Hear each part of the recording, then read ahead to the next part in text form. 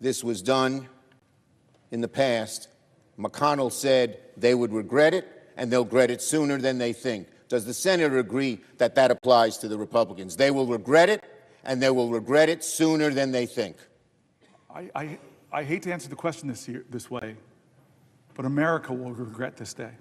American people will regret this day. All of us will regret this. All of us will. I hate to bring the Senator bad news, but I'm asking him a question. Yes. And I needed his answer, given how eloquent he has been about what America should be and what America should not be. And so I yield the floor to the Senator. You cannot yield the floor because I have the floor, sir. Yes. I retain the floor. This is one of the few times in my life I'll ever get to tell Chuck Schumer what the rules are here. But I just want to get back to you, and maybe there's a better way to get to you by sharing a story I don't think I've ever told you. It was a few years ago with one of Biden's last State of the Union speeches, and we all had to vote on the floor about an hour before the speech, and then we would come back here and assemble to do this extraordinary walk through history. And so days before that, I was with the leader, Hakeem, and I was with some other people in the Oval Office with the president, and the president had put his arm around me as we finished the meeting and said, "Hey, Cory." I'm like, "Yes, Mr. President. I got a big speech coming up." And I know, Mr. President.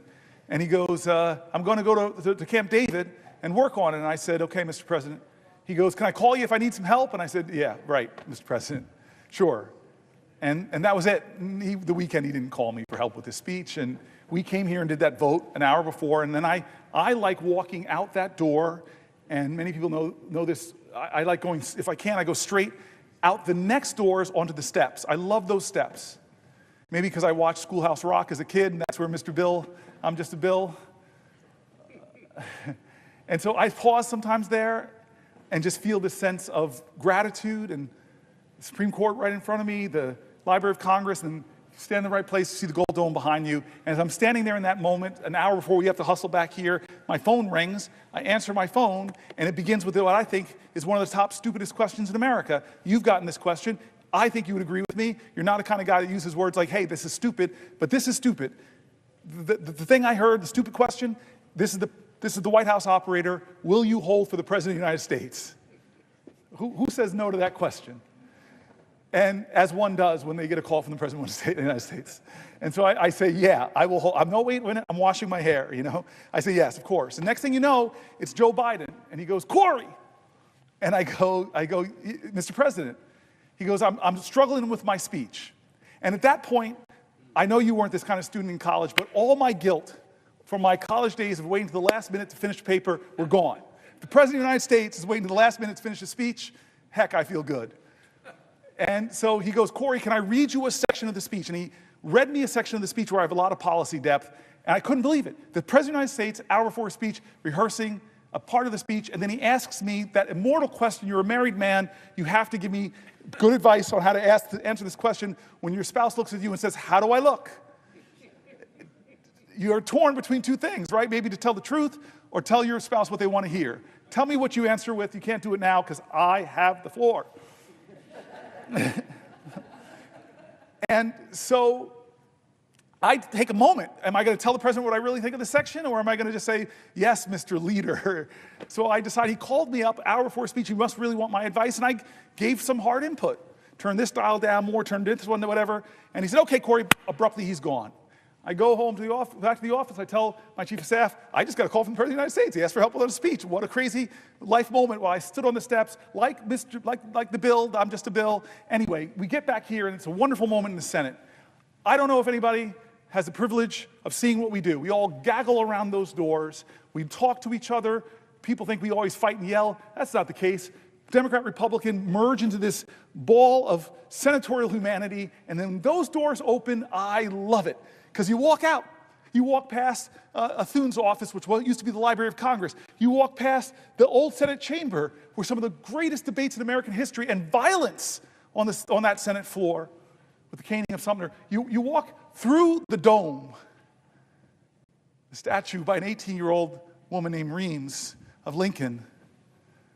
the suffrage leaders, Martin Luther King, presidents, extraordinary presidents.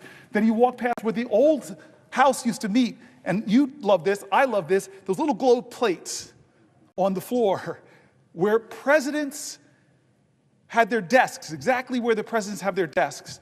Most people go in right under Junipero Serra, California's statue. Under that cross is Lincoln's gold plank, people that were in the House and served in the presidency. That's not my favorite one, though. It's John Quincy Adams. Why? You know this.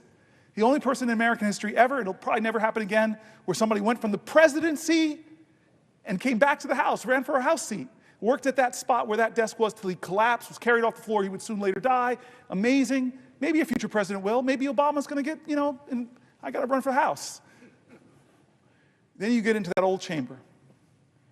And we sit down, we find our seats, and that great moment, I don't care if you're a Republican or Democrat, when that person walks in and says, "The President of the United States of America," I still get that feeling. Joe Biden comes in, and I think he sets a record for the longest it would take to get from those doors all the way down. Everybody he's talking to, Marjorie Taylor Greene, what's up? He's just touching everybody. He gets up there, he gives a speech. Now, you know that this is an aerobic event. You stand up, you sit down, you stand up, you sit down. You got to get your squats in when you're doing it. Get the exercise for a little while. Well, this part of the speech he called me on is, and I'm sitting down, and I hear my input in the speech. I don't know if you all noticed it, my colleagues, but I was the first person to stand up for that section. And I was looking at shots. Get up, man. This is the best speech ever given. It was amazing.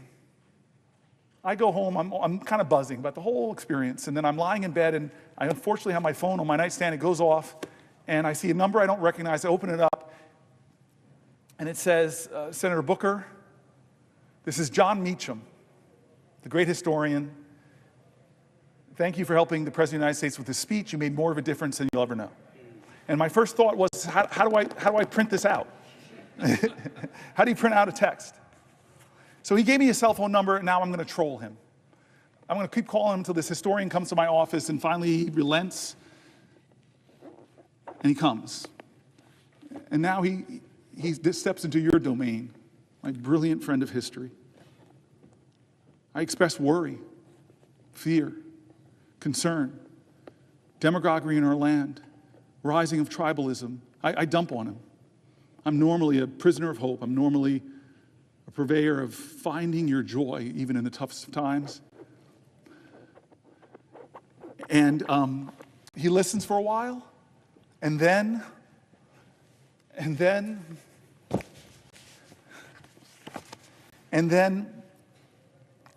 he looks at me and says, "Cory, there's nothing about this time that is unprecedented. It's all precedented. You want to talk about demagoguery?" And he goes through every generation of Americans having extraordinary demagogues. I read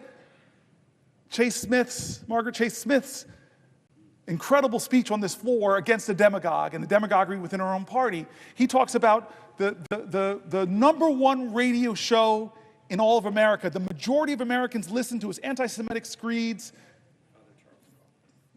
Father Coughlin. He went through them all. And he said, you want to think worry? He said that there was an American general in the Depression. He said his name, I'm forgetting it now, I'm not at my best, and said that this guy was calling for a military takeover of our democracy. You want to talk about authoritarianism? He talked about a senator here on the left, Huey Long, who was calling for the people to storm the Capitol.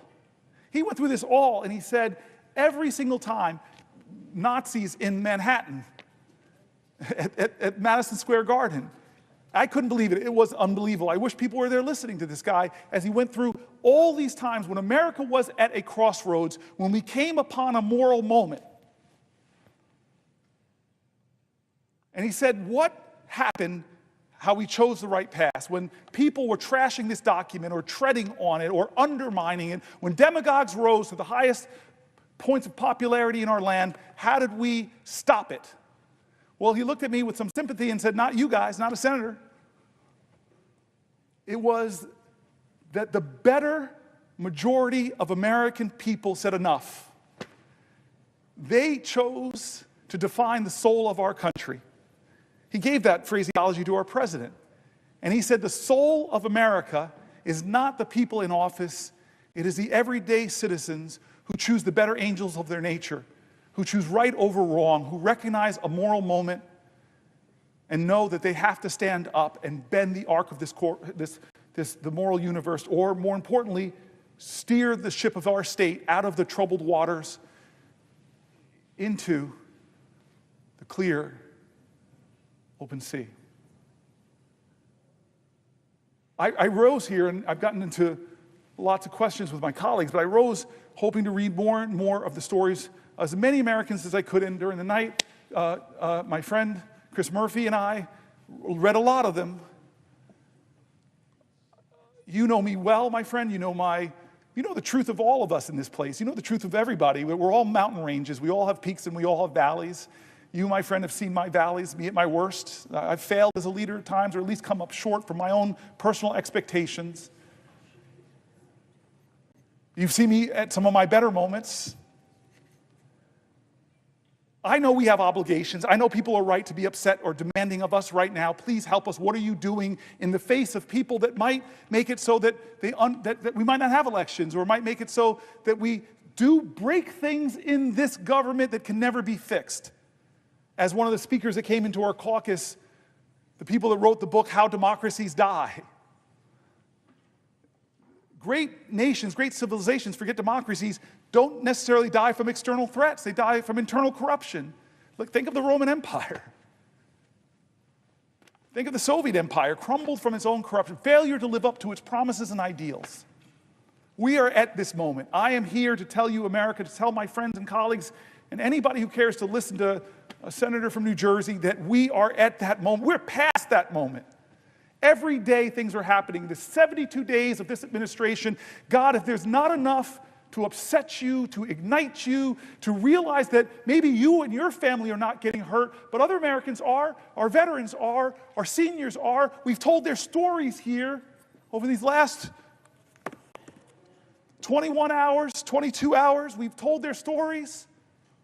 People are getting hurt. People are afraid. People are worried. And people I don't even agree with are getting disappeared. Law firms that I've known for my entire career, are being forced to kowtow to this president. Universities that should be the bastions of free speech, free thought, free enterprise, intellectual research, academic research, scientific research, are getting torn up by cutting indirect costs. I read stories of PhD programs that are virtually being canceled from the best scientific minds, not being able to build the state-of-the-art labs. The country that has led humanity in scientific invention is taking a blow. And Fareed Zakaria, I read his article here, and he's saying that China is doubling down on investments on the universities as this president is cutting them, unless, of course, you come to the leader and make all these commitments, meet all of these demands. There should be enough already. It should be enough already. And so this is that moment John Meacham told me about. I want us to try in the Senate. I know my colleagues. I see Tammy Bowles. I see Chris Murphy. I see Angela Osmos. I love you guys. I've served side by side with you. I know your passion. I've heard your anger. I've heard your fear. I've heard how you want to fight for this country. But we are not enough. We can do demonstrations. We can do demands. We could try to do things differently. In fact, we must. I will definitely yield to Tammy Baldwin, my friend and my colleague. To another question. Thank you very much. I don't have that much gas in the tank, but hold on, let me say it right. I yield for a question while retaining the floor. So noted. Thank you. Senator, since you have taken the floor, which I suppose is nearly a full day now, there have been new breaking news of mass firings. Perhaps others have come to the floor to talk about it, but you were just talking about how great democracies are shredded, sometimes from within. Look, one of the pieces of breaking news today was the mass firing of our nation's public health agency. Within it, Today it was reported that the Health and Human Services Department began firing up to 10,000 more people. It's more than the previous firings, including researchers, scientists, support staff, and senior leaders.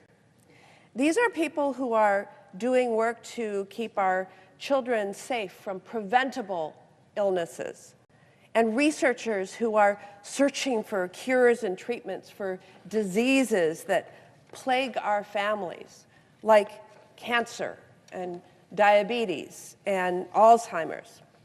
And look, we can all agree that government could be and should be more efficient. But here is where I disagree with the unelected Elon Musk and people like our president. People stopping the spread of measles. Researchers finding cures for Alzheimer's disease are not waste, fraud, or abuse.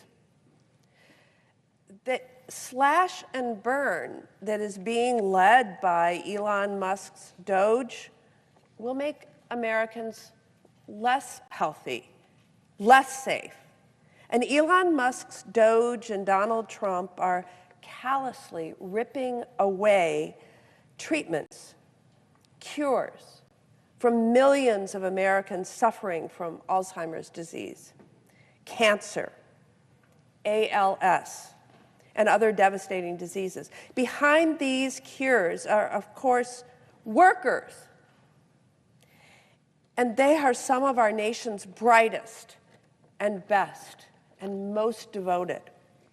They keep our nation healthy and our economies running. But this administration is not respecting their work, their mission. And I have to point out the why.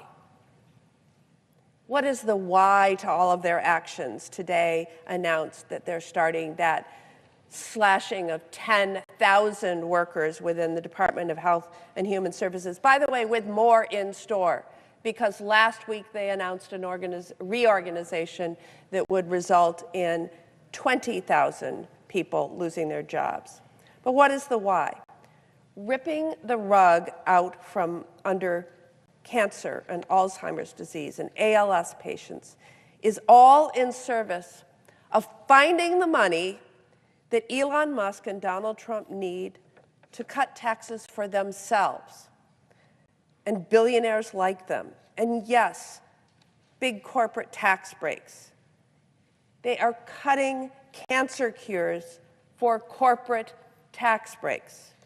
Senator Booker, these cuts to health and human services are going to crush families in Wisconsin, whether it be people not having hope for a cure for a disease, or to the workers who are doing this groundbreaking research all across the United States who are going to be fired. In New Jersey, what will these firings mean for the people who you represent? I'm so grateful for the question, because that's what we said we were here about. We're here to try to elevate the voices of people affected by what they're doing to our government. And frankly, as they cut the Department of Education completely, or the Consumer Finance Protection Bureau, they're getting rid of agencies that were created by Congress, and many people are right to believe that can't be eliminated without congressional action. And we were talking before with people here that the biggest plurality of people being laid off from all of these departments are our veterans. And again, I'm going to be back in New Jersey this weekend. I'm going to try to be at a rally, a town hall. I know everywhere I go in my state, I'm going to hear from people who are rightfully angry, who are rightfully afraid, who are affected by this, who are fearful of what's to come. These are such important human emotions. But the question then is going to be for all of us, and I know people will be questioning me, what are we going to do? What can I do? What are you going to do, Senator? And so I don't have a brilliant response. I don't have some prescient idea that we are going to be able to change the course of this, but I know we're going to fight. And I want to be honest with you. I wasn't sure we could stop Donald Trump when he tried to take down the ACA. I just wasn't sure. I really wasn't. I did not know how that would end. People gasped. Do you remember that in this room? I remember that. People gasped. We did not know. It was really, this room usually has very predictable actions. That's why I'm still standing here, because I didn't want the predictable. I didn't want business as usual to happen. It's rare that we have unpredictability on this floor. It's usually finely orchestrated. You and I both know this, but that day, no one expected that, or at least wasn't sure. It was drama. It was a moment, and we won. And I want to tell you this, I said this earlier, when I say we won, I don't think there's one senator here and the 99 others that convinced John McCain of his vote. I know who did, though, Arizonans who stood up, who spoke up, and demanded more from their leadership, not to hurt people, not to hurt folks who needed that health care, not to hurt folks with pre-existing conditions, not to hurt children. So I am one of these people who wants to learn from our history. I want to stand here today and tell you I'm going to do everything I can. I'm willing to go to some lengths. But I am inadequate. You are inadequate. We're senators with all of this power, but in this democracy, the power of the people is greater than the people in power. This is a moral moment that more Americans need to stand up and say enough is enough. I'm sorry. The civil rights movement wasn't won because of just a few black folks who stood up and were really articulate. No, they called to the conscience of this country, and the country responded. And it was a rainbow coalition that said, this ain't who we are in America.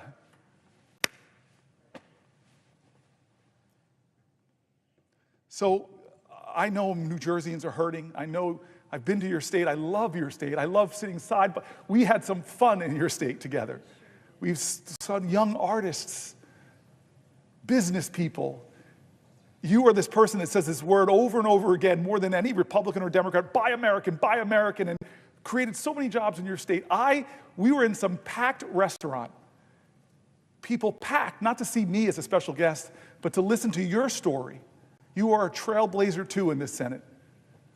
You are doing things that our founders did not expect, and you know that. And you want to stand up. I heard you in our caucus. I heard you in the Schumer's leadership meeting, standing up for people that are most marginalized, most looked down on, most talked about. I hear you, Tammy. Will the senator respond to another question? I won't respond to a question. I'm going to read this for the 75th time. I will yield for a question while retaining the floor. Thank you, Senator Booker. You just talked about your visit to Wisconsin. You've had many. But there was one that you're talking about that I remember really well and really fondly. I had the privilege of hosting you and showing you what our state had to offer. Yes. Something that I likely bragged about then, like I often do, is that the Badger State is known for making things. While I know you don't indulge in all of the things that we do make, because, of course, we have our iconic products like yes. beer and brats and cheese, but we also build motorcycles and big industrial ships and engines that power our Navy and so much more. Some people will give a ship. That's right. Make one, too. Yes. Build them. And, of course, behind it all is our workers, as you were just talking about. And whether they are in a marsh harvesting cranberries, we're number one in cranberry production. We're in the top country. 5 in New Jersey? I know, but we're number one. Okay. Not that I'm competitive here. Or whether we're on a foundry floor or whether that worker is on an assembly line, workers are what make our economy go round. And so naturally, they are the ones we should be prioritizing in all of our policy. But that's not what this administration is doing. They are going to get a slap across the face when the administration slaps across the board tariffs and gets us into a trade war. Yes. And it's going to be these workers who pay the price. And Wisconsinites are really worried about what we're going to see this week. They worry about their businesses.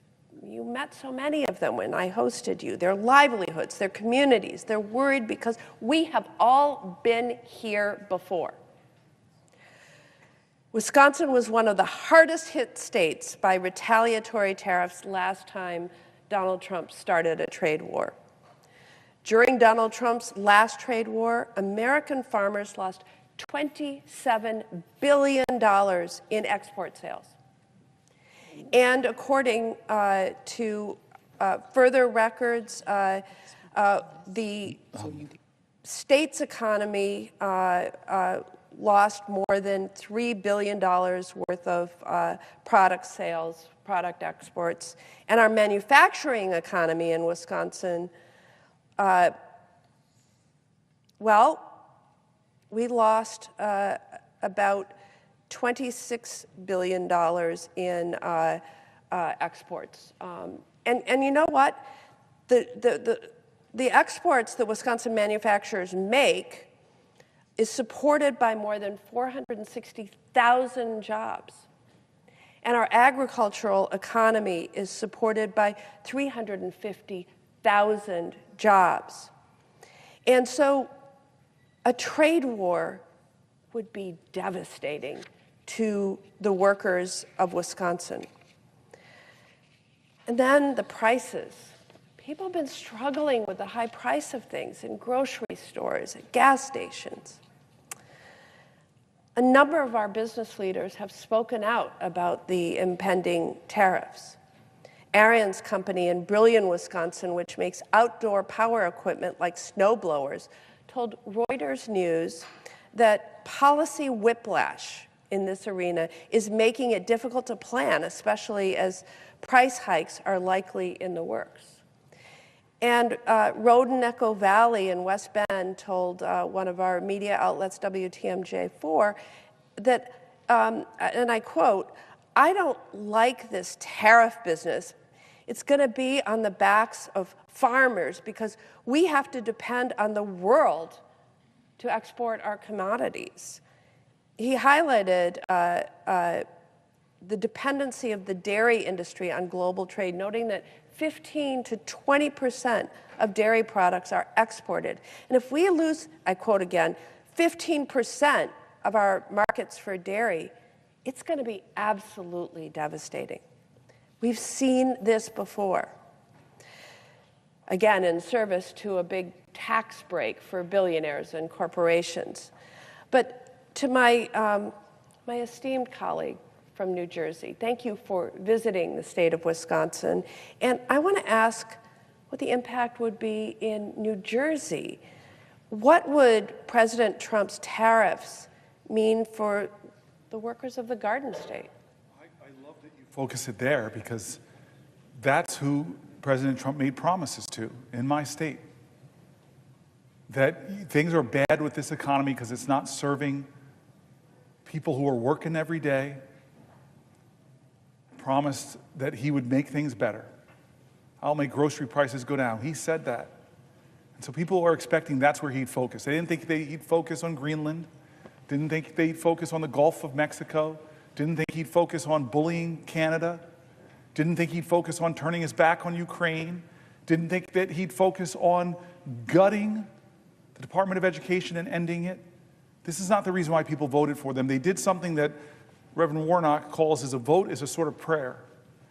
He says it's like a civic prayer that I'm putting a prayer out there that you will be who I hope you can be. You will be a blessing to my life and not a burden. But you're talking about the burdens that he's bringing. This economy under 72 days has not gotten better for working Americans, and they don't even see the president trying to make it better. They see what he's doing to make it worse, and one of the things is going to be these tariffs, which are going to raise costs on working Americans. Then what Chuck Schumer said to me, it's sounding like it's going to just sail through a plan that's going to blow trillions of dollars of holes into our budget, give trillions of dollars of tax cuts to the wealthiest, and gut your Medicaid, and gut your services for your grandparents in nursing homes. People believed, people put their trust. I don't blame them. They're my fellow Americans. They wanted for them families, they wanted an America that was more affordable. They wanted America to be first prioritized. They wanted a safer America, stronger America, more prosperous America. I heard that. And so I know when I'm back home this weekend, I know that I'm going to encounter a lot of folks who are workers in my state who are getting hurt. They want better. They want better from their government. And so the burden upon us and each other is, what are we going to do? Are we going to do the same old thing over and over again? Or are we going to try to do things different? Are we going to be willing to, again, get in good trouble, necessary trouble, to try to save the soul of this nation?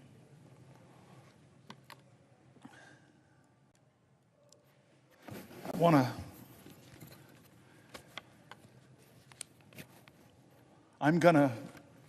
think my colleague, my dear sister, my prayer partner, my soul lifter, I thought I heard you say something? Yes. Will the senator yield for a question? Yes. I yield for a question while retaining the floor. Well, I first of all want to thank you so much again, Senator Booker, for your spiritual obedience. And I think it's necessary for me to say as well today to you, on behalf of so many of us who are watching right now, how extraordinarily proud we are of you. I would dare say that you are, in so many ways, our ancestors' dream. And how powerful it is for all of us who are watching to recognize that in this very chamber you are standing today, 67 years after this podium was used, for the 24 hours that you have used the podium that was used to block the passage of the Civil Rights Act of 1957, and today you have taken over the podium, sacrificed your own comforts. You have suffered over 22 hours to stand here today to talk instead about the greatness of America and to speak about it in such a way that reveals the love you feel for our country, and we thank you for that. This country needs right now bravery. It needs leaders who are unafraid to stand up and speak truth to power, to not hold back when calling out these callous and inhumane acts that are perpetrated by this president against the American people. And when I talk about the American people, we know who we're talking about: against our veterans, against our seniors, against our children from every corner of our country. And I want to talk specifically today about our children. Mahatma Gandhi noted that the true measure of any society can be found in how it treats its most vulnerable members. This president is failing America's children, and he's doing so by harming our education system. We remember as well very fondly when Nelson Mandela said, "Education is the most powerful weapon which you can use to change the world." And I think many of us recognize that that is exactly why we're seeing all of the attacks that we've seen on this system, because we recognize that education allows us to change the world. Last Friday, Secretary McMahon shut yet another critical lifeline off to our states and our schools, canceling extensions that the department had previously granted to states to draw down their COVID relief money. States like Maryland originally got extensions to finish spending the remainder of these critical dollars on long-term projects like teacher recruitment, tutoring, and other services for students. We know in particular Anne Arundel Public Schools brought Chromebooks for students with their funds, but Maryland still has a remaining ESSER balance of nearly $150 million. $150 million, that's on top of the millions that have already been clawed back, frozen, or withheld from the state by this administration. These are funds that districts like ours from all across the country were using for school construction projects and mental health supports for students. This administration is refusing to acknowledge the lasting effects of the pandemic on our nation's students, cruelly stripping educational opportunities from our students and leaving our states and our districts on the hook.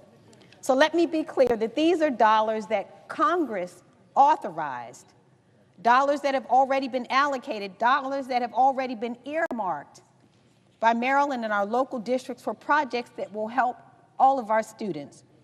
Our schools planned and committed these funds in good faith, Our states have acted in good faith, and this administration is acting in bad faith, pulling the rug out from underneath them, blowing a hole in their education budgets. Our governor had this to say, and I quote, "The clawback of these previously committed funds would place an undue burden on our school systems and undermine our collective efforts to strengthen education across the state." And this is only the latest attack on public education by this administration, the latest attack on our schools and our students, the latest attack on our teachers. And we saw this administration attack HBCUs by freezing funds for the 1890 School Scholars Program, which provides tuition for students at our land-grant institutions. We saw this administration and Secretary McMahon slash teacher training grants, which help prepare our educators to serve our communities. We saw this administration proposing to move the student loan program to the Small Business Administration, threatening students access to aid and the promise of higher education. We saw this secretary and this administration lay off half of the staff at the Department of Education several weeks ago, firing over 1,300 staffers. And I want to talk for a minute about who the department fired. And by the way, these are people who are not incompetent. These are people who are not DEI. These are professionals, well-educated. The administration fired civil servants at the department's Office of Civil Rights and shuttered Office of Civil Rights regional offices, including the regional office that handles discrimination cases. And I want to make really clear, and I want the American people to hear this, that what decimating the Department of Education and the Office for Civil Rights means, it means that attorneys who intervene when schools ignore complaints from students who are repeatedly called racial slurs or who are subjected to hateful speech or imagery like swastikas on campus. It provides the technical assistance that schools need to train staff on anti-harassment practices, combat harmful behaviors, and build welcoming environments. And it holds K through 12 schools and colleges that fail to keep students safe accountable.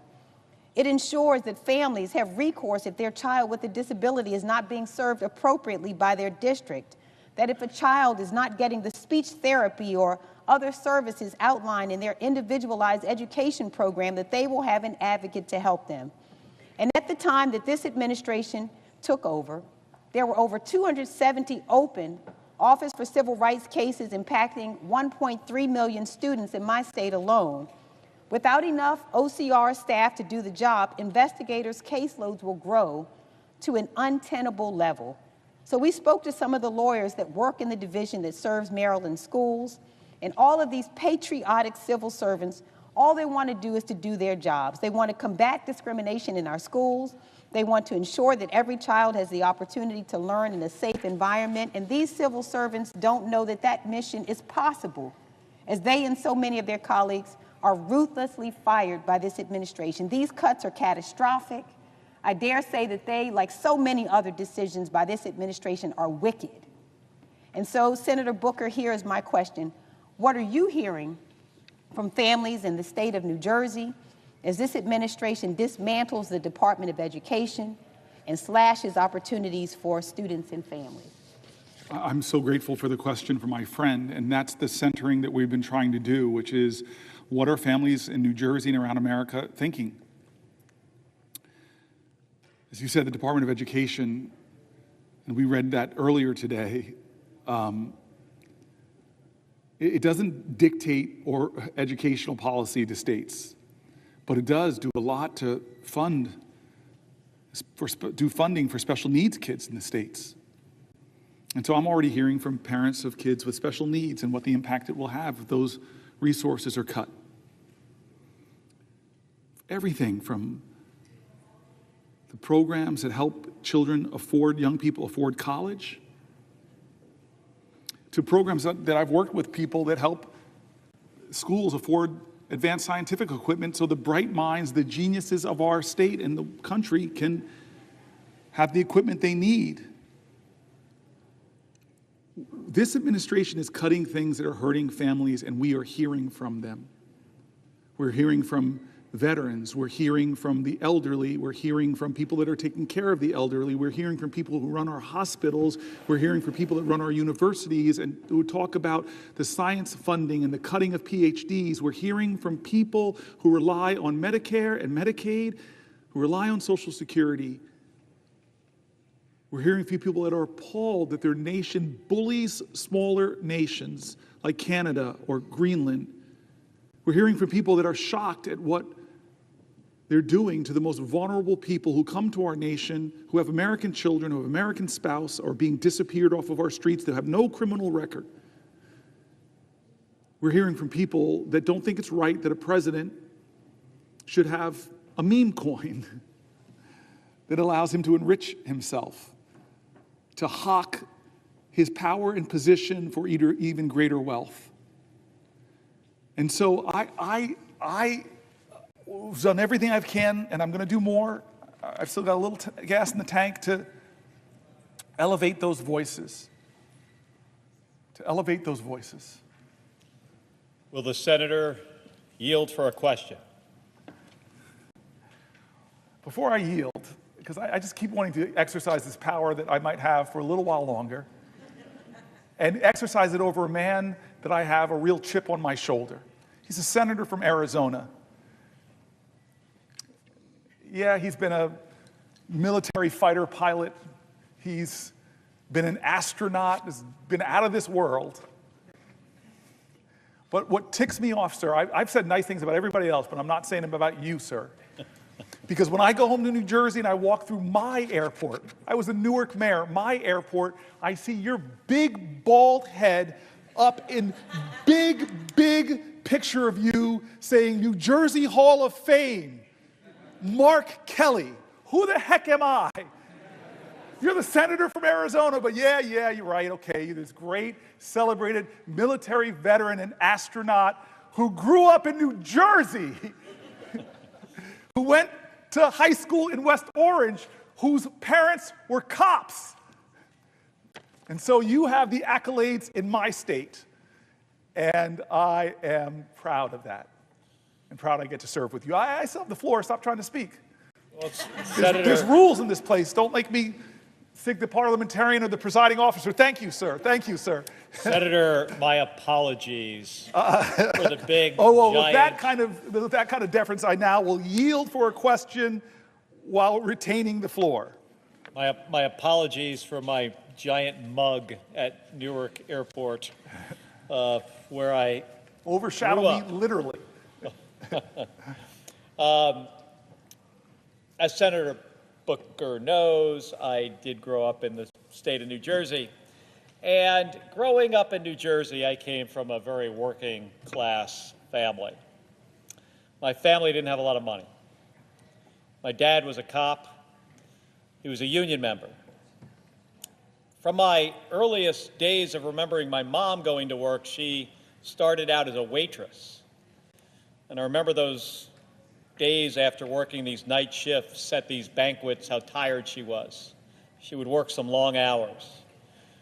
And then she became a secretary, but she also would work as a waitress at the same time. And this was just to make ends meet. Eventually, my mother decided that she wanted to become a police officer like my dad. But this was New Jersey in the 1970s. And for a woman to become a cop, it was really, really hard. It was practically unprecedented.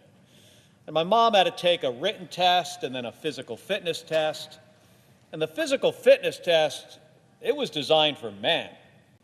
And part of this test required that my mom climb over this 7-foot 2-inch wall. Now, my mother was all of about 4 feet 13 inches tall. And to help my mom out in passing this test, my dad built a replica of this wall made out of a door between 2 pine trees in our backyard.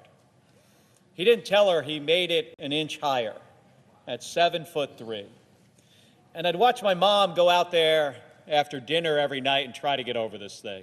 And initially, she couldn't reach the top.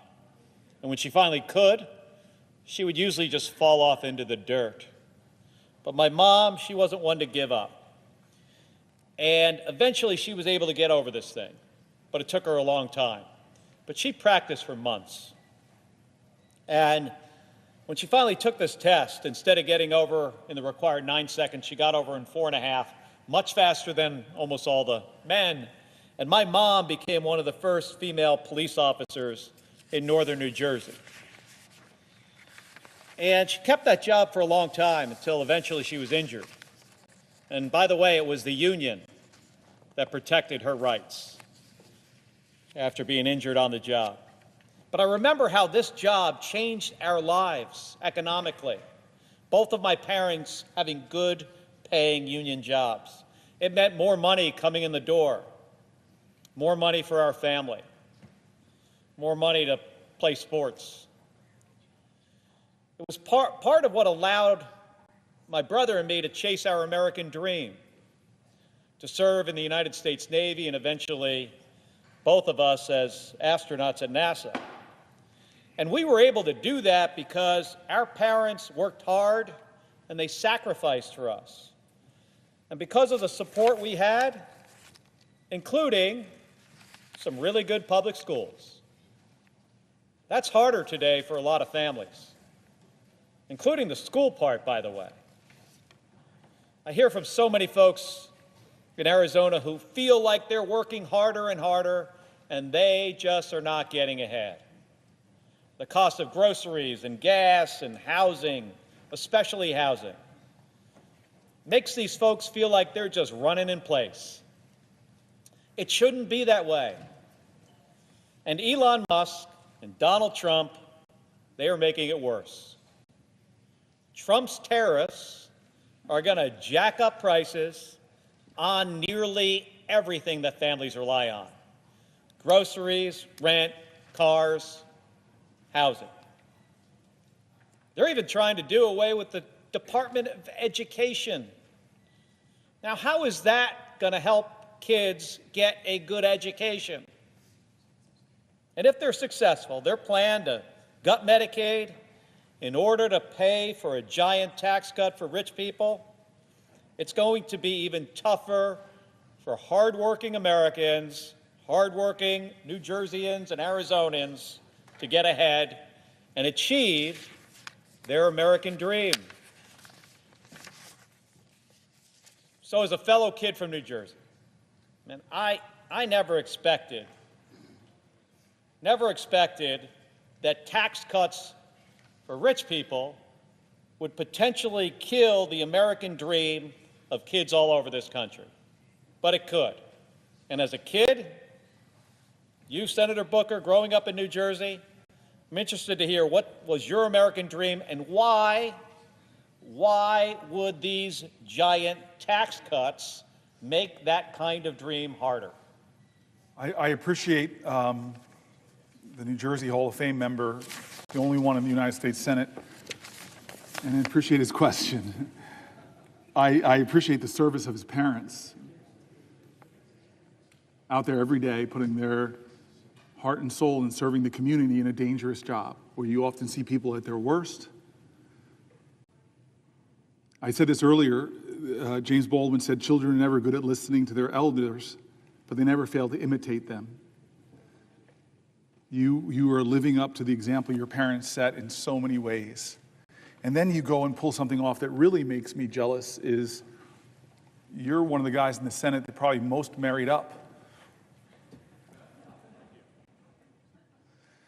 We're both Jersey boys. We both grew up there in grade schools and high schools. We both know those teachers that did so much for us. They coached sports. They taught us. I'm going back for a funeral for a great man in New Jersey named Ed Kohler this weekend, who was one of the greater influences in my life in high school. And you know how much people invested themselves. I remember learning Little League from a guy that would come back from working at a gas station, a parent of another kid. I still remember his big, thick hands teaching us how to hold the bat. And this guy's working a job at a gas station and rushes home to teach his kid Little League, but treated me, only black kid, like one of his own kids. Special communities, special heritage, a special culture that we share, this Jersey culture. We got the chip on our shoulders, we're tough, we're strong, we're proud. And a lot of New Jersey's watching. Thousands of letters and emails and phone calls from all over New Jersey. Andy, Kim, and I are hearing from so many people. And they're afraid, they're angry, they're worried. They don't understand why they're going after our Social Security programs, cutting benefits by cutting so many employees and cutting the service people get. They don't understand why they're seeing veterans being laid off from their government jobs. They don't understand why Social Security is being called a Ponzi scheme. The President of the United States is making up lies. They don't understand why veterans and Medicaid and Medicare, there's so many things that are making people worried, and I'm hearing their letters, and they're praying that we stop some of these things, like $880 billion worth of it. And the question is, why? Why are we doing this? We're doing this, and they're saying it, is to extend or make permanent the Trump tax cuts. The overwhelming disproportionate benefit went to the wealthiest amongst us and the wealthy corporations. So Trump's economy in the first 72 days is pretty bad because of his reckless, chaotic behavior. Prices are up, inflation is up, the stock market had its worst quarter in 2-3 years. Consumer confidence is down, and now we're going to see tariffs tomorrow, which are going to further drive up prices, create more chaos. Trump squandered the progress we were making on the economy. He tanked the market. He jacked up prices. Is it any surprise that Americans are feeling more pessimistic, as I said, with consumer confidence going down? And what's his first major legislative push? This is what we're talking about, my colleague, my friend, my fellow New Jerseyans. His first big legislative push in this body is not to help families. No plan to lower costs. That's what he said he would do. Is his first legislation coming here about lowering costs? No. Is it any relief for seniors? Is it some big idea like we did to lower prescription drug costs? No, that's not what he's doing. Is his first priority helping our veterans? No. What is his first priority? As I said, it's extending the 2017 Trump tax cuts, a multi-trillion-dollar giveaway that slashed corporate taxes and overwhelmingly benefited the wealthy and left the middle class with crumbs, relative crumbs. He and his allies promised that the benefits would trickle down to workers. That was what we heard. It would pay for itself, it was said. But in 2022, the Fed and the Joint Committee on Taxation confirmed the truth. 90% of workers, 90% of folk in our states saw no benefit. Now Trump and his GOP allies want to double down with even bigger tax cuts that would increase the deficit by over $4.5 trillion, the majority of which would go to the wealthiest people. Let me read what the Center on Budget and Policy Priorities and how they describe the plan. Here's a quote of their writings. Following a presidential campaign in which Donald Trump promised to improve the economic circumstances of working families, House Republicans are instead pushing to extend all expiring provisions of the costly 2017 tax law, which are heavily skewed to people with the highest incomes, and add new tax cuts on top of that. The Republican-controlled House passed a budget resolution on February 25th authorizing the $4.5 trillion in tax cuts through 2034 and called on committees to partially offset the cost with true $2 trillion in cuts. Are they cuts to the wealthiest? No. These cuts will inevitably hit programs such as Medicaid and SNAP, which help millions of families afford essential needs. Extending the inspiring tax cuts for individuals and large estates would double down on the flaws in the 2017 law by, one, giving benefits, the biggest benefits to the wealthy. Households with income in the top 5% who have incomes over $320,000 would receive roughly half of the benefits. So millionaires above that, billionaires, all together, they would receive roughly half of the benefits. Ballooning the deficit, along with the 2021 and 2023 tax cuts enacted under President Bush, the 2017 law, along with the 2001 and 2003 tax cuts enacted under President Bush, the 2017 law has severely eroded our nation's revenue base. The House budget would compound the damage, adding hundreds of billions of dollars to the deficit each and every year. Extending the 2017 tax cuts would cost $3.6 trillion through 2034. Failing to significantly boost economic growth, workers' earnings, and other benefits will not be seen. The trickle-down benefits that proponents claimed in the 2017 law that they said it would produce never materialized. And the law hasn't come close to paying for itself, as I heard on the Senate floor from my colleagues. They said, oh, this is going to pay for itself. Oh, this is going to pay for itself. Yet the House budget claims that extending the tax cuts would generate trillions in revenue, far more than any independent estimate. As of 2017, an alternative path is available. Congress should work towards creating a fairer federal tax system that raises more revenue from wealthy people and corporations and supports high-value investments that expand opportunity and promote more shared prosperity. During the 2017 debate, Trump administration officials and prominent proponents claimed the tax law would yield broadly shared benefits by boosting economic growth. President Trump's Council of Economic Advisors claimed the centerpiece corporate tax rate cut would very conservatively lead to a $4,000 boost in household income. What a lie. But the research to date has failed to find evidence that the gains from the corporate rate trickled down to most workers. Surprise, surprise, surprise. A study by economists from the Joint Committee on Taxation and the Federal Reserve Board found that workers below the 90th percentile of the firm's income scale, a group whose incomes were below roughly $114,000 in 2016, saw no change in earnings from the tax cut.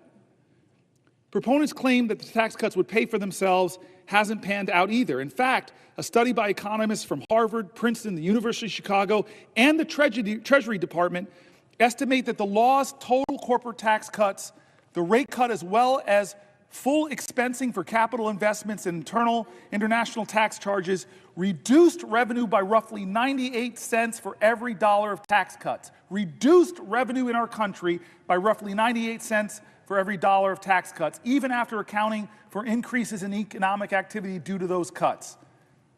Similarly, proponents argued the law's 20% deduction for pass-through businesses, partnerships, S-corps, and sole proprietorships would boost investment and create jobs.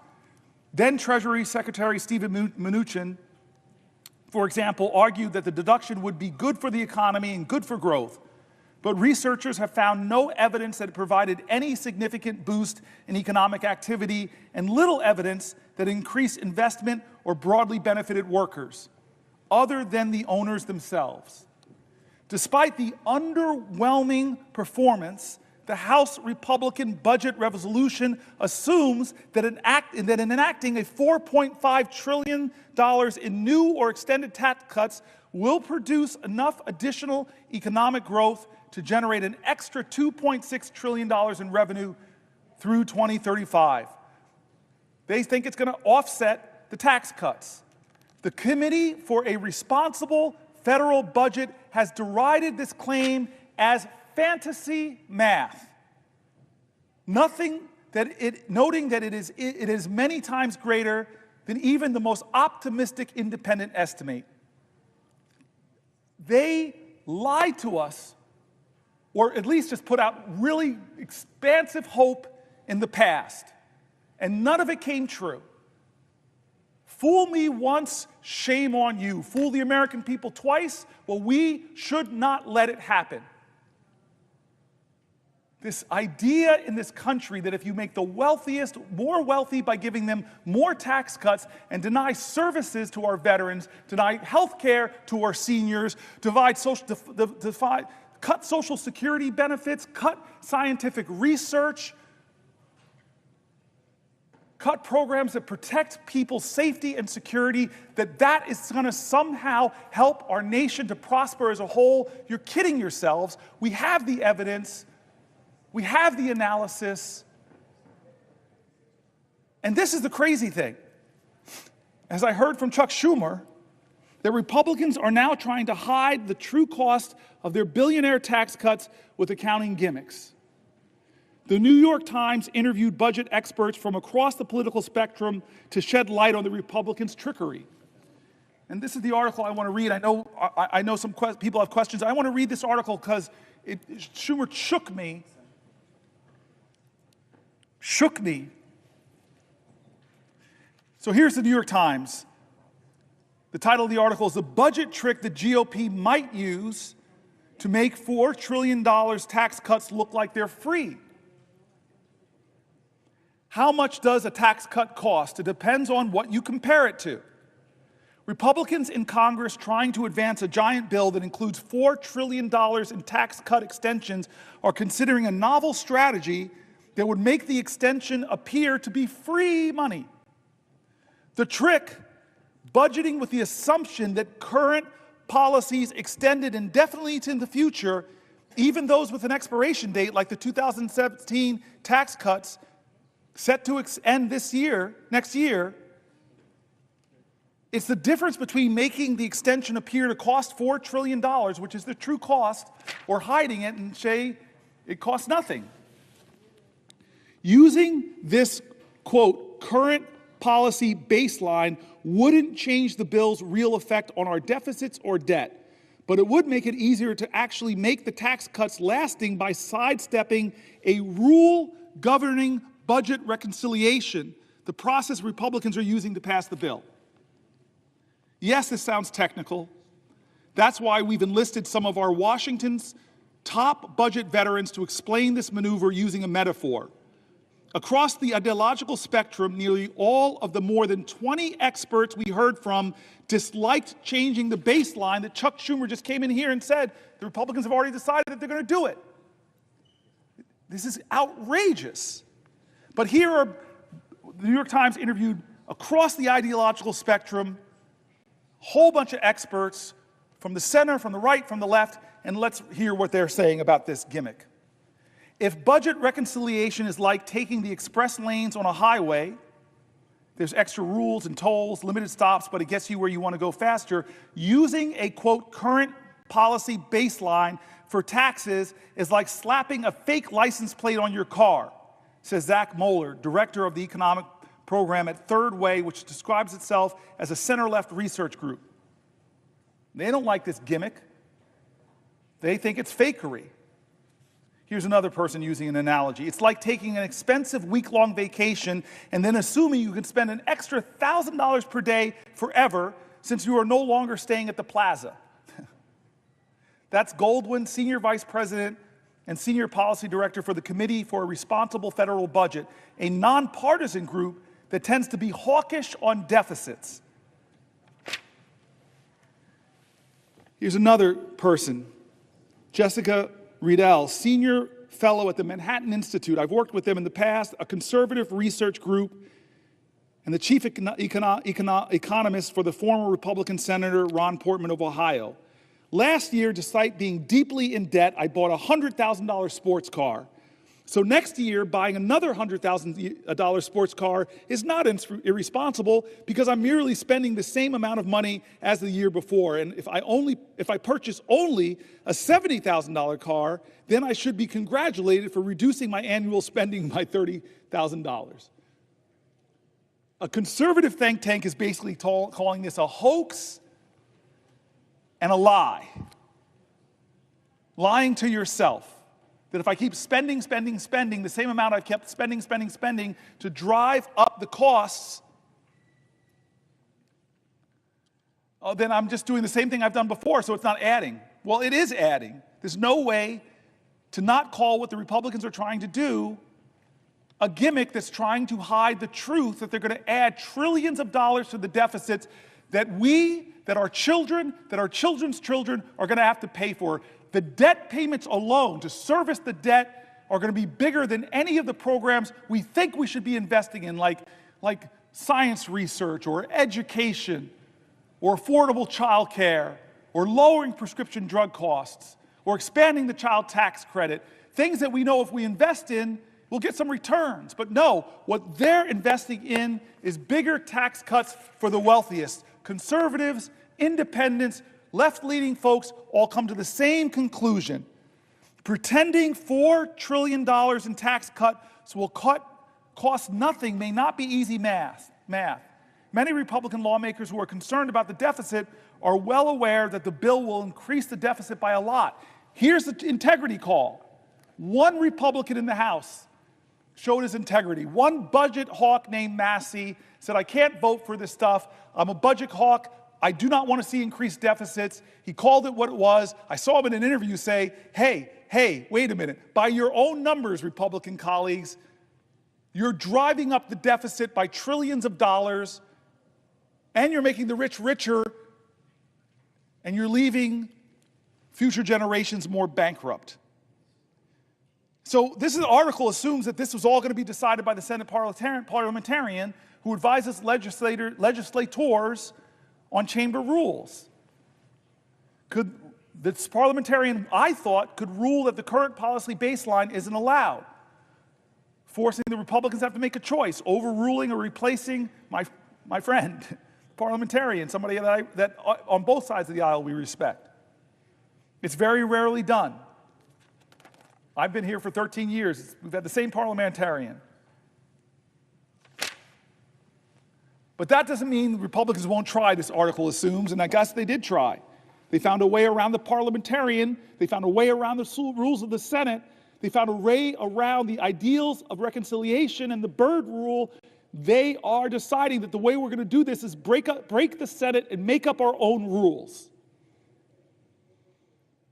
This is how they're going to get a bill through that gives $1 trillion of tax cuts to the wealthiest in our country who are doing very well. Let's not hate on other Americans. I celebrate success. God bless you. But you don't need tax cuts, especially not that are going to be given to you on the backs of the poor, on the backs of our elders, on the backs of our children, on the backs of expectant mothers, on the backs of my mom's, your mom's Social Security. What does it say about our values and our priorities to allow that to happen? Who are we, America, if you don't think this is a moral moment where the character of our country is being tested?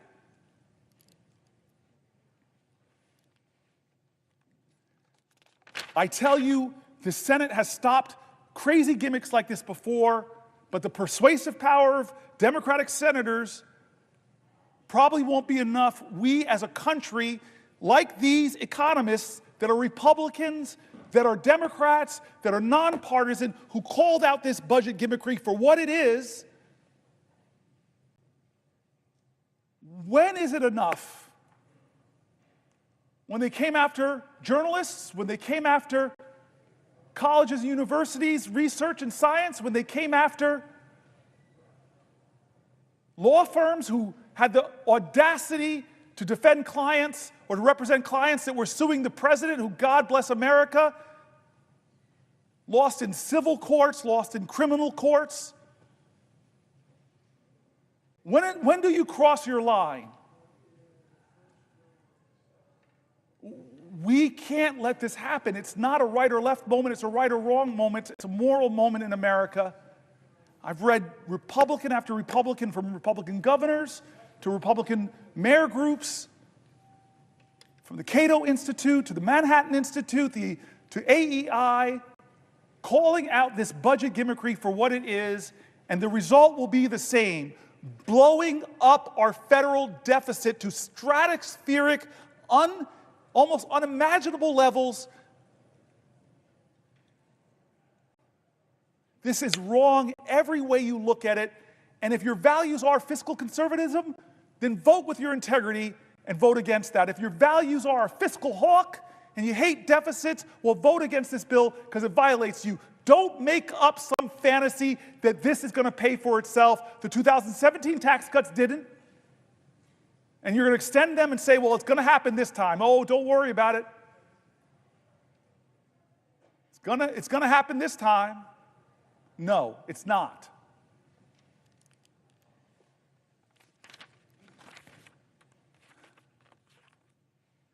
Here's an article. Donald Trump built a national debt so big that it'll weigh down the economy for years.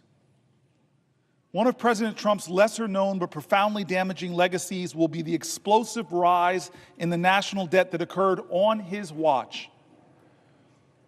The financial burden that he's inflicted on our government will wreak havoc for decades, saddling our kids and grandkids with debt. The national debt has risen by almost $7.8 trillion during Trump's term in office.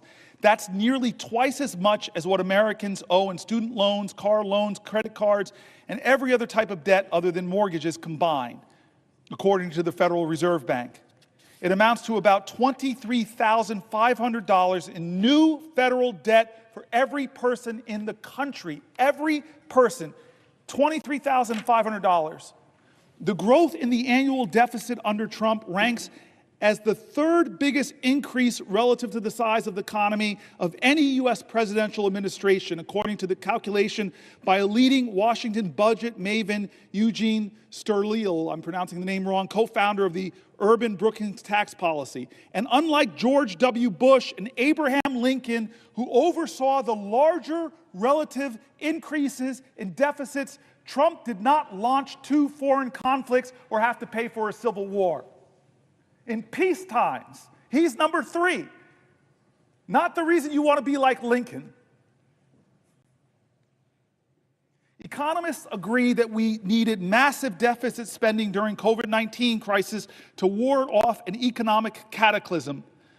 But federal finances under Trump had become dire even before the pandemic. That happened even though the economy was booming and unemployment was at historically low levels. By the Trump administration's own description, the pre-pandemic national debt level was already a crisis and, quote, a grave threat to our nation. The combination of Trump's 2017 tax cut and the lack of any serious spending restraint helped both the deficit and the debt soar. So when the once-in-a-lifetime viral disaster slammed our country and we threw more than $1 trillion into COVID-19 related stimulus, there was no longer any margin for error. Our national debt has reached immense levels relative to our economy, nearly as high as it was during the end of World War II. But unlike 75 years ago, the massive financial overhang from Medicare and Social Security will make it dramatically more difficult to dig ourselves out.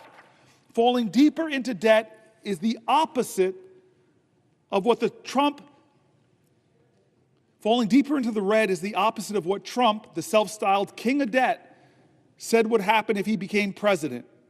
In a March 31st, 2016 interview with Bob Woodward and Robert Costa of the Washington Post, Trump said he could pay down the national debt, then about $19 trillion. This is President Trump's promise back then, over a period of 8 years, by renegotiating trade deals and spurring economic growth. God, this man breaks his promises over and over.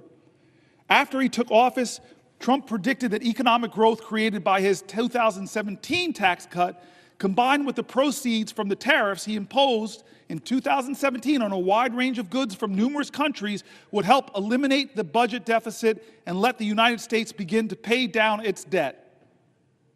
On July 17, 2018, he told Sean Hannity of Fox News, "We have $21 trillion in debt. When the 2017 tax cut really kicks in, we'll start paying off the debt like it's water." That's Trump on Fox News. Lying. 9 days later, he tweeted, quote, "Because of tariffs, we will be able to start paying down large amounts of the $21 trillion in debt that has been accumulated, much by the Obama administration." The guy can't help blaming Obama. That's not how it played out. Nothing he said came true. When Trump took office in January of 2017, the nonpartisan Congressional Budget Office was projecting that the federal deficit would be 2% to 3% of our gross domestic product during Trump's term. Instead, the deficit reached nearly 4% of gross domestic product in 2018 and 4.6% in 2019. There were multiple culprits. Trump's tax cuts, especially the sharp reduction in the corporate tax rate to 21% from 35%. Again, I was here, a lot of my colleagues were here. The big business groups were coming in asking for 25% from 35%. And Trump said, nah, you're asking me for 25, I'm going to give you 21%. Cut your taxes even more. It took a big bite out of federal revenue. The CBO estimated in 2018 that the tax cut would increase deficits by about $1.9 trillion over 11 years. Meanwhile, Trump's claim, I wish the author wrote Trump's lie, but he says Trump's claim that increased revenue from the tariffs would help eliminate or at least reduce our national debt hasn't panned out. Surprise, surprise.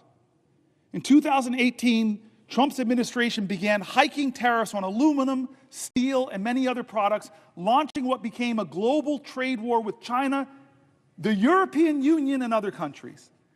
The tariffs did bring in additional revenue. In the fiscal year 2019, they netted about $71 billion, up about $36 billion from President Barack Obama's last year in office. But although $36 billion is a lot of money, it's less than 1/750th of the national debt. That's $36 billion could have covered a bit more than 3 weeks, just 3 weeks of the interest on the national debt. That is, had the Trump administration not unilaterally decided to send a chunk of the tariff revenue to farmers affected by his horrible trade wars. Businesses that struggled as a result of the tariffs also paid fewer taxes, offsetting some of their increased tariff revenue. By early 2019, national debt had climbed to $22 trillion. Trump's budget proposal for 2020 called it a grave threat to our economic and societal prosperity. He called his own damage that, and asserted that the U.S. was experiencing a national debt crisis. However, the same budget proposal included substantial growth in the national debt. By the end of 2019, the debt had risen in our country to $23.2 trillion, and more federal officials were sounding the alarm. Not since World War II have we seen deficits during times of low unemployment that are as large as those that we project, nor in the past century has it experienced large deficits for as long as we project, said the CBO. Weeks later, COVID-19 erupted and made the financial situation far worse. As of December 31st, 2020, about a month left or 3 weeks left in his term, the national debt had jumped to $27.75 trillion, up 39% from the $19.95 trillion when Trump was sworn in. He increased our deficit by 39%. The government ended its 2020 fiscal year with a portion of the national debt owed to investors, the metric favored by the CBO, at around 100% of GDP. The CBO had predicted less than a year earlier that it would take until 2030 to reach that approximate level of a debt, but not under Donald Trump, including the trillions owed to various governmental trust funds. Under his leadership, the total debt grew and grew and grew. It's now at about 130% of GDP. Where are the fiscal hawks? Normally, this is where you give Trump's versions of events, but we couldn't get anyone to give us Trump's side. Judd Deere, a White House spokesman, referred us to the Office of Management and Budget, which is a branch of the White House. OMB didn't respond to our requests. The Treasury directed us to comments made by the OMB director, Russell Vought, in October, in which he predicted that as the pandemic eases, the economic growth rebounds. The fiscal picture will improve, he said. The OMB blamed legislators for deficits when Trump submitted his proposed 2021 budget. Unfortunately, the Congress continues to reject any efforts to restrain spending. It ain't me, he's saying, it's them. Instead, they have greatly contributed to the continued ballooning of the federal deficits and debt, putting the nation's fiscal future at risk. Still, the deficit growth under Trump has been historic. The Tax Policy Center has said that a comparison of every American president using a metric called the primary deficit, they are saying Trump had the third biggest primary deficit growth, 5.2% of GDP. He's our biggest debt man.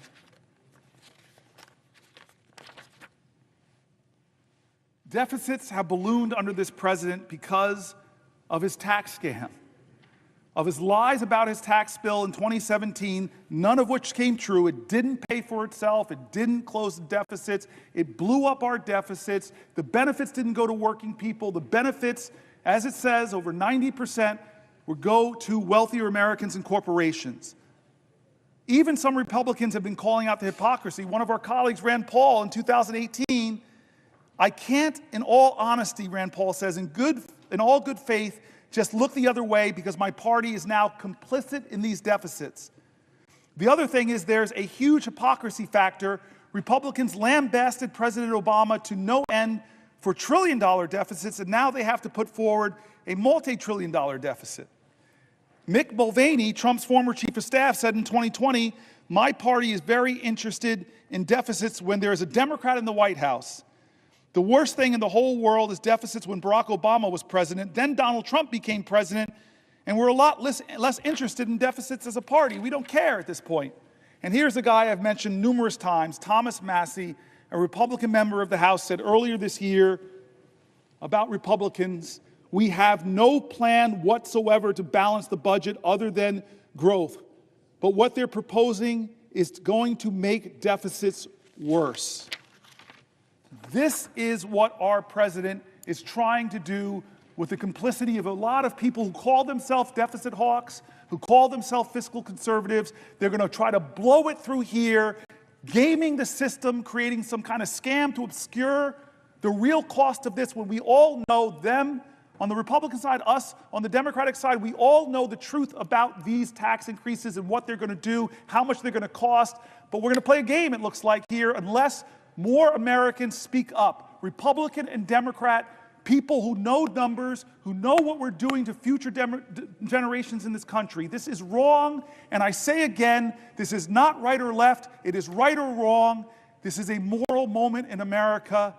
What are we going to do? I'm so glad my friend, the senator from Hawaii, is here.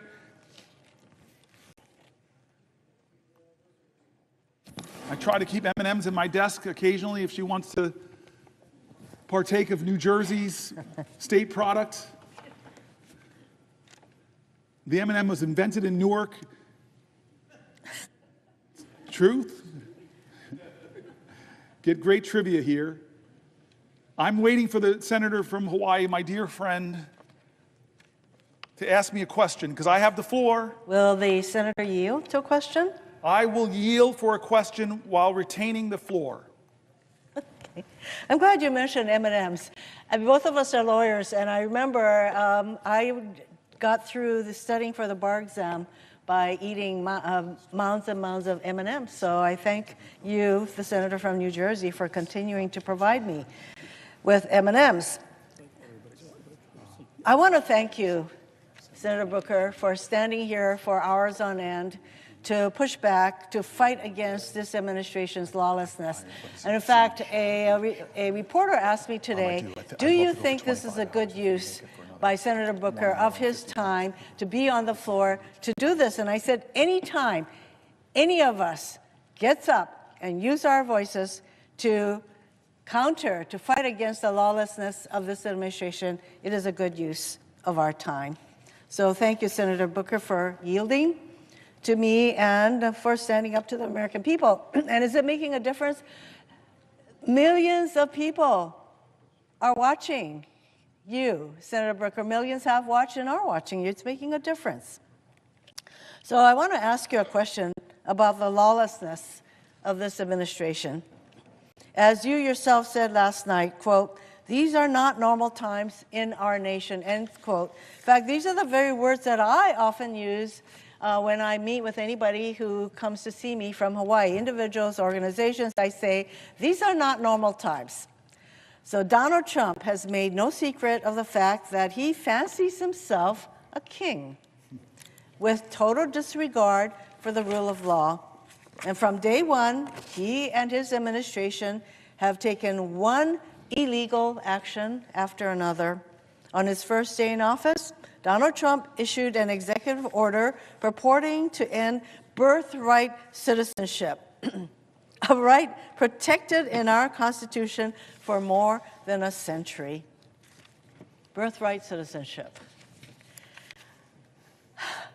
He tried to unilaterally freeze federal funding for everything from cancer research to disaster aid, funding that had already been appropriated by Congress and that the executive branch is required by law to spend. It is not as though it's up to the president to decide what programs he's going to release money for. Congress already made that determination.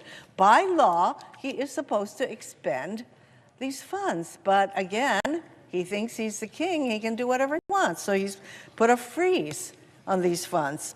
He's enabled Elon Musk, an unelected billionaire, the richest person in the world, whose only qualification is the more than $200 million he spent to get Trump elected, to run roughshod through our government. Together, they've attempted to shutter USAID and the Consumer Financial Protection Bureau, just for two examples. This Consumer Protection Bureau, which has returned more than $21 billion to consumers through its enforcement actions. $21 billion going to our consumers. And apparently King Trump can't stand that, and neither can Elon Musk. These are agencies that do critical work at home and abroad and represent just a minuscule part of the federal budget, but this doesn't stop either Trump or Musk from going after these programs. And Musk's so-called Doge team has gained access to sensitive databases and payment systems across our government containing the personal information of millions of Americans. So he has access to the Treasury Department database, all our Social Security numbers, our tax payments, all of that.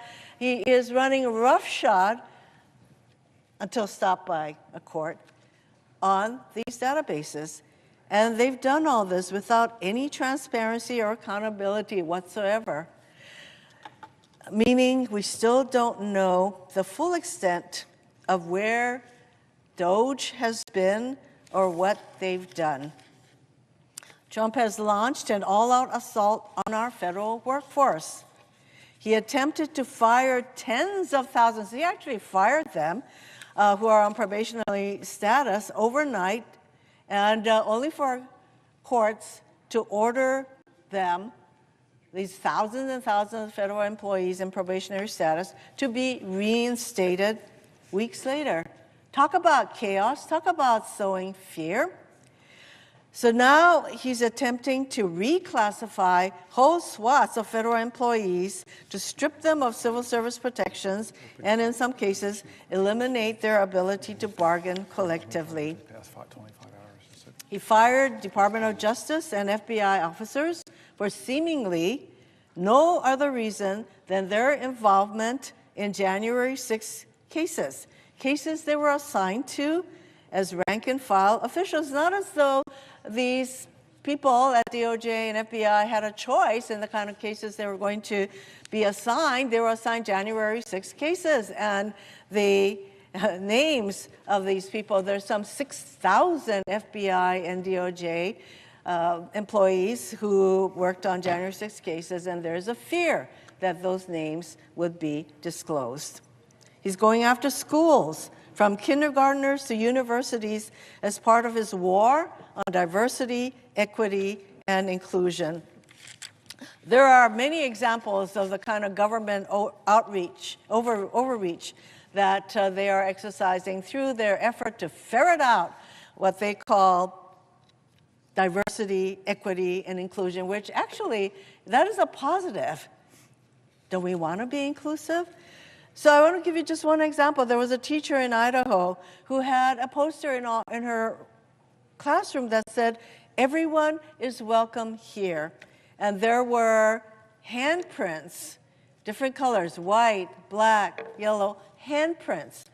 And she was told she had to take this poster down, and that if the handprints were all white handprints, she could have kept the poster up, but she was told she had to take this poster in her classroom that says, "Everyone is welcome here." She took it down at first, but she felt so bad about it that she put it back up, and then she was told by the powers that be at her school that she had a certain amount of time to take this poster down, and otherwise there will be disciplinary action. That is the kind of government overreach that is a hallmark of this administration.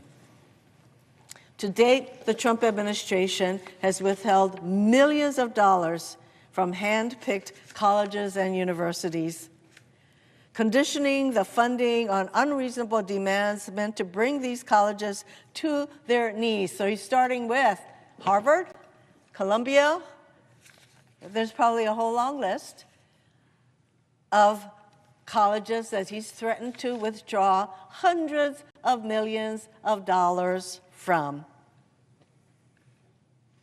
They've slashed funding or staffing at the Department of Education. In fact, they would like to dismantle the Department of Education, which is responsible for administering billions in funding for low-income students, students with disabilities, and something as critical as school lunch for kids. Every single state in our country relies on the funding they receive from the U.S. Department of Education. In Hawaii, we're talking about some $300 million in funding for our schools to help our kids with disabilities, to provide school lunches through the U.S. Department of Agriculture, the things that I mentioned. And as Senator Booker knows well, the list goes on and on.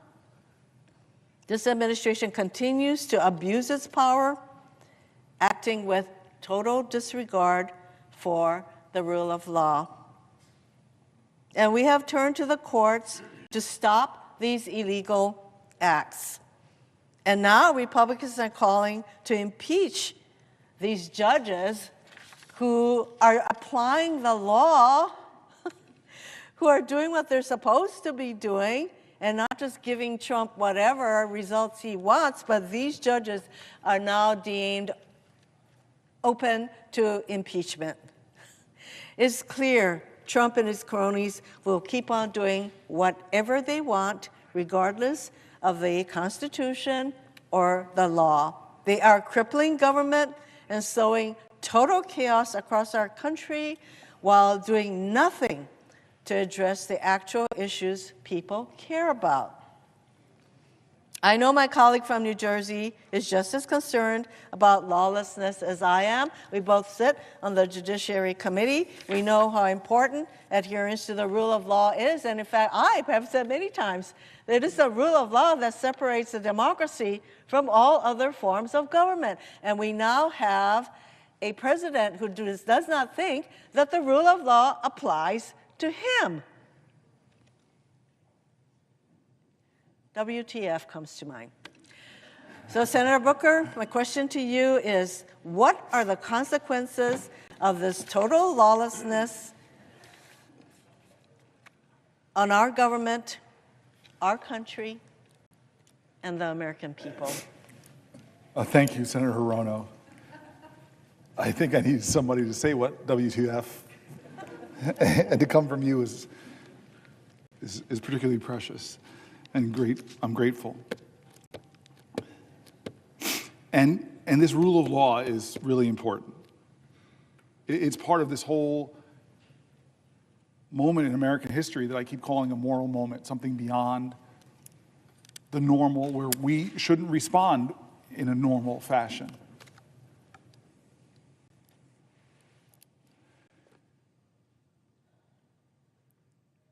This is a moment where judges rule in his favor, and he praises them. They just don't rule for him. He drags them and threatens them, so much so that Chief Justice of the Supreme Court has to tell them to back up. When elected officials, speak up, many of them fear what the consequences would be for them or their reelection. if they speak against him.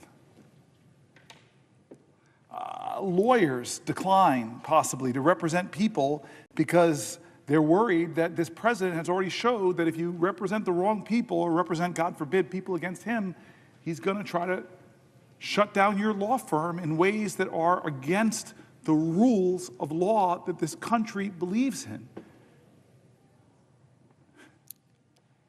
Journalists and media organizations, they don't report in a way that he likes or confirm his arbitrary name changes of the Gulf of Mexico. There's a punishment that he dishes out to try to make them succumb to submission. State and local governments literally could get extorted for their funding if they don't carry out his demands. Schools and universities who are starving for dollars, trying to invest them in research and science that will propel humanity to new heights, well, they could get targeted by this president if you don't do what he says. It feels like his ultimate goal is to create a country where you cannot trust the outcome of elections that he loses, because he's going to tell you if he lost that election, it's the big lie. It's wrong. I won. I don't care what judge after judge, court after court says. I won. And if you don't believe me, if you don't say that the election I won, well, there'll be consequences for that too. This is a president who, even as we've read, people on both sides of the aisle, isn't respecting the Constitution, the separation of powers, isn't respecting the rights that we hold precious, isn't honoring what you call the rule of law. I want to go a little bit into this for a second. Let's talk about the separation of powers. There's many, many different cases right now. But we know that James Madison, the founding father who devised the basic framework of our Constitution, devoted some of the Federalist Papers to the ways the Constitution addresses the danger of concentrating too much power in one person or one branch of government. Written in 1788, Madison's words still have resonance today. This is what he wrote in Federalist 487.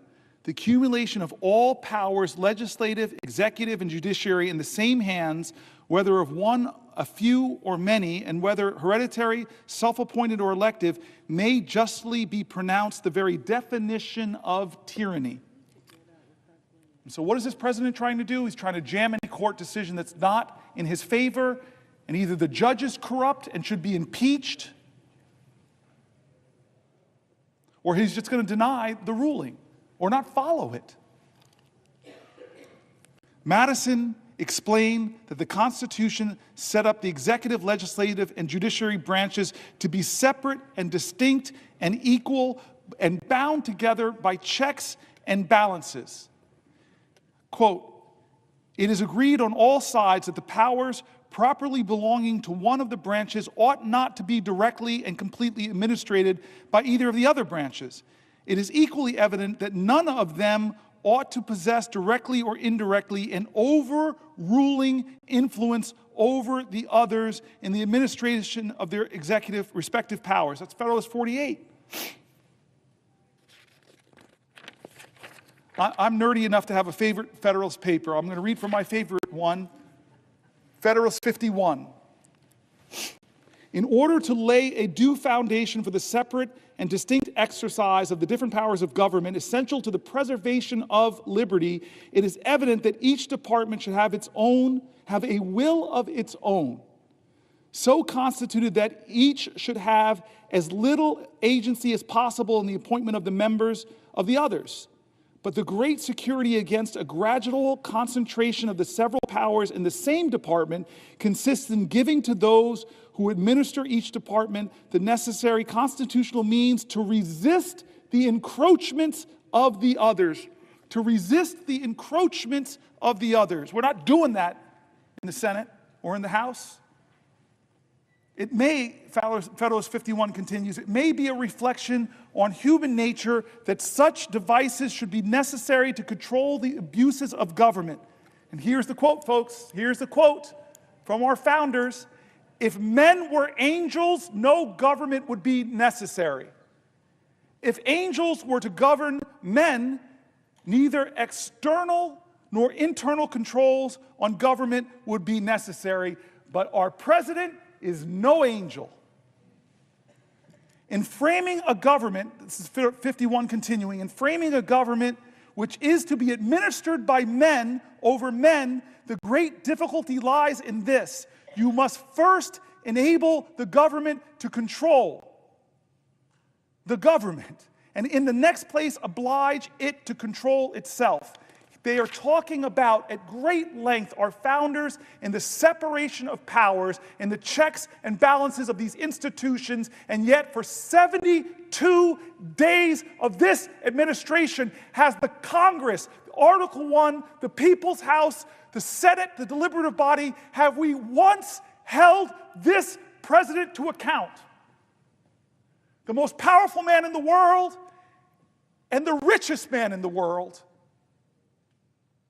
have taken a battle axe to the Veterans Association, a battle axe to the Department of Education, a battle axe to the only agency solely focused on protecting consumers against big banks and other factors that might abuse them, bringing it down. Congress established the Department of Education. Congress established the Consumer Finance Bureau.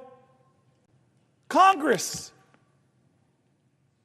But the president doesn't care. He's going to push as hard as he can against the principles of our founders. And what will we do in this body? What will we do in the House of Representatives? Right now, the answer is nothing. Has Elon Musk, the unelected, un-Senate confirmed, billionaire #1 campaign contributor of Donald Trump, who has admitted he's made mistakes. Heck, his website, he keeps taking down the mistakes, keeps getting called out from them, fires people from the FAA, then begs them to come back, fires the people that protect us from nuclear accidents. Oh, wait, come back. Has we ever in the Senate or the House called him in for one oversight hearing to account for what he's doing, to address the fears of a nation? No. Separation of powers.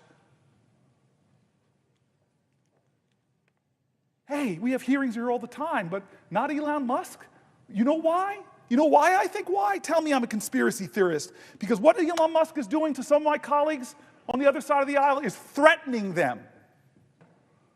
Threatening to run primaries with what to me would be a quarter, but to him is $100 million. I'm going to drop $100 million against you in a primary if you step out of line. Or if you dare to say Hegseth is not qualified to be the Secretary of Defense, we're going to drag you through X. We're going to awaken a mob to threaten you. Our founders spoke so eloquently to protect against that kind of corruption, to protect against that kind of egregious tyrannical power that says, only I can save this country. Give me all power. Let me be the strong man. And we know who he respects on the global stage. I was stunned. I thought it was a joke during the election when he said his favorite leader is Viktor Orban, whose rollback democratic principles, whose concentrated power. I see, who does he choose to call a dictator? The man who is trying desperately to lead his country in defense against the authoritarian dictator and preserve his democracy? Or does he call the dictator a dictator? No. Simple test. Most high school students would simply pass it, but no. He calls a hero a dictator. Do we have any conversations about that in an informal capacity? To talk about the Ukrainian war, which I know people on both sides of the aisle. Mazie Hirono brings up the separation of powers. Why is history's lesson so relevant today? Why do we study history? Why did I learn that in high school, that you study history so you don't repeat the mistakes of the past? You study history to gain inspiration and insight and courage against tough times. You study history to be inspired by heroes who stood up against despots, who sacrificed themselves. What is the lesson in history? How is it relevant to us today? Because the separation of powers between the branches of government has allowed our democracy to thrive for nearly 250 years. And now we have a person in power that's barely being checked. And if the courts check him, what he does to the courts? In the 9 weeks or 10 weeks since Donald Trump was inaugurated, there have been more than 140 federal lawsuits filed challenging his actions. I don't know if another president has, in my lifetime, ever has had 140 federal lawsuits in about 9 weeks. It's a staggering figure. We should consider it a staggering figure. He must be the most sued president in U.S. history. Somebody should fact check that. But at least in my lifetime, I don't remember Reagan, don't remember Bush, don't remember Obama or Clinton or Biden being dragged into court in the first 9 weeks so many times and losing case after case. He may have a record for the most lawsuits filed by a president himself, because he's a guy that says he loves to sue folks. In support of the big lie, he did so many lawsuits and lost them all. The lawsuits against Trump and his administration are not frivolous. Federal judges appointed by Republican presidents and Democratic presidents alike have found Trump's executive actions illegal, temporarily pausing many of them too. Trump's executive actions and the outcomes of these lawsuits have a direct effect on Americans. These lawsuits challenge Trump. Here are some of the examples, folks. And I'm wondering where the American people stand on these lawsuits, not the people who are blindly loyal to him because they believe the lies that he so artfully, creatively, and convincingly tells, but just tell me, where do you stand on these issues? Attacks on veterans who have served our country in the military and civil services. Well, there are lawsuits challenging his right to attack our veterans. There's lawsuits challenging Trump on his attacks on government agencies that protect your grandmother from online scams.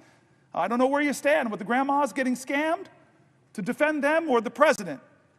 Lawsuits against Trump because of his attacks on lawful American citizens born in this country and guaranteed their citizenship under the U.S. Constitution. There are lawsuits against the president for withholding National Institute of Health funds to support studies of horrific diseases like Alzheimer's and disrupting life-saving medical research and ongoing clinical trials. Now, if you're a student of history, this is the problem often with lawsuits. Brown versus Board of Education, we celebrated as this wonderful case. It was. But was it obeyed? No, it wasn't. I have a picture of Ruby Bridges in my office because it wasn't obeyed. The court didn't declare this, and suddenly everybody said, hey, let black folk go to school with white folks. No, the president had to call in the National Guard to escort a little girl into a class. That's the problem with lawsuits, is you have a defiant executive leadership, they'll defy them. These, where you stand? Do you stand with veterans? Do you stand with your grandmothers against online scams? Do you stand with American citizens born in this country? Do you stand with withholding National Institute of Health funding? It was clearly that. We know the majority of Americans are with that. But people are having to bring him to court to fight on these issues. So many cases being done. So many cases I have here before me. So many cases. I could read them all, but you all know many of them. They're done in the press as he pushes, as Elon Musk push. They push the bounds of the authorities of the Constitution of the United States, and people are bringing lawsuits. But that is not enough. Martin Luther King didn't step down because of Thurgood Marshall's legal work. John Lewis didn't step down. Ella Baker didn't stop. Abraham Joshua Heschel didn't stop.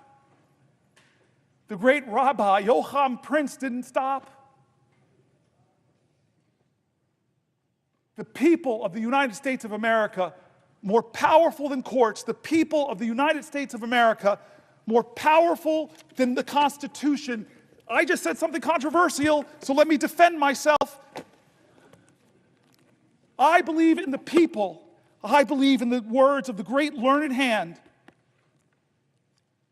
He said the like of what I just said, so let me read somebody far greater, far more vaunted than this senator from New Jersey. Learned Hand serves as a federal judge from 1909 to 1951, he was nicknamed the 10th Justice of the Supreme Court for his many influential decisions. And he wrote this speech about our Constitution, about our liberties, about the tyrants in every generation who have tried to subvert our democracy. Some of them from this body, like the Red Scare that had so many Americans being unjustly fired, unjustly deported, unjustly jailed, that infringed on freedom of speech, freedom of expression. I'm sorry, every generation of Americans have seen demagogues rise to try to undermine what American stands for. And Learned Hand knew that. He had so much wisdom about our Constitution.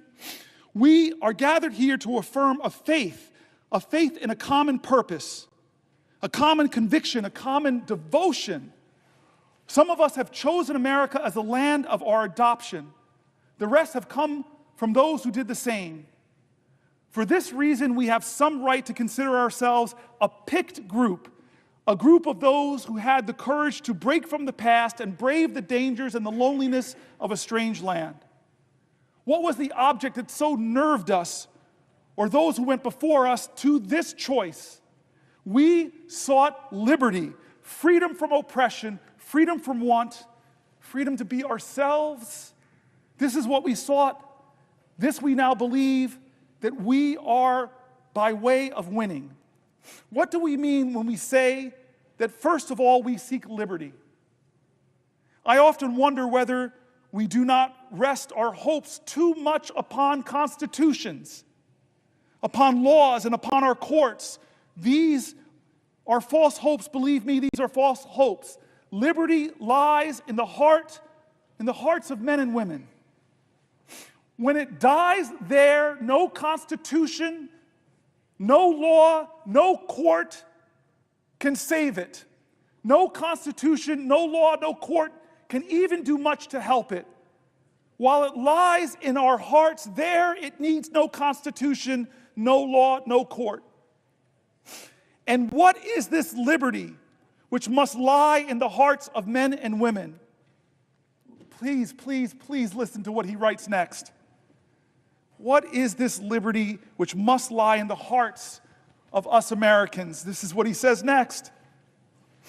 It is not the ruthless, the unbridled will. It is not freedom to do as one likes. That is the denial of liberty and leads straight to its overthrow. A society in which men recognize no check upon their freedom soon becomes a society where freedom is a possession of only a savage few, as we have learned in this country to our sorrow. What then is the spirit of liberty? I cannot define it. I can only tell you my own faith. The spirit of liberty is the spirit which is not too sure that it is right. The spirit of liberty is the spirit which seeks to understand the minds of other men and women. The spirit of liberty is a spirit which weighs their interest alongside its own without bias. The spirit of liberty remembers that not even a sparrow falls to earth unheeded. The spirit of liberty is a spirit of him who, near 2,000 years ago, taught mankind that lesson it has never learned, but has never quite yet forgotten, that there may be a kingdom where the last shall be heard and considered side by side with the greatest. And now, in the spirit of that great America for which our young men are at this moment fighting and dying, in that spirit of a liberty and America, I ask you to rise and say with me the pledge of our faith in the glorious destiny of our beloved country. I now ask you to raise your hands and repeat after me this pledge. And he says, the Pledge of Allegiance.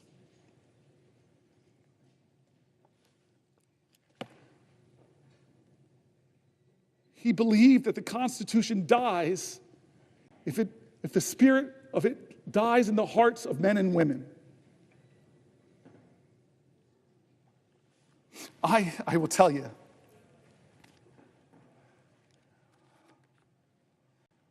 this Constitution has saved my life. It made my life. Because people marched to make real on the promise of our democracy. People bled to make real on this democracy. When some people told us that this Constitution didn't apply for us, this body, Republicans in America stood up and said, no, President Johnson, we're going to do amendments. We saw the 13th Amendment, the 14th Amendment, the 15th Amendment would guarantee my ancestors finally full citizenship in the United States of America and the protections of the Constitution. I am here in this body because of past generations that fought to uphold the Constitution, not because the Constitution was real to them, but because they brought reality and hope and love and promise to the Constitution. They were Americans that said, like Langston Hughes, America never was America to me, but I swear this oath, America will be. They loved this country so much even when it didn't love them back. I am here because of that. I'm the fourth black person popularly elected to this body because of generations that believed so much in this document that they were going to make it real. It lived in them. I quoted earlier today, it's worth quoting here again, the great Margaret Chase Smith, a U.S. Senator from Maine, a Republican, in her famous Declaration of Conscience speech, delivered on June 1st, 1950. Thank you, my good Senator friend Whitehouse, because Lord knows I would have slipped and fallen on my tuchus and have ended this long filibuster because I fell to the floor. That's what you mean when the brother has your back. What did this Republican say in a time of tyranny in her times, in a time where the Constitution stopped living in people's hearts, where people believed that whipped up fears of others by demagogues, where people believed the fear that they heard again and again on the radio, that we should fear other Americans, when people believed their fear justified them inhibiting the greatness of the Constitution. What's that old saying from one of our great leaders of the past? If you're willing to give up your liberty in order to ensure your security, you will lose them both. And so here was this courageous Republican who, in a time that demagogues were whipping up fear, where First Amendment rights were being trampled, where people were being intimidated into silence, where people were afraid to go up against the big and the powerful and the rich, where people were being deported from our country, where Jews were being deported and accused of being communists as justification to take them out of the country because they didn't have permanent legal status. Yeah, that's our history. What did she stand up and say in the Senate? This Republican putting her own career at risk to call out Senator McCarthy. She said, I don't believe the Republican Party is in any sense a party of fear. I do believe that the Republican Party has made an alliance, though, with the four horsemen of fear. The fear of communists, the fear of labor unions, the fear of the future, and the fear of progress. There are people fear-mongering now. There are people trying to tell Americans to hate Americans, either with the great dear leader or you're a danger and an enemy. And it's not just Democrats that are being drugged. There are being other Republicans. I saw it happen. I saw it happen to one of our vice president's daughters, a congresswoman. I saw it happen to colleagues of mine like Jeff Flake, like John McCain, like Corker, who stood up in this body and told the truth about dear leader, and they saw the consequences politically. You want to talk about where the Constitution lives? And defending the Constitution, first make it real in your heart, like those women did before the amendment that granted them the right to vote, who love this country so much. You want to know where the Constitution lives in your heart? I just met with extraordinary men and women who are Native Americans to this country, were here before any of us. They love this country so much, even with the sins against them, You want to know where the Constitution lives? Let it live in the hearts of all Americans now, and ask yourself, is the leader of our country, is he living the Constitution in his heart? Because his learned hand says it's not braggadocious, it's not mean, it is loving, it is kind, it is expansive. We are Americans. Our creed above the presiding elder says it all, e pluribus unum, trying to remind our country that despite racial difference, gender, besides Republican or Democrat, ethnics, you know all the lines that divide us are not nearly as strong as the ties that bind us. That's what e pluribus unum means. What about the pledge that learned hand read? Listen to the words. It says things. It says things in that pledge. It says that we are one nation under God, that we are indivisible, and we pledge ourselves to liberty and justice, not just to the people who agree with the president, but for all. God bless my courageous colleagues who have spoken out in the past and suffered the consequences. The liberty and the Constitution lives in their hearts. They put patriotism over politics. We are in this moral moment now. We are in this moral moment now. This is not right or left. Don't let them say this is a partisanship. It is not. It is not left or right. It is right or wrong. America, this is a moral moment. Does the Constitution live in your heart?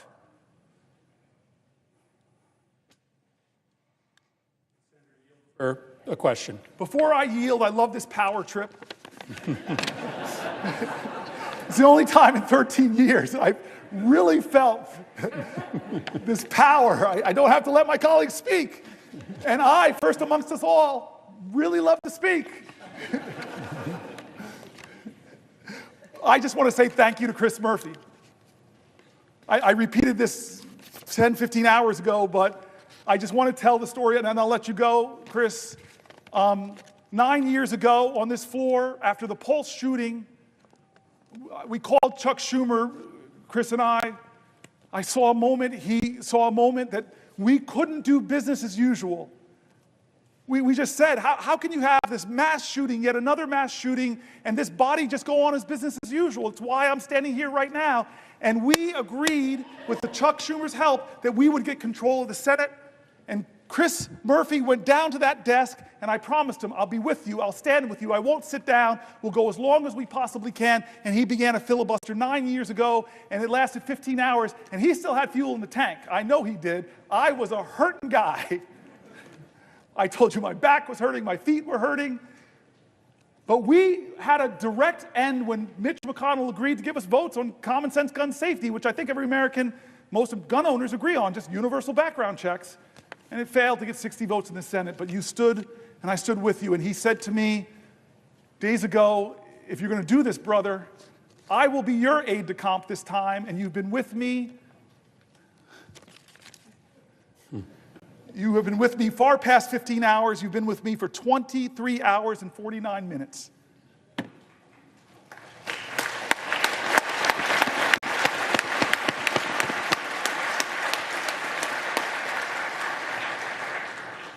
Although my cousin Pam in the gallery, she's been here the same amount of time.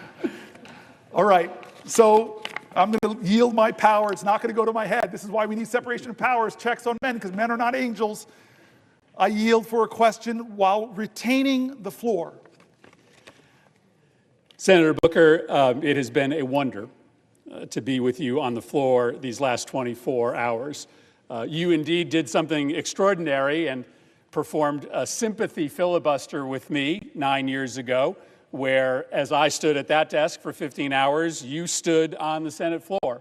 You didn't need to, but you did in solidarity.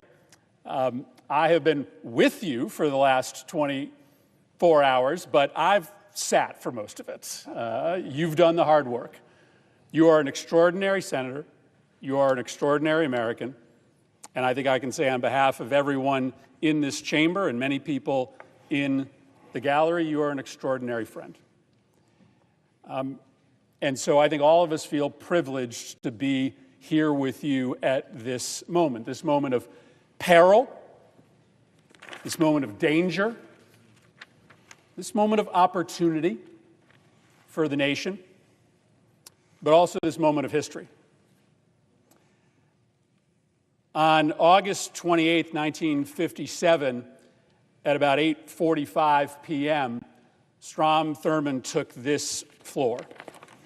And he took the floor with the intent of trying to block the 1957 Civil Rights Bill. This was the most significant, really the only civil rights bill that had been before the United States Senate in 90 years. Most famously, about 10 years before, when he was running for president as a Dixiecrat, he had said, "There's not enough troops in the Army to force the Southern people to break down segregation and admit the Negro race into our theaters, into our swimming pools, into our homes, and into our churches." And he sat on this floor for just over 24 hours, and he made the case for why this nation should continue to segregate black and white. He started, in fact, by reading every single state's voting rights laws. Every single state's laws he read into the record, apparently as proof that every state adequately protected all of its voters and that no additional laws were necessary. He had friends in his cause to preserve segregation that came down to the floor and asked him long questions to give him breathers. At the end of that 24 hours, at around 9 p.m. the following night, he could go no longer. His final words in his 24-hour record-breaking filibuster were, "I expect to vote against the bill." But within hours, the bill passed. It became law. It established the Office of Civil Rights at the Department of Justice. It was not nearly enough, but it broke 90 years of inaction. What you have done here today, Senator Booker, couldn't be more different than what occurred on this floor in 1957. Strom Thurmond was standing in the way of inevitable progress towards equal political and economic rights for black Americans. It was inevitable only because the people of this nation were standing up at that moment, the beginning of the civil rights movement, to make clear that progress was inevitable. And I say that that moment is so different from this moment because today you are standing in the way not of progress, but of retreat. You are standing in the way of retreat from the rule of law, retreat from our commitment to provide care to the most vulnerable, retreat from our common cause, at least we used to be in common cause, that we would have zero tolerance from corruption at the highest levels of government. And you have recognized rightly that this multifaceted retreat from everything that makes this country so special, and the speed of that retreat over the last 71 days, it is an exceptional moment. You've said that word over and over again. It is not normal what this administration has been doing to rob from us the values that used to unite left and right in this nation. And so you made this bold decision to engage in an exceptional tactic, to declare 24 hours ago that you were going to stand on this floor for as long as you could to try to raise the specter of failure in our fight against this retreat for our colleagues and for the American public. The exceptional nature we have heard so eloquently from you over the course of the last 24 hours, the massive transfer of wealth in this reconciliation bill from the poor and the middle class to the wealthy, the industrial scale harassment of journalists, of universities, of law firms, the destruction of the independence of the Department of Justice, the destruction of the American knowledge economy and the research economy, the use of the White House in violation of the Constitution to make those in power richer. You have laid out the case. And it's funny, I remember this from 9 years ago. When you're sitting in your spot, you haven't moved in 24 hours, you have no idea what's happening outside of this building. You don't actually know how many people in this country have engaged in the conversation that you started 24 hours ago. On one social media platform alone, there have been 150 million clicks on your live stream. This is a country of 300 million Americans. You have been able to pique a conversation here amongst our colleagues, who we need to stand with us eventually against this retreat, and across this country.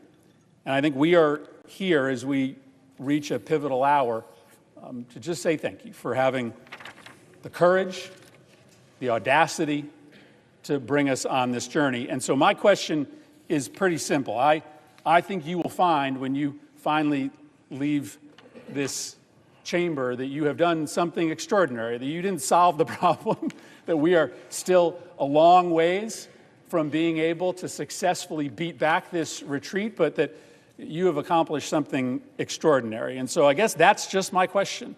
When you set out with this idea, when this was starting to germinate in your mind,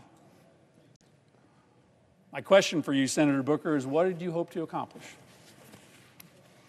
I thank my colleague and my friend again. He and I talked about this, that I was challenged by my own constituents to do something different, challenged by my own constituents to do something, challenged by my own constituents to take risks. My staff here, who should get a lot of credit for making it thus far, I'm not sitting down, but I'm mindful of what you said about Strom Thurmond. I'm mindful of that right now as I watch that clock tick for another 20 minutes.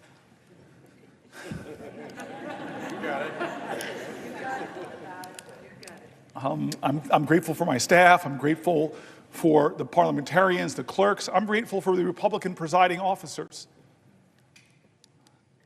I don't know if I want to out Curtis on the note that the good senator on the presiding officer, forgive me, on the note he sent me, but this is the kind of specialness in this place that I love.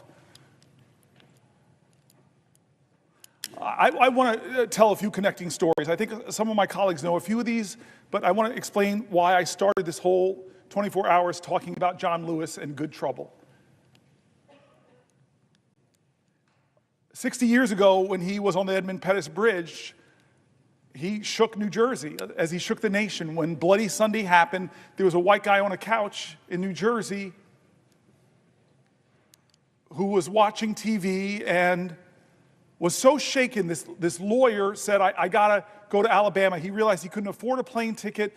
So this man slumped back down on his couch, and then he said, at a moral moment in America, I'm not gonna let my inability to do everything undermine my determination to do something different. And he got up and said, okay, it was a meager calculation, but it was different. I can afford 1 hour a month of pro bono work. And he called around and he found this woman named Lee Porter, who was heading up an organization called the Fair Housing Council, and said, can you use a lawyer? And she's like, hallelujah, thank you, Jesus. Yeah, we need some help. And they worked together and they designed a sting operation where they would send black families in areas of New Jersey that would not sell homes to black people, where usually the best public schools were. And if they were told the house was sold, they'd send a white couple behind them to expose that the house was still for sale and expose all of this. Well, they had a lot of success getting things written about the severe housing discrimination in my state. And he said that after about 4 years, I got this case file of a black family trying to move to New Jersey, and they were frustrated because every time they look at homes in the places, the best public schools, which happened to be white communities, they said they couldn't find a home. So they did the sting operation. They sent the black couple in. They were told this incredible house was not for sale. They loved the house, so when the white couple went, they just threw in a bid to see if it would be accepted. The bid was accepted. Papers were drawn up on the day of the closing. The white couple did not show up. The black man did. Lawyer Marty Friedman marched in, confronted the real estate agent. You would think 1969, a year after the Fair Housing Act, that he would capitulate, but he didn't. This lawyer gets up so angry, this real estate agent gets up so angry, he punches the lawyer in the face and sings a Doberman Pinscher on the black guy. They get out of there shaken up, and they start writing letters back and forth. The good owners of the home found out what was going on. They were so aghast. They said, let us sell the house directly to the black family. The black family moved in. And 43 years later, the baby from that family became the fourth popularly elected black senator in our country, me. Now, I tell that story because I started with John Lewis 24 hours ago, and it was John Lewis and a bunch of marchers on a bridge that influenced the destiny of my life and my family's life. We're all interconnected. As King says, we're all caught in an inescapable network of mutuality, tied in that common garment of destiny.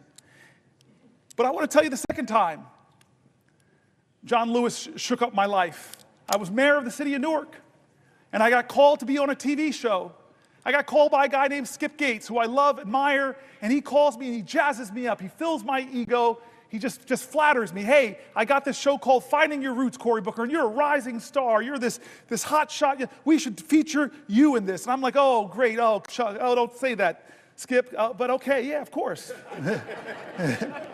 And then I said, okay, well, who are you going to pair me with? And I thought it was going to be another young hotshot, up-and-coming politician in America. No, he goes, I'm going to pair you with John Lewis. And my heart sank a little bit. Actually, maybe it was my ego that sank. My heart got excited because I know how these shows start. They start with biographies. And so imagine the show starting. John Lewis, hero of the civil rights movement, literally bled the southern soil red for freedom and justice. And then it goes to my biography. Cory Booker, riding his big wheel in suburban New Jersey. The show was unbelievable, mountain and boy. But I got to meet John Lewis. I got to tell him that story, that he changed my life, and I didn't even know it. On a bridge in Alabama, changed the course of events in New Jersey that led to me. Third take on John Lewis. My colleagues know I got here in a special election in 2013. What all my colleagues might not know is I came here with a broken heart. My mom and I came here with a broken heart because I was elected in October, sworn in October, but also in October, my dad died of Parkinson's. That's why I got choked up reading these letters from people with Parkinson's. And so we came down here, we were grieving. My dad was not with us. My mom lost her husband of nearly 50 years, and I'm going to get sworn in. It's a big event, but my parents and my campaign decided, you know what we should do? Right before you get sworn in or brought over here to be escorted to the president, vice president, that you should go and sit with John Lewis. And so we went to John Lewis's office, and a lot of my colleagues from the CBC, a lot of my colleagues from the House, a lot of my colleagues like here who came over to the House know his office. You walk into his office, and it looks like a civil rights museum, except he's in all the pictures. And this is John Lewis, we who knew him. This was him. Mountain of a man. He had already prepared eggs and grits, a good Southern breakfast, and wouldn't let my mom and I get up, and he serves us all. And he humbly is saying, this is why I marched, this is why I sacrificed for history-making days like this. He told us how special this was for him. He told me that he would be right here where my friends are sitting, watching me get sworn in, and how proud he was going to be. In a sense, he stood in for my dad on this floor. And then boom, I'm a senator. I find colleagues and friends here, and I find a lot of colleagues and friends in the CBC. At that point, I was the only African American in our caucus, and found so many friends, so many heroes that have gone up from the Senate now, who looked at me, adopted me, helped me. Dick Durbin, you were amazing in those early months. And this is the next time I meet John Lewis for a moment that changed my life. Chris Murphy, Brian Schatz, remember this moment. It was during the 2017 healthcare debate, when I didn't know how we were going to stop that bill from passing and taking away 20 million healthcare from 20 million Americans. But John Lewis, hey, Cory, let's do something different. What you got in mind? And I said, well, John Lewis, I got this phone, it's very powerful, let's do a Facebook Live. And so I open it up, Facebook Live, we meet in the Capitol, and then he says, hey, where can we go to sit down for a place? And I love it, my favorite place to sit. I watch Schoolhouse Rock so much, it's right on the steps of the Capitol. Let's just sit there and talk. Chris Murphy, Brian Schatz, first people out to sit with us. And the time lapse is amazing. First 2, 3 people, then 10 people, then 50 people, then hundreds of people. I have it all. Coming because of the moral magnetism of this man, John Lewis. And he talked to people that night who were looking for, what can I do? I'm just one person. And this guy who in his 20s, who was just one person and caused a heck of a lot of good trouble, he told them, don't lose faith, don't lose hope. Get angry, but let it fuel you. Be afraid, but know that's a necessary precondition to courage. He was amazing that night, and I know my colleagues remember that. And then there was the next time. Oh, Brother Warnock, you're going to love this one. The next time I was with John Lewis, Jimmy Carter had gotten a little sick. But then he got better and went back to teaching Sunday school, and I thought, this man is in his 90s. I need to go to Sunday school. And so who do I know? Because there's a waiting line. It's like people sleep out all night. I might have been a little selfish. How do I know I can get in? Call John Lewis. I say, hey, I got this great idea. Why don't we go to Jimmy Carter to watch him teach Sunday school? So I have the singular greatest road trip. I fly into Atlanta, we get into a car, and we drive all those hours to Plains, Georgia. Indeed, people were waiting outside, but it's John Lewis. Come on in. We sit in the front row. I must be in the front row. And we sit down. And then this marvelous, incredible moment comes. Somebody comes and says, Congressman Lewis, Senator Booker, the President, First Lady would love to see you beforehand. It's my first time meeting President Jimmy Carter. But I walk in, I'm sort of on the sidelines. These two men are hugging each other. He and the First Lady. And the two of them whisper for a second, and Jimmy Carter walks over to me and says, I hear you're thinking about running for President of the United States. And he does something incredible. He says, I think you should run, but only if you run, and he pokes my heart, only if you run from here. The last time of the powerful moments I've had in my life with that man, that so many of us have had these powerful moments, the last time happened because of a man named Michael Collins. I know there are people in this room that got the same phone call I got, that it won't be long now, that John Lewis is going to pass very soon. He can't speak, but I know he would want you to have your moment to say goodbye to him. And what do I do? What do I do? To say goodbye to a man that's a legend in my life, a legend in our nation. What do you do to say goodbye to him? I wasn't prepared. I can't say I said anything eloquent. Michael Collins, God bless you, man. You put the phone by his ear and you just gave me my time to have a conversation with the man that would soon die. The man that changed my life, that helped my family get into a neighborhood that loved me and cherished me. God love Harrington Park. The man who stood in for my father when heaven brought him home. The man that showed me on the steps of this Capitol how powerful the people are. It wasn't about him, it was about them. The man that brought me to see a president who flattered every senator's ego, tell them what they want to hear, run for president. And so I said everything I could, but the last thing I said I remember very well. I said, I love you. I said, I love you. And I said, John, I know you're going to be in heaven looking down on us. And I promise you, John Lewis, that I will do everything possible, that we'll do everything possible to make you proud.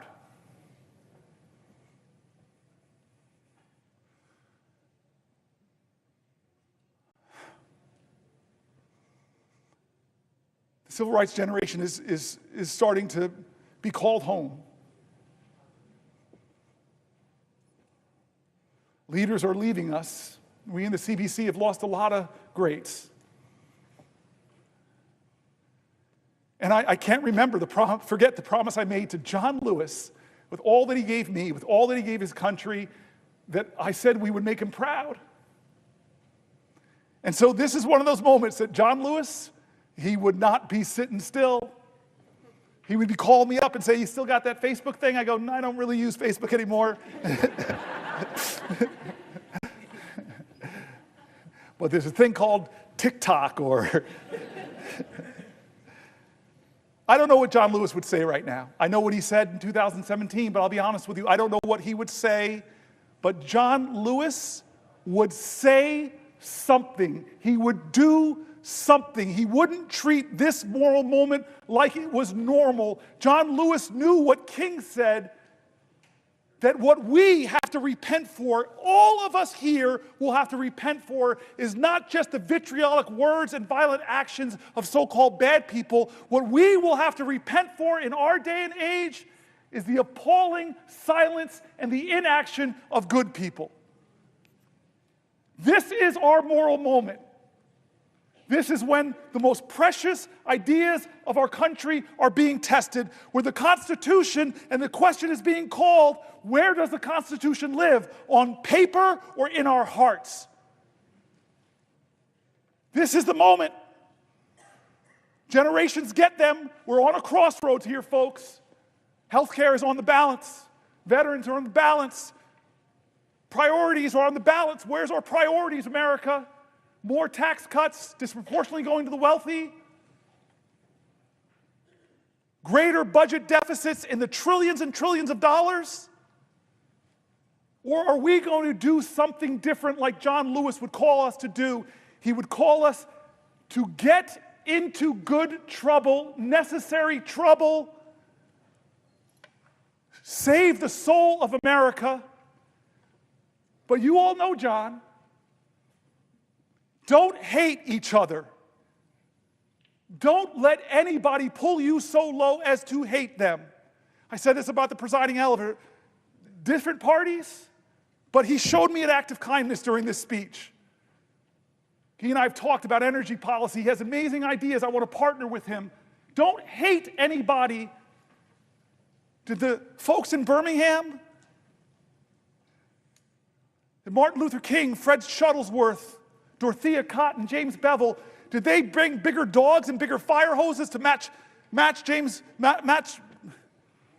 the sheriff's? Bull Connor, thank you. I've been standing here a long time. They didn't do that. They were creative artists of activism.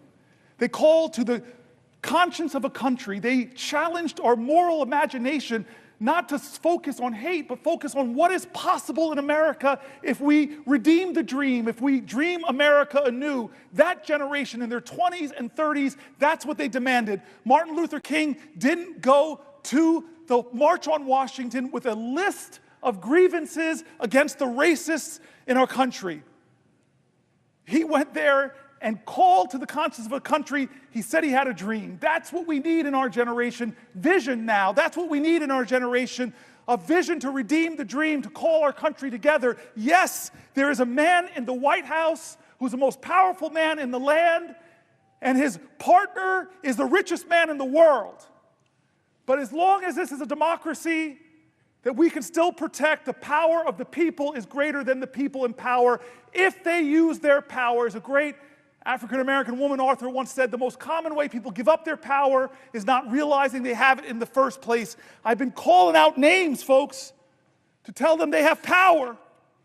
I read the stories of Deanna, of Wendy and Cassie, of Tanya, of Cameron, of Jean, of Susan, of Edna, of Randy, of Dylan, of Teresa, of Pamela, of Sally, of Mike, of Carol, of Rosemary, of Danielle, of Judith, of Elizabeth, of Sandra, Alicia, Maggie, Nibel, Laura, Michael, Robin, Mary, Allison, Ash, Roseanne, Carrie, Samantha P., Raphael, Will, Anthony, Sean, and so many more. I read their stories here because while we were elected, they are the power of our country.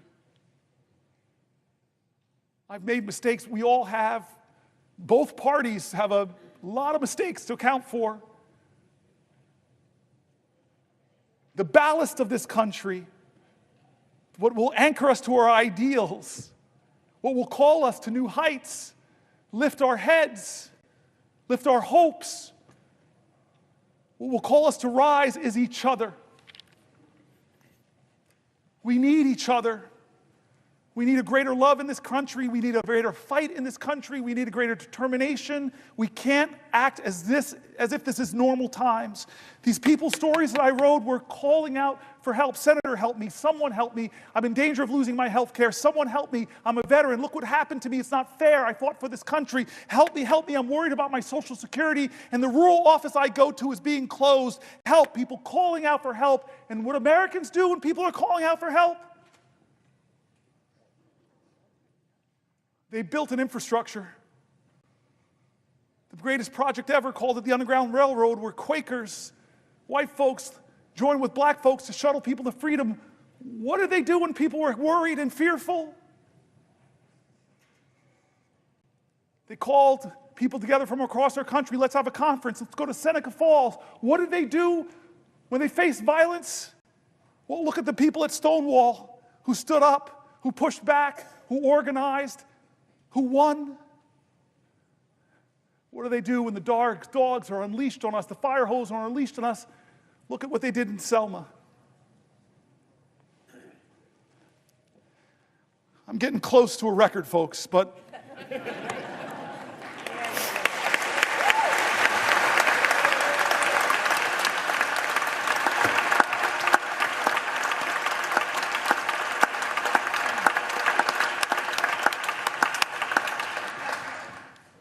there's a room here in the Senate named after Strom Thurmond.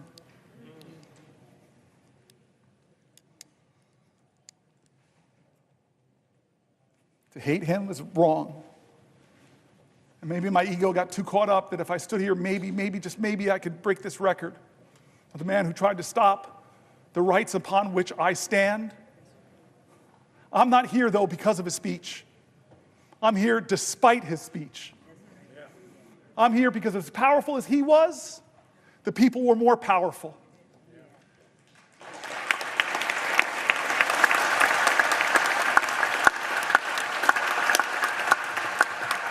But I remind you, all those people who believe like me that we've got to redeem the dream, turn again to John Lewis, because you all know the story, my colleagues, of when the man that beat him savagely, drew blood, cracked bones. Decades later, he was a congressman. That man brought his grandson with him to ask for forgiveness from John Lewis. I heard about this story when I was in the car in Georgia with him. What did you do, John? This man that so viciously beat you, wounded you, bruised you, battered you. What did you do when he came to ask you for forgiveness? What did you do? And a good Christian man of faith, simply said, every one of us needs mercy. Every one of us needs redemption. I forgave him. I hugged him. We wept. And I looked at the boy. This nation needs you too.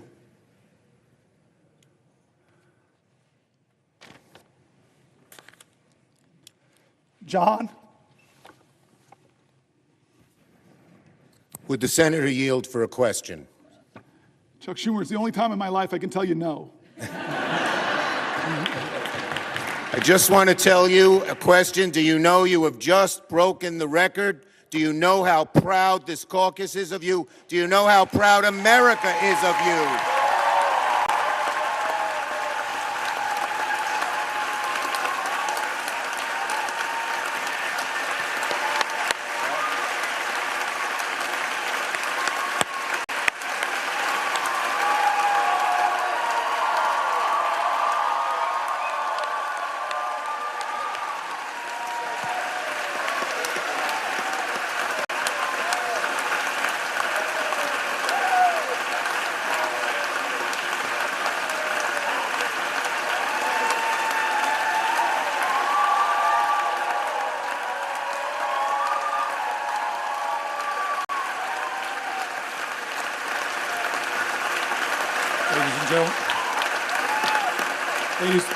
Ladies and gentlemen, ladies and gentlemen,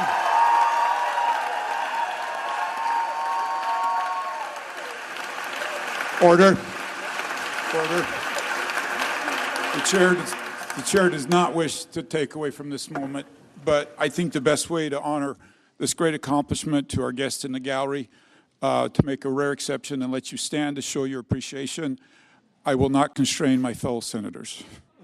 Thank you. Chuck Schumer, I have yielded for a question, and you asked me, did I know? I know now.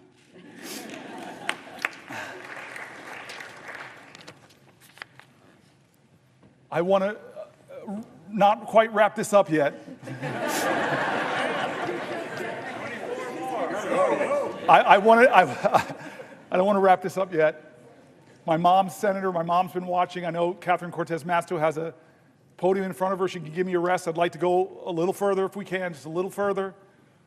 I love, and again, I know people are trying to train each other, and all of our media operations, they give the worst images of the people of the other party. But I want to tell you, one of the funny tweets my staff gave me is something Ted Cruz said. Is he's around 19, 20 hours, he said, maybe I should pull a fire alarm. He's going to break my record. I'm going to pause in a moment if she has a question for me to Catherine Cortez Masto, because she's my mother. But I do want to just say again, 2 points to make if I can. One is how grateful I am to my staff. When we decided to do this many days ago,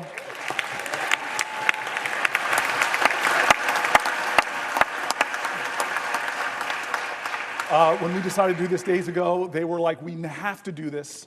And we started preparing and working on this, and they did an extraordinary job. They were with me late nights, writing. I just feel guilty because they wrote about 10 books, and we didn't use all of them. They were really substantive stuff, pulling from Republicans and Democrats in critique of this moment, pulling from Democrats and Republicans, Republican governors that were saying, do not cut Medicaid. States that know, as my colleagues do, that have a trigger, that if the Medicaid funding goes below 90%, they stop the Medicaid expansion.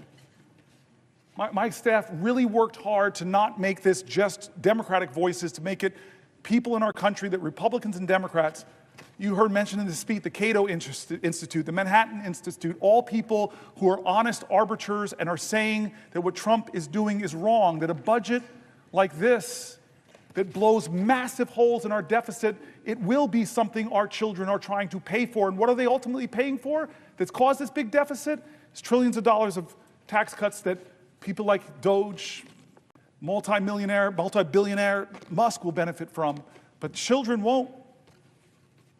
They did such a good job bringing together authorities on both sides of the aisle. I just want to thank them. I want to thank my cousin Pam and my family. Cousin Pam, like Chris Murphy, was here for the whole time. I want to thank Chris Murphy again.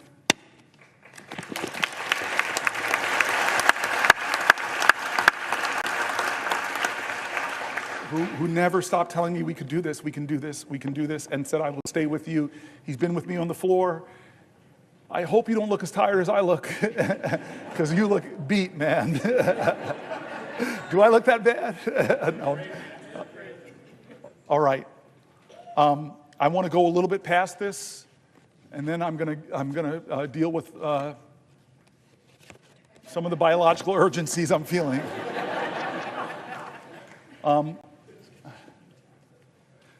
But I'm going to wait here because I have the power, I have the floor. Somebody has to ask me, perhaps from my mom's state, the way that's supposed to work. So will the good senator from New Jersey yield for a question? My mom would be so upset with me, my Aunt Marilyn, my Uncle Butch, my Aunt Shirley, all the people that are your constituents, not mine. They would be upset with me if I didn't yield to you for a question while retaining the floor. Well, first of all, Senator Booker, I have to say, we in Nevada are so proud of you. We are proud to be Nevada Strong. You are one of us.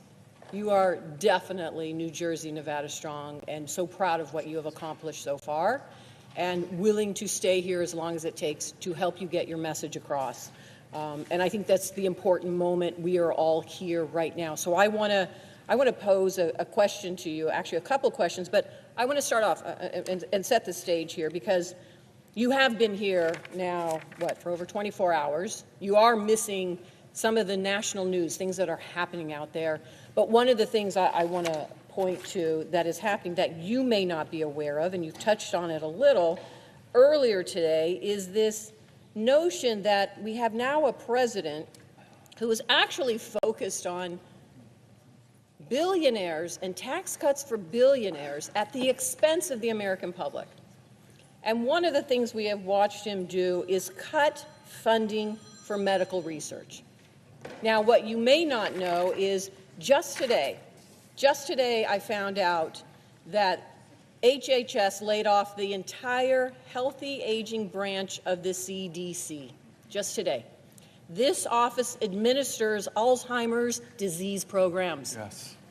And it oversees the funding from the Bold Infrastructure for Alzheimer's Act, and it is a piece of legislation that I was so proud to partner with Susan Collins on.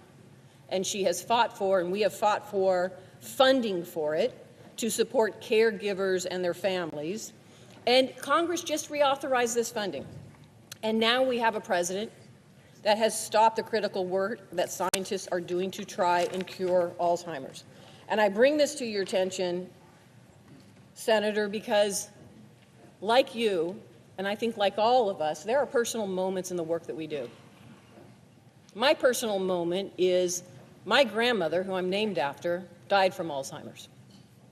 And she died at a time in Las Vegas when there was not enough research, when there was not enough health care, when there were really not enough providers to understand what was going on.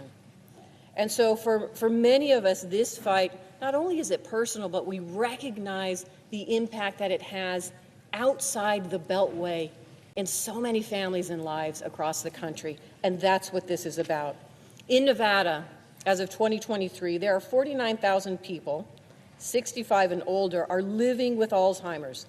And that's projected to reach 65,000 this year. Not only did we hear that HHS laid off the entire healthy aging branch of the CDC, but Donald Trump also recently terminated a $14,000 NIH research grant that had been supporting Alzheimer's research at the University of Nevada, Las Vegas. And he's continued to cut the grant for essential research for so many reasons. We've seen these funding cuts, we've seen mass layoffs, and the impoundment of grants that have already been approved by Congress. This is a violation of the rule of law, and you have been talking about that for the last couple of hours. President Trump is forgetting that this is personal. It is happening to so many families. So my question, Senator Booker, to you is, what do you think families and caregivers of those impacted by Alzheimer's, how they are feeling about what is happening right now? So this bothers me for two reasons, and the first you've already mentioned is this is the points of bipartisan work that we do. I talked about Chris Murphy and the bipartisan gun bill that lots of people here worked on with Senator Cornyn and others, and how upset my state is that some of that community violence intervention money that I worked so hard to get in that bill is being clawed back by a president. There are people in this room, I know so many of you, and I know on the other side, that have done such great work to work with our colleagues to find common ground and get really important programs passed that bring resources to families. And it's being clawed back by a president, not with consultation, not with a hearing, not with a discussion of even why you would target Alzheimer's research. That is a violation of the separation of powers. And I wish my Republican colleagues would hold more hearings about that. These are programs that they like. I saw that with USAID. I worked with Marco Rubio on some of that programs and those investments that are now been cut and clawed back.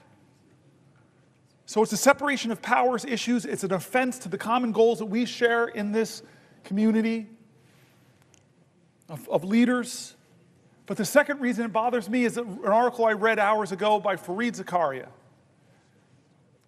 And he talked about what's happening to a nation that cuts so dramatically what is one of the best taxpayer investment dollars in biomedical sciences. If you're an investor, and I told you there's an investment that every dollar you invest, you would get $5 back for your economy, folks would be invested in that vehicle. Well, that's NIH funding. Every dollar you invest, who would cut a profit center? It's not just a profit center, though. The outcomes, the discoveries, could change the lives of people who are suffering in your nation and around the world. But he's attacking them. I read all these universities from around the country. This shows you how magnanimous I'm trying to be. I even read stories from USC. I'm sorry, rival. That all of these universities are cutting their postdocs, cutting their PhDs, cutting the lending, because they don't know, as Donald Trump threatens, the direct costs they're stopping. And Fareed Zakaria said so painfully to all Americans with Americans' pride, as we are doing that, China, who, when they had that Cultural Revolution, they first went after their universities. Now, modern China, their government is doing the opposite. They're trying to out-America us. They're massively increasing their investments in scientific research because they know if they get ahead of us on quantum computing, all of our subs can be located, and God knows what could happen. They could, any kind of cryptology they could break. They know if they get ahead of us on scientific research, the power and advantage it will give them, so they're doubling down. But what are we doing in America? We're tolerating a president that is cutting the funding that will predict who defines the future and what values will define those futures. Will they be democratic values, or will it be the values of the country that's competing with us to beat us, and right now we're giving them a head start? And then the final reason that question bothers me is because my father died of Parkinson's, and he had Parkinson's-related dementia. And I know what that's like. I know the pain families are enduring. I remember the time that my dad and my mom, we were in the movie theater, and my mother just shook my world. She was in Georgia. And so many people here in this room have had the same experience. We're in a movie theater, and my mom leans over to me and said, "You need to take your dad to the bathroom." I never imagined the years of my dad as a 2-year-old and 3-year-old taking me to the bathroom, that one day I'd have to take him. And so in this Atlanta movie theater, in the middle of a movie, which I was like, okay, it's time for me to do this ritual that so many families know. I pick my dad up, who's shuffling with his Parkinson's. I'm not seeing any light in his eyes that he's there. I'm just letting him hold me, and he's shuffling into the bathroom. And then we get to a public bathroom. His hands are shaking. He's standing in front of the urinal, and then I realize I got to unbuckle this man's pants. So many families know this, and my ego, I'm sorry, I was leaning over and I'm saying, wait a minute, I'm in a public bathroom, leaning over, I'm buckling another man's pants. Please, please, God, don't let somebody come in. And as if God heard my call, someone walked in. And I hear the person walk, and I'm like, just please keep walking. Go into a stall, please keep walking. And then suddenly I hear the feet walk past me and stop. And then the man turns around and says, "Oh my God, Cory Booker." And then I look up at my dad, and I see the clarity in his eyes. He is 100% there, and he's grinning and loving my mortified embarrassment. Alzheimer's is devastating so many American families who are watching the loved one of their lives diminish. And we're cutting funding. Donald Trump is cutting funding, democratically, bipartisanly approved. So forget the separation of powers. It's important. It's so important. If that doesn't get you, then maybe think about the competition with China. If that doesn't get you, if those two don't get you, America, think about the millions of Americans struggling with Alzheimer's, the struggles it does to those families. This is a moral moment, America. This is going to define the character of our country for years and years to come. Has the Senate called a hearing on your bipartisan funding, Senator? No. Have we done our oversight responsibility? Have we checked, as I read from the Federalist Papers, as our founders wanted us to do, is to check the executive, be the check at the executive that balances our governmental powers? No, we're not checking that executive. with Signalgate, I have heard from Republicans that serve in Congress, the 535 with us. I know other colleagues here have heard. They're mortified. You talked about that. Mortified about that. And again, this is not partisan. The Biden administration made foreign policy mistakes. Obama made foreign policy mistakes. Reagan, when I was growing up, I was hearing about the Iran-Contra scandal. So I'm not going to be one of those people that the pristine, perfect Democrats. We've made mistakes, we've made failings, we've let the public down. We have some reckoning in our own party that we're working on right now. But that doesn't say that you should just be one of these people that says, well, Biden did it. No, you should be a leader of character that says there's something wrong here, and in fact, it could point to real problems in the national security of our country. And the laws that we established. One of those laws is very simple. You're supposed to preserve records. How can a signal chain that disappears not be a violation of the law of this land? Is there a hearing on that? Head of the Intel Commission, not a hearing at all. Where are the checks and balances spelled out in the Constitution? We are derelicting our duties here in the Senate. We really are. And the consequences of that is the very national security of our country. How many times do you think this was the first time they created a signal chat? Or is this a pattern of practice? You're a really rational man. I keep looking at you, Mark. You're my leader on these issues. Or Jack Reed. No, this indicates a real problem, and the Senate, the United States Senate, should get to the bottom of it.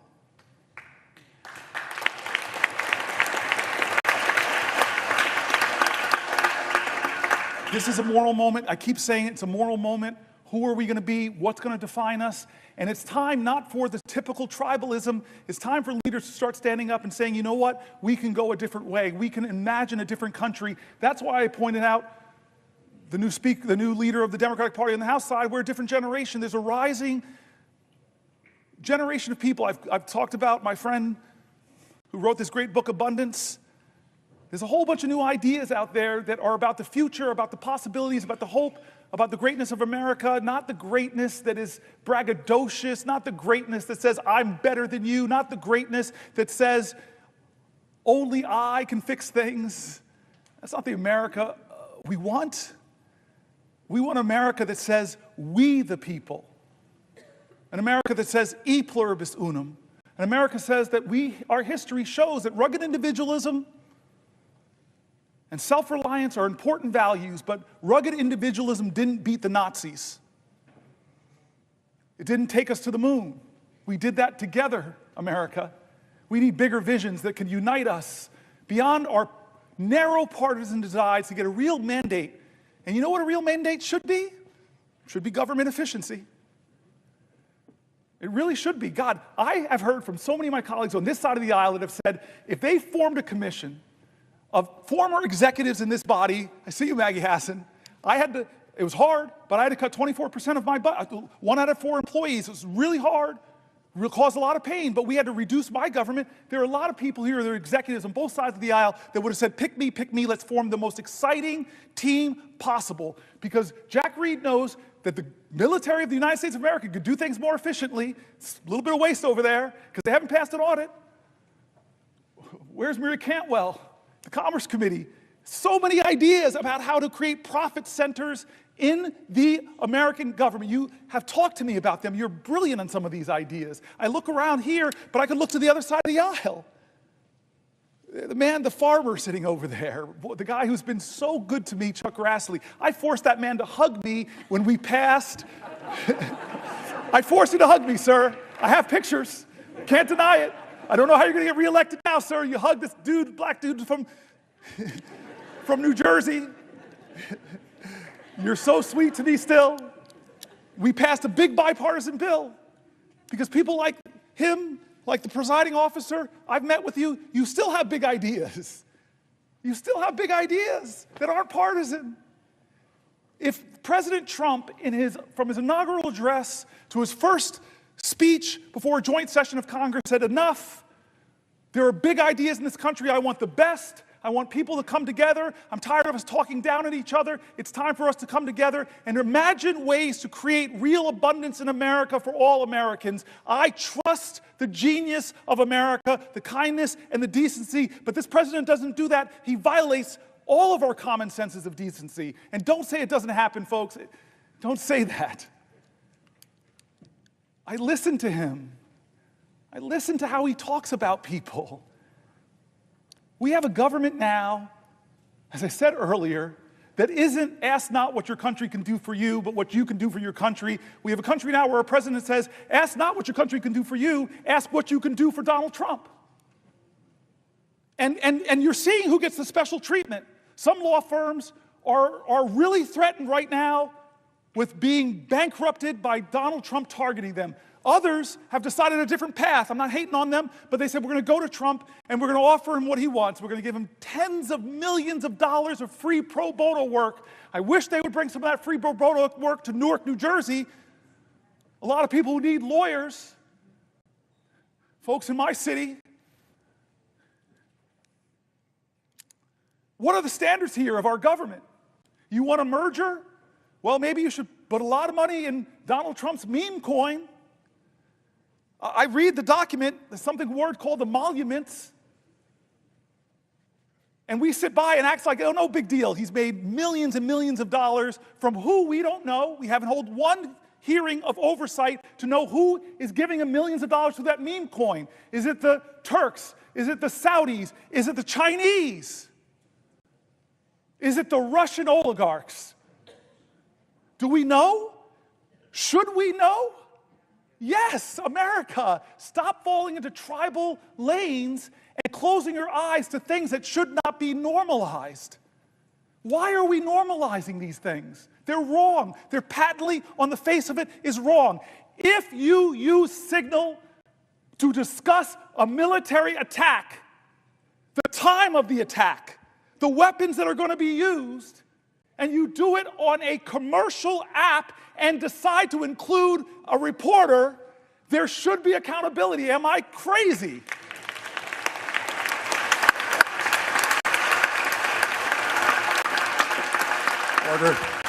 Order. Ladies and gentlemen, let me just remind you, expressions of approval and disapproval are not permitted by the gallery. Thank you. He was forced to say that. Look at you, defiant man.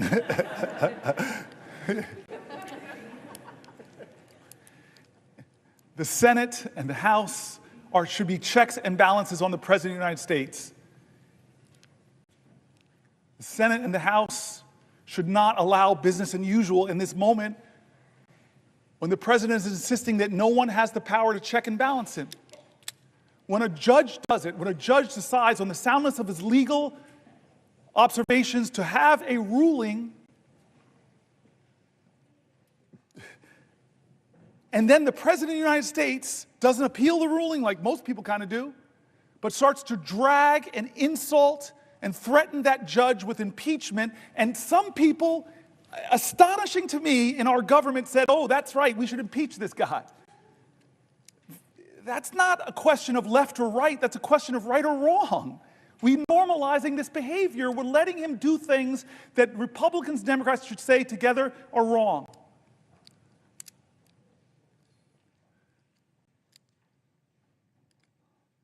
And so I want to say, I'm going to stop soon. Well, for a question? Oh, yes. God bless you. I will yield for a question while retaining the floor. Thank you. I want to start, before I get to my question, with just saying how proud I am, how proud we all are of you. And I think I'm old enough to remember Strom Thurmond's filibuster. I can remember being in high school and seeing the news every night and the reporters coming from the steps of the Capitol because they were filibustering the Civil Rights Bill. And what I'm proud of is that your focus on democracy and the opportunities that democracy opens up for all of our rights, in my mind, cancels out what Strom Thurmond did to prevent African Americans and others from getting the rights they deserve in this country. So I'm proud of that.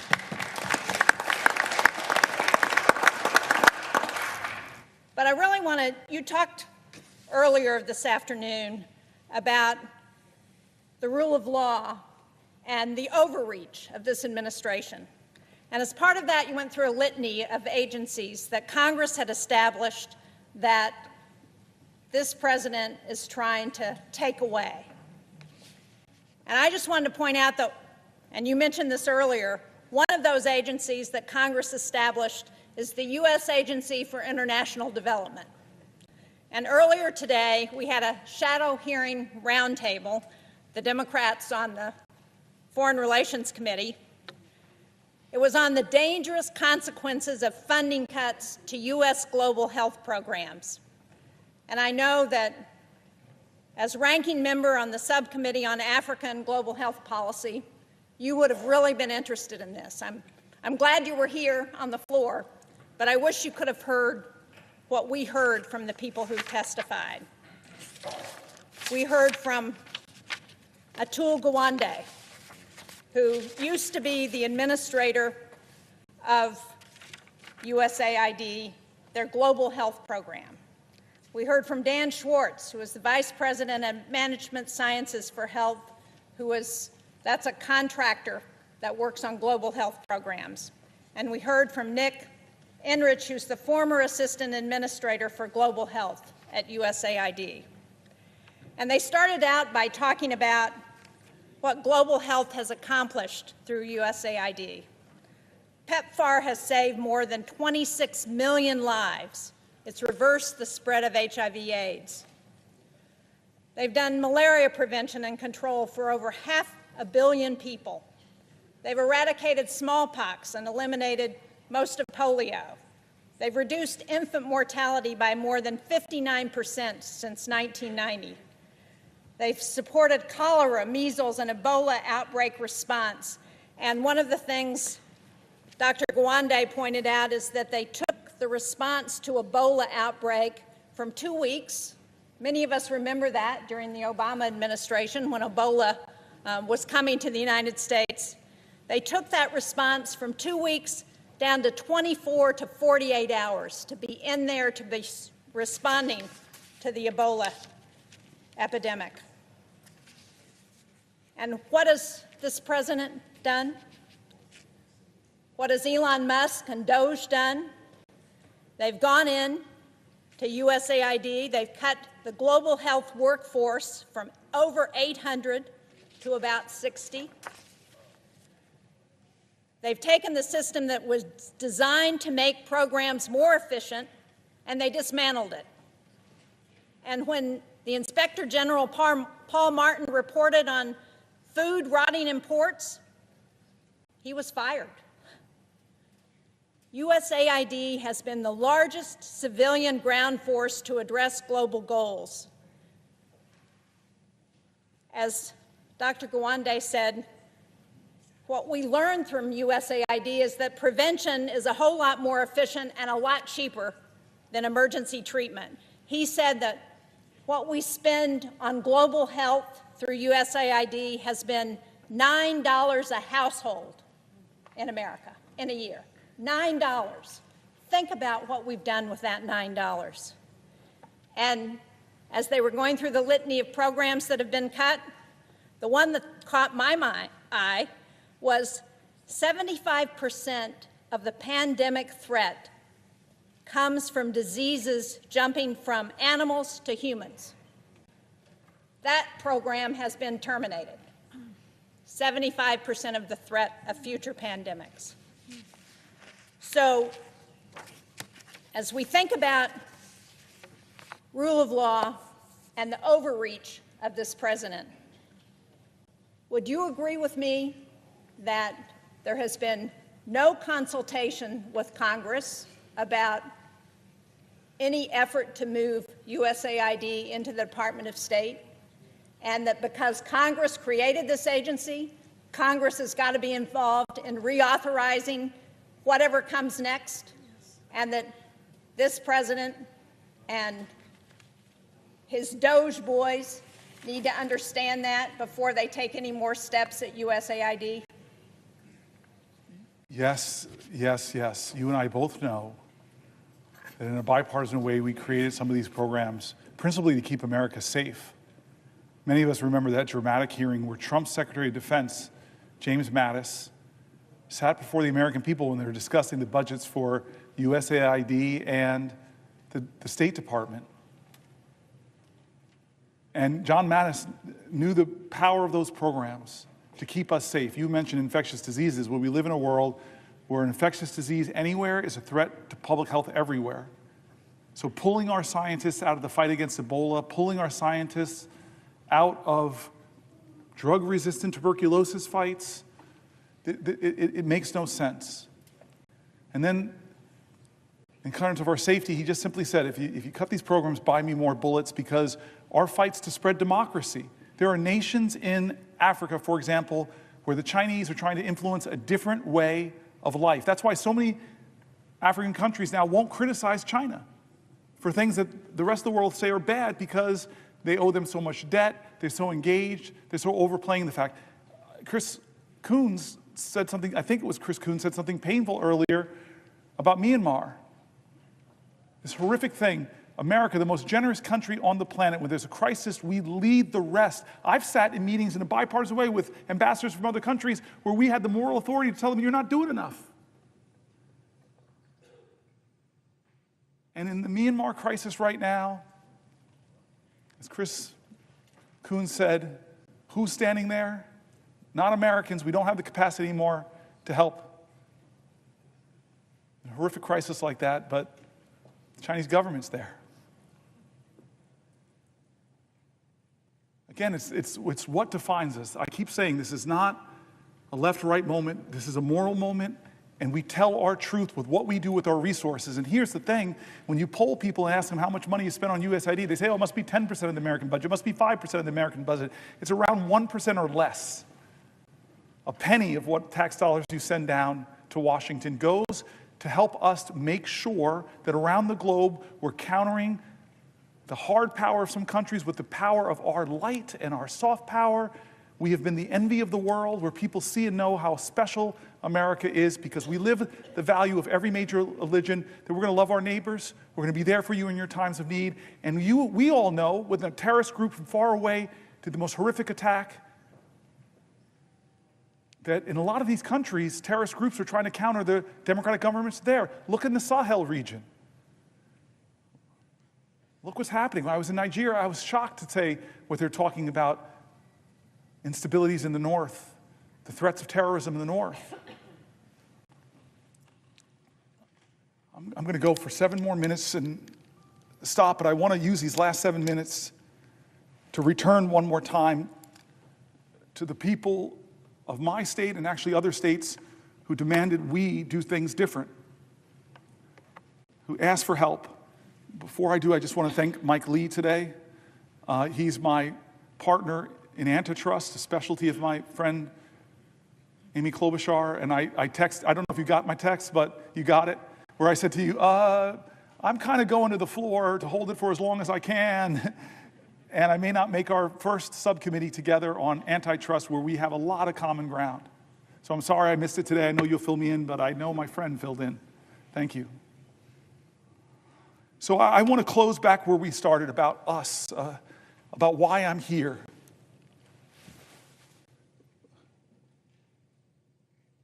I believe that there is an urgent crisis in our country that we are not talking about. It's not a left-right crisis, it's a right-wrong crisis. It's a moral moment, and again, in America, that's going to define our character, about who we are and what we stand for.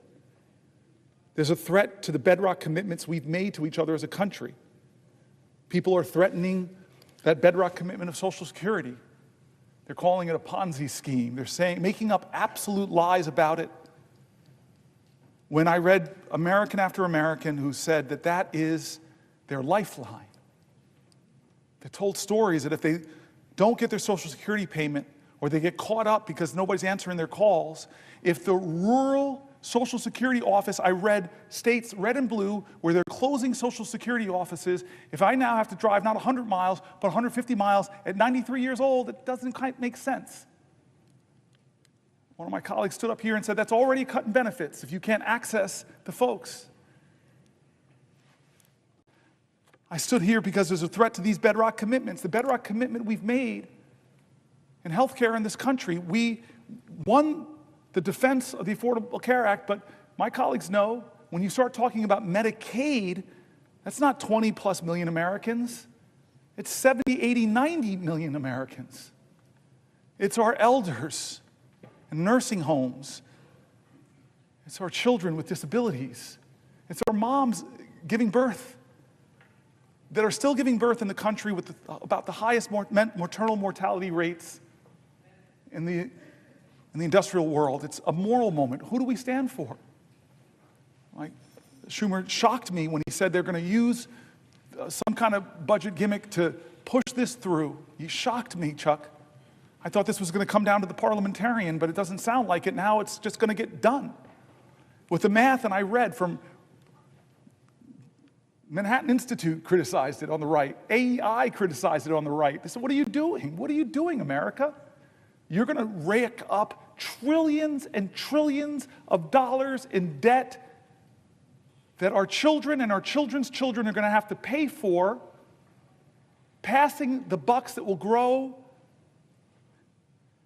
Are you doing that to help people get more access to health care, more access to retirement security, more access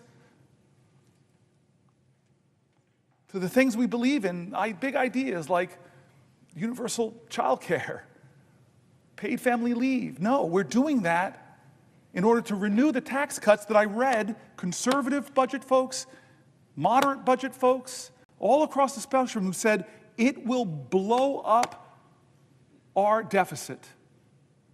And the benefits of those tax cuts, not all, let's not use hyperbole, but most will go to the richest people in our country who I promise you, I celebrate people who've brought their ingenuity and their expertise and their grit and their tireless work who've built wealth in this country. It should not be us versus them, but I'm telling you that those folks do not need another tax cut. And the corporations who came here, you all remembered, said we would like a 25% rate.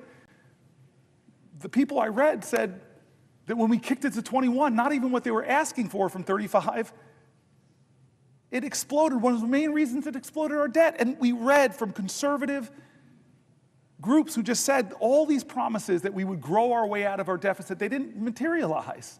All the promises that were made. Trump, for those who don't remember or weren't here when I read it, was going around telling folks that, oh, my tariffs, this is 2017, my tariffs, the money that I get, that will be what we could pay down the debt. The math that they did was that would account for about 1/750th of the debt at that time.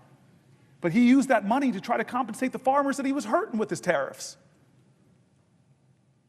This is a moral moment, and people are getting hurt, and people are afraid because of the threats to Medicaid cuts. There were people writing in and said $880 billion would devastate me, but even small cuts to services, my whole family, fragile architecture of our finances, if you just pull out the transportation money that my disabled child uses, that will crumble my financial world.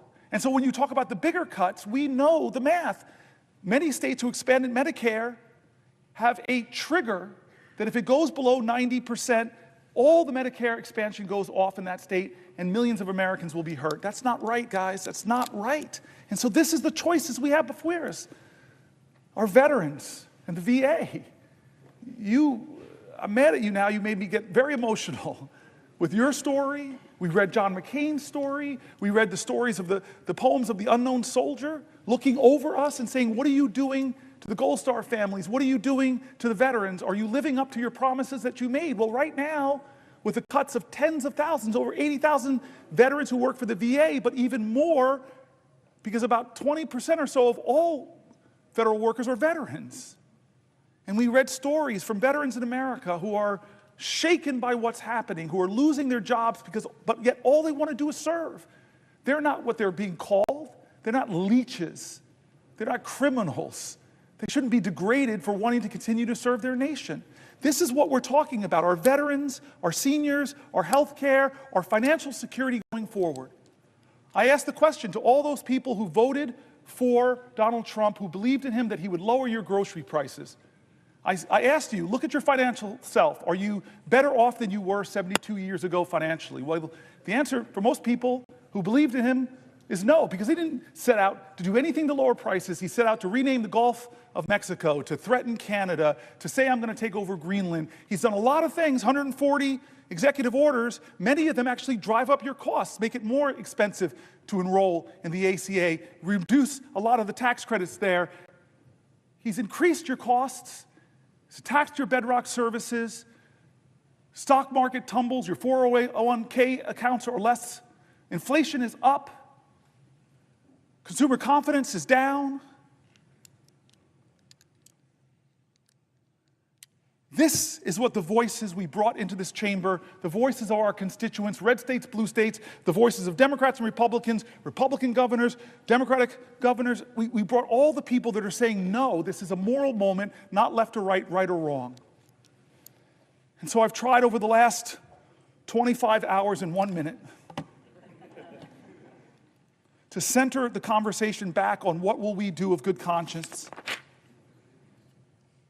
People who are saying, I serve this country, I risked my life, shouldn't be able to keep my job. People who are saying, this country once made itself the envy of the world because we invested in high quality education for every child. I don't like what's going on at the end of the Department of Education. People who are saying, I worked harder than I ever have, but the prices on everything in my life are getting higher.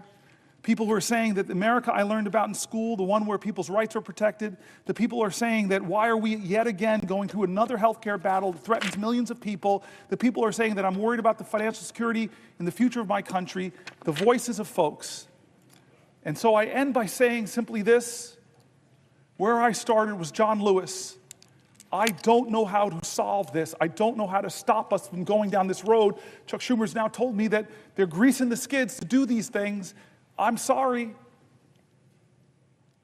but I know who does have the power. The people of the United States of America. The power of the people is greater than the people in power. It is time to heed the words of the man I began this whole thing with, John Lewis. I beg folks to take his example of his early days where he made himself determined to show his love for his country at a time the country didn't love him. To love this country so much, to be such a patriot that he endured beatings savagely on the Edmund Pettus Bridge, at lunch counters, on freedom rides. He said he had to do something. He would not normalize a moment like this. He would not just go along with business as usual. He wouldn't know how to solve it. But there's one thing that he would do that I hope we all can do that I think I did a little bit of tonight.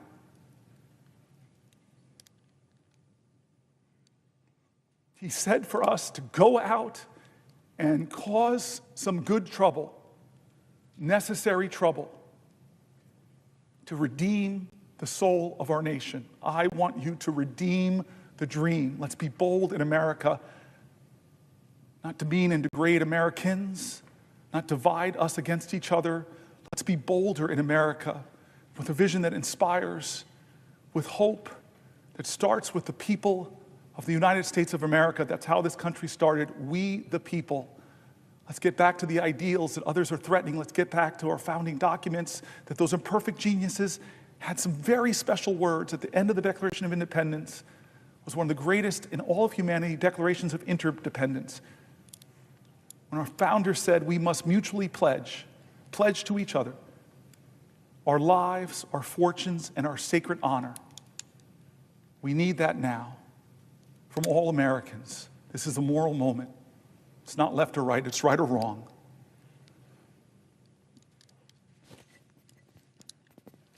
Let's get in good trouble. My friend, Madam President, I yield the floor.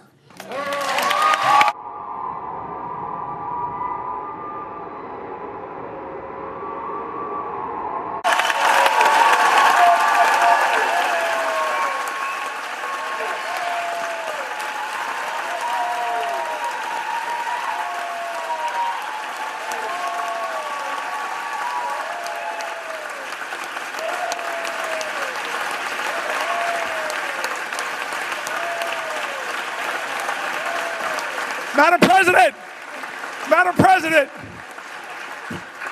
thank you to the pages, thank you to the parliamentarian staff, thank you to the clerks, thank you to the doorkeepers. There are so many people that make this place special. I kept you up all night, kept you up 24 hours. I just want to say thank you. Thank you, everybody.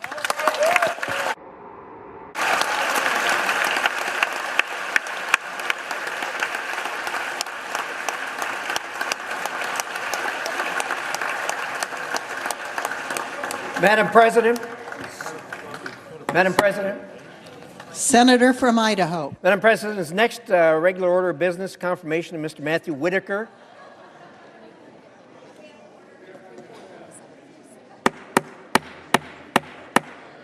Order in the Senate, please. Order in the galleries.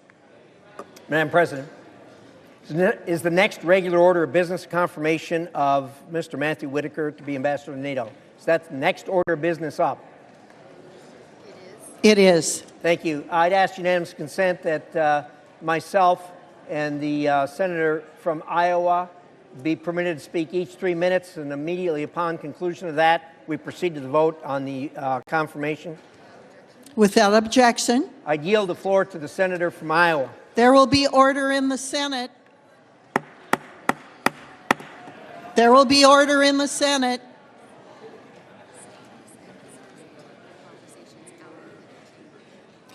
Senators and visitors will take their conversations out of the chamber.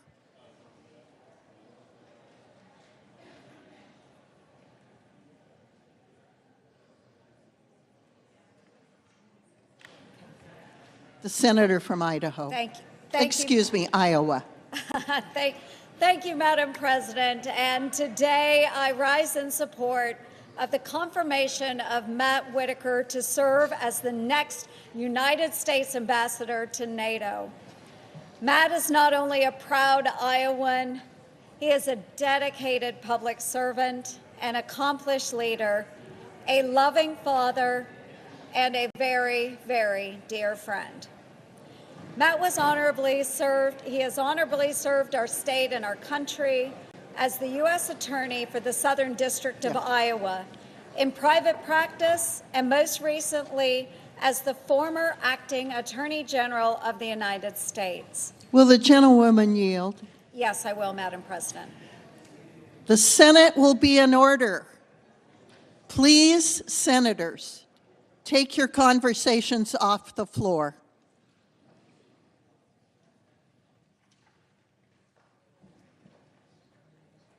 The gentlewoman from Iowa may proceed. Thank you, Madam President. Matt and I first crossed paths during the 2014 U.S. Senate primary in Iowa. What began as opponents in a race turned into a mutual respect and ultimately a strong friendship. Since 2014, Matt has supported me in countless ways, offering wise counsel and keen insight on the issues facing our state, nation, and our world today. While some may just brush it off as Iowa nice, I believe this is a clear demonstration of Matt's character. He's willing to put differences aside, strengthen relationships, and put our country over politics. Over the last few years, during exchanges with NATO allies, a consistent theme emerged: the need for American leadership, a willingness to speak hard truths and encourage our partners to step up. Matt's experience has prepared him for this aspect of the job. With decades of law enforcement experience and having served as Acting Attorney General, Matt has successfully collaborated across many organizations and jurisdictions. He understands the evolving threats our nation and our allies face, from terrorism to cyber warfare to transnational crime. His experiences navigating complex security challenges will make him an asset to NATO and a force for strengthening our alliances. Matt Whitaker is a principled leader with a proven track record. Under President Trump's peace through strength approach, I have no doubt that Matt will be an effective advocate for America's interests and a champion of our national strategy. I urge my colleagues to support his nomination. He is the right leader at the right time for this critical role. Thank you, Madam President. I yield to the gentleman from Idaho. Thank you, Madam President. I rise today in support of President Trump's nominee to be ambassador to NATO, Mr. Matthew Whitaker. First, the good news. NATO remains more than ever relevant to the security of the United States and to Europe. NATO is stronger today than it has ever been. Putin made a horrible mistake when he attacked Ukraine, thinking he would split NATO. He did not split NATO. He made it stronger. Indeed, we've added 2 additional nations to NATO, and Putin has picked up another 800 miles of border with NATO. Now the concern. Unfortunately, some NATO members have taken the alliance and America's support of it for granted. Our European allies have left the heavy financial lifting to us, and by many of their own admissions have not pulled their weight in defense spending. Dramatic investment from NATO members in our collective defense is absolutely necessary. Mr. Whitaker, as our next ambassador to NATO, will help President Trump preserve the fidelity, commitment, and integrity of NATO. He will encourage our allies to rise to meet the challenges of an increasingly dangerous world. And he will help our allies understand that this must be a true partnership. It's a tough job. I urge my colleagues to support Mr. Whitaker as he takes on this challenge as our next U.S. ambassador to NATO. And, Madam President, I ask the Senate execute the order of March 27th with respect to the Whitaker nomination. The clerk will report the nomination. Department of State Matthew Whitaker of Iowa to be United States Permanent Representative on the Council of the North Atlantic Treaty Organization. The question occurs on the nomination. Is there a sufficient second? There appears to be. The clerk will call the roll. Ms. Alsobrooks. Just a moment, please. Thank you. Thank you.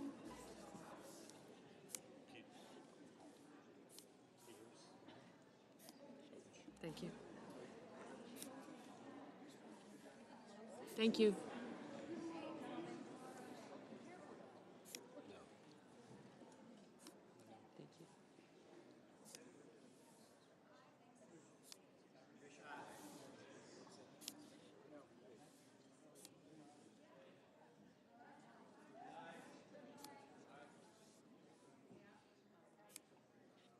Okay, gotcha.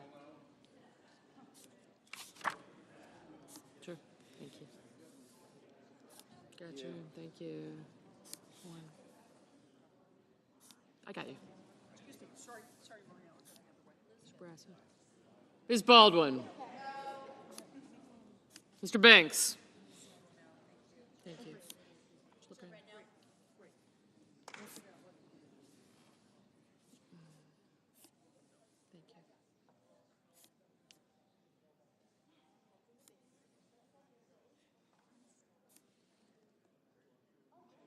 Yeah, I'll get him in a second.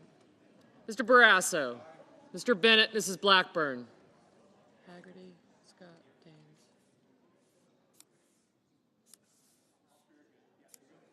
Rose, I got him. I've got other guys. Thank you.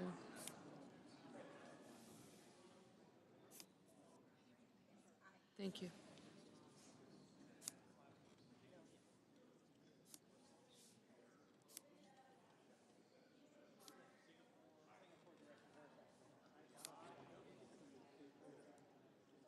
Mr. Blumenthal, Ms. Blunt-Rochester.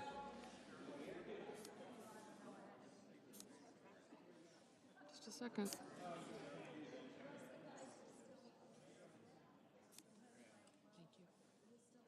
Thank you. You too.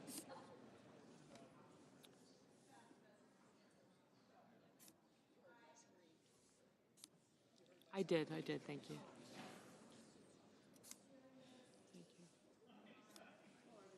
Mr. Booker, Mr. Bozeman, Mrs. Britt. Yes, for me. Thank you. Mr. Budd, Ms. Cantwell, Mrs. Capito, Mr. Cassidy, Ms. Collins, Mr. Coons, Mr. Cornyn, Ms. Cortez Masto, Mr. Cotton, Mr. Kramer, Mr. Crapo, Mr. Cruz,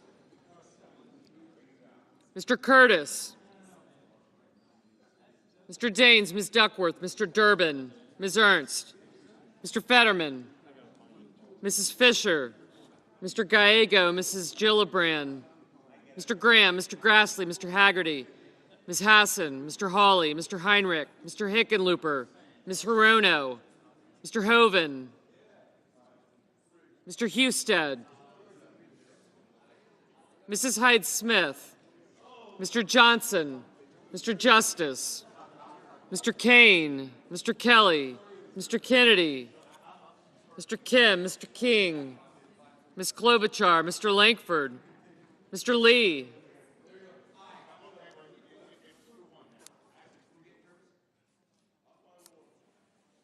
Mr. Lujan, Ms. Lummis, Mr. Markey,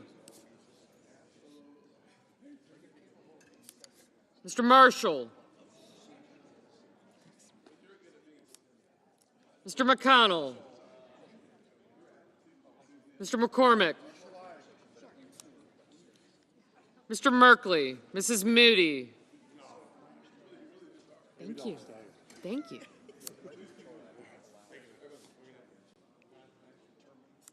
I got you. You guys picked out your evening.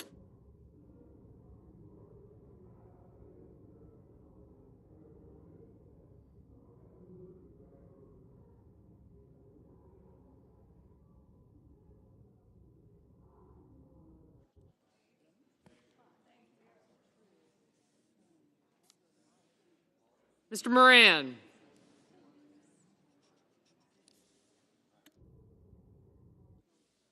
Mr. Marino, Mr. Mullen, Ms. Murkowski, Mr. Murphy, Mrs. Murray, Mr. Ossoff, Mr. Padilla, Mr. Paul, Mr. Peters, Mr. Reed, Mr. Ricketts, Mr. Risch, Ms. Rosen, Mr. Rounds, Mr. Sanders, Mr. Schatz, Mr. Schiff, Mr. Schmidt, Mr. Schumer, Mr. Scott of Florida, Mr. Scott of South Carolina, Mrs. Shaheen, Mr. Sheehy, Ms. Slotkin, Ms. Smith, Mr. Sullivan, Mr. Thune, Mr. Tillis, Mr. Tuberville, Mr. Van Hollen, Mr. Warner, Mr. Warnock, Ms. Warren, Mr. Welch, Mr. Whitehouse, Mr. Wicker, Mr. Wyden, Mr. Young.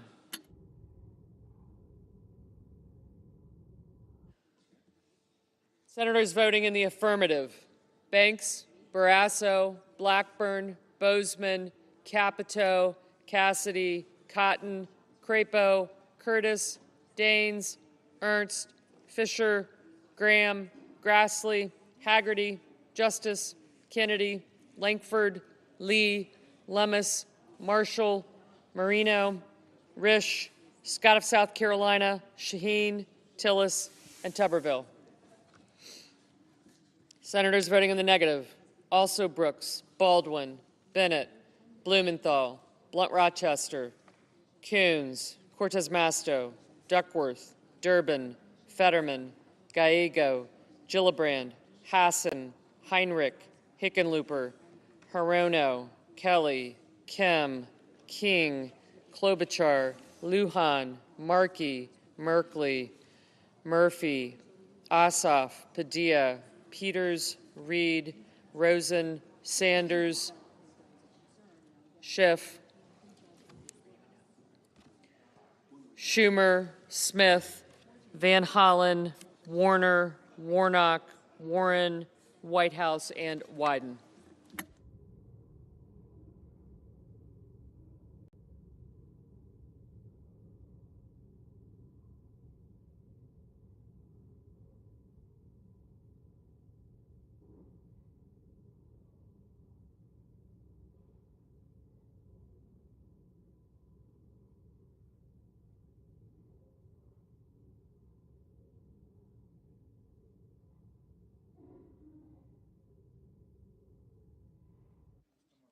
Mr. Scott of Florida, aye.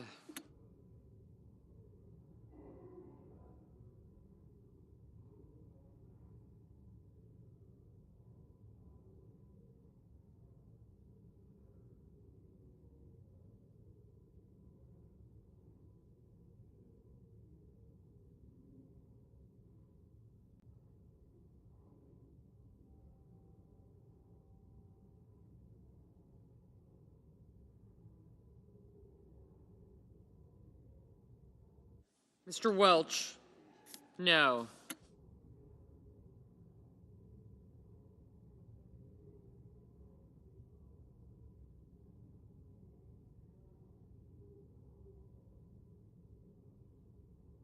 Ms. Murkowski, aye. Mr. Kramer, aye.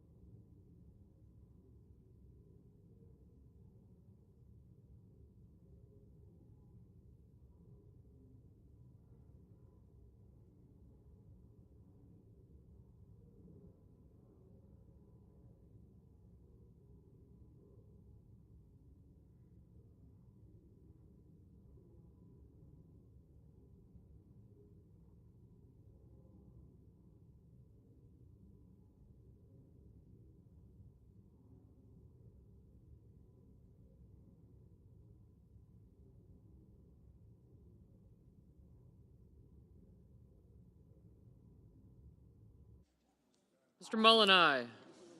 Mr. Wicker, aye.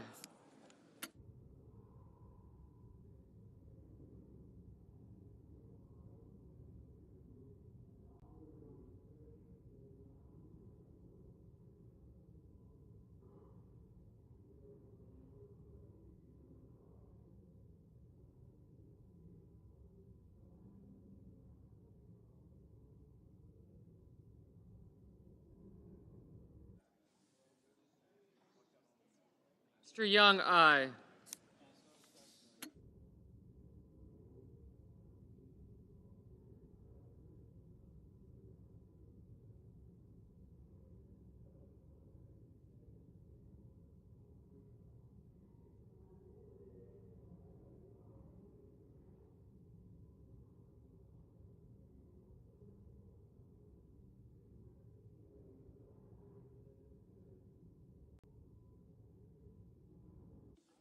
Mr. Kane, no.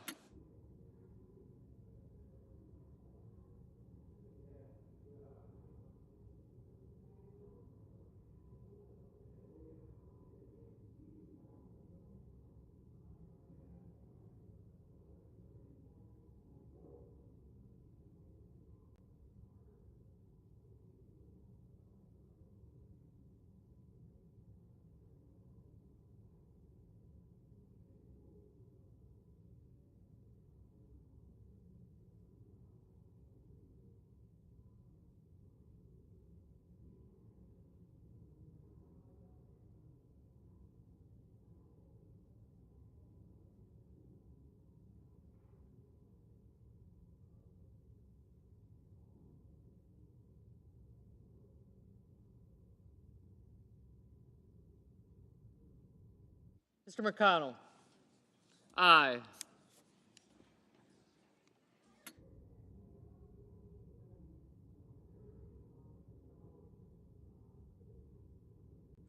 Mrs. Britt, aye. Mr. Sullivan, aye.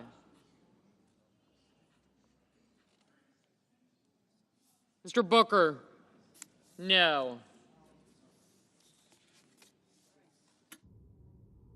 Ms. Slotkin, no.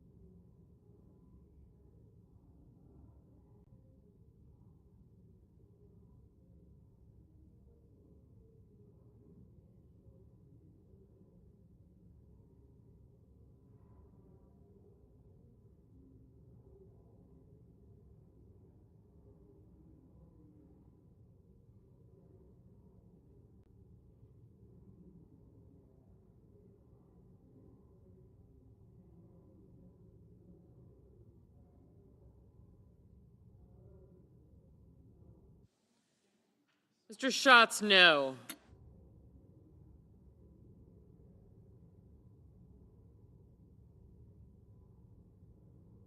Mr. McCormick, aye.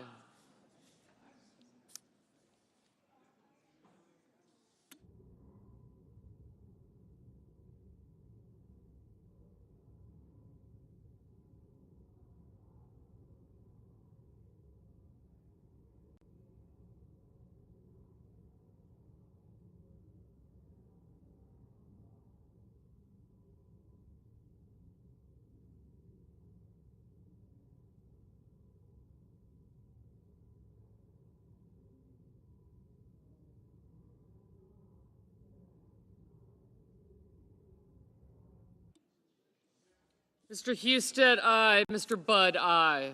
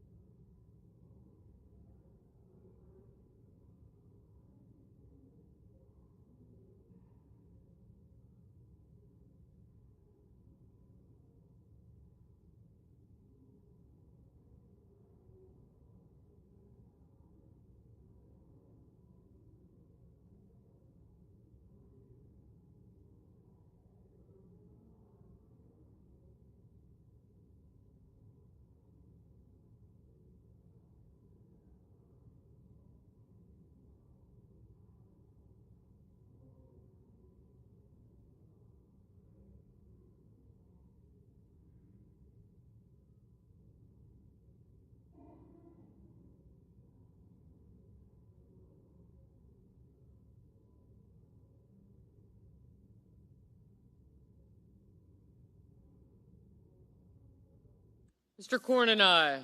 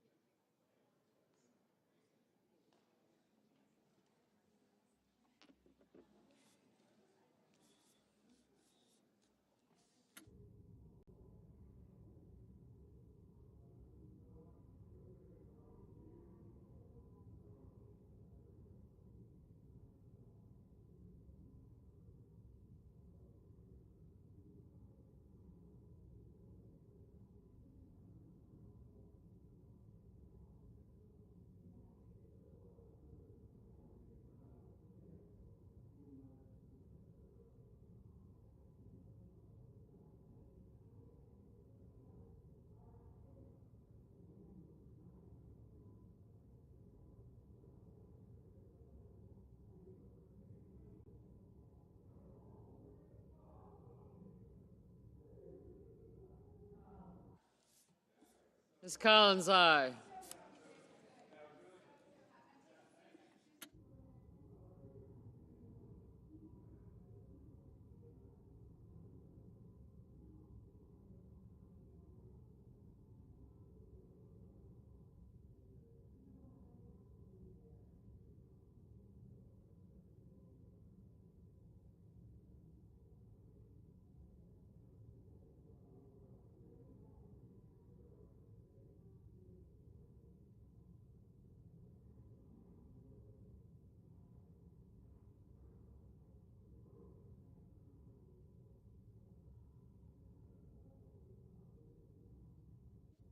Mr. Johnson, aye.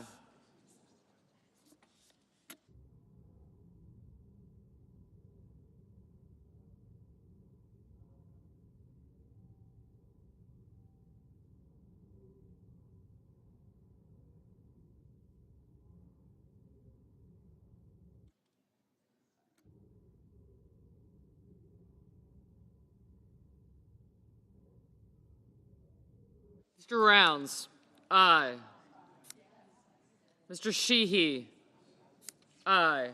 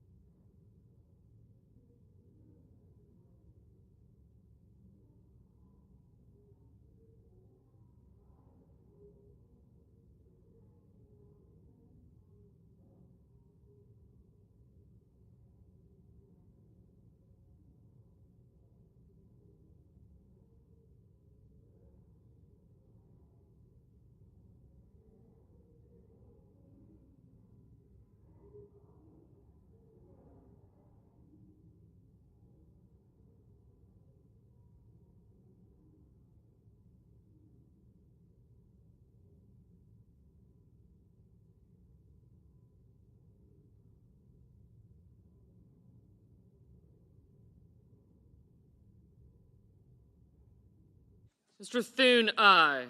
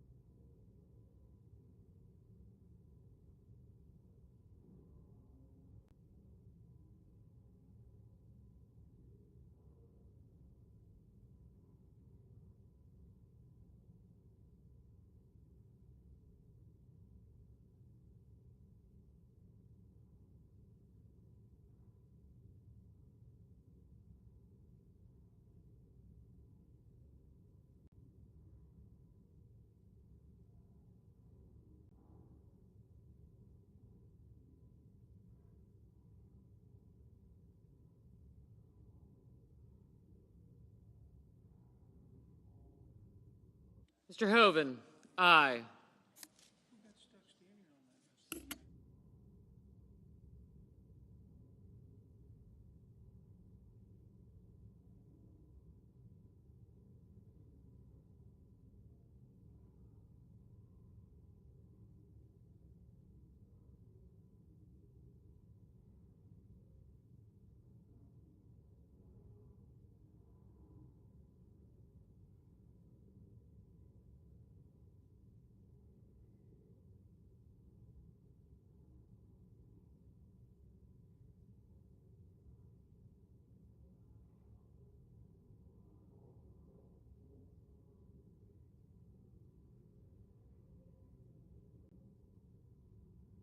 Mrs. Moody, aye.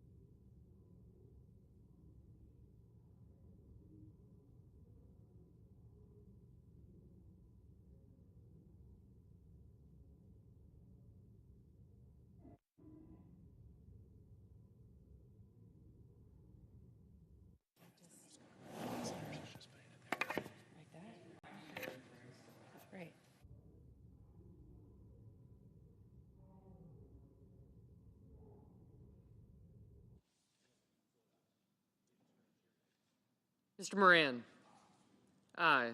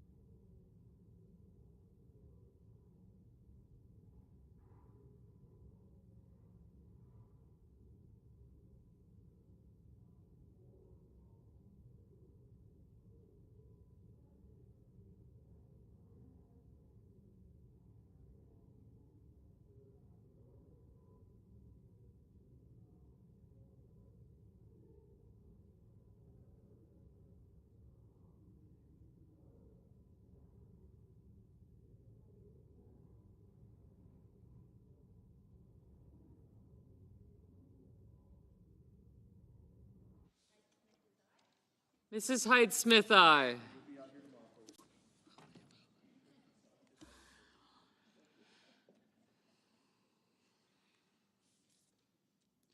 Is Cantwell coming back?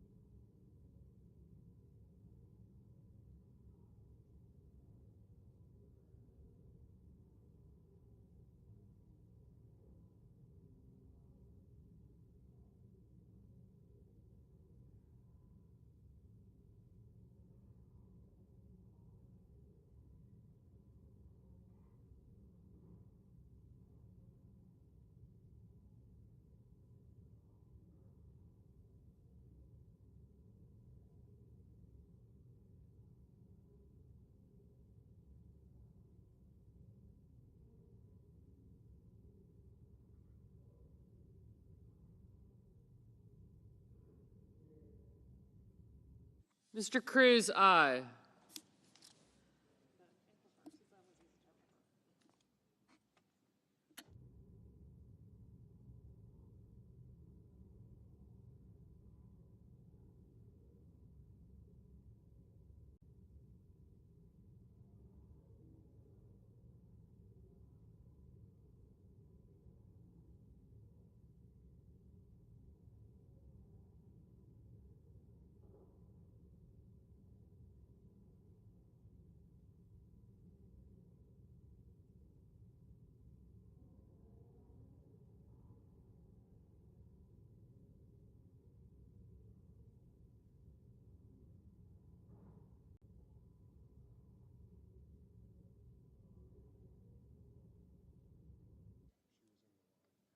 Ms. Cantwell, no.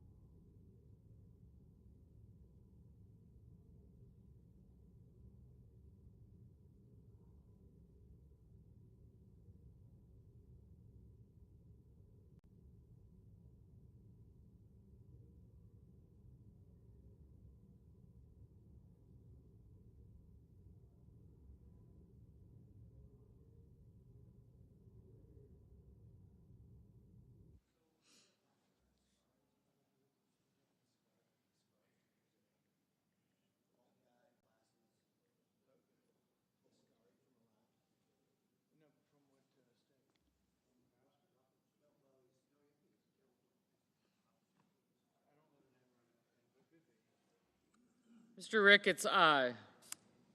Yes. Mr. Paul, aye.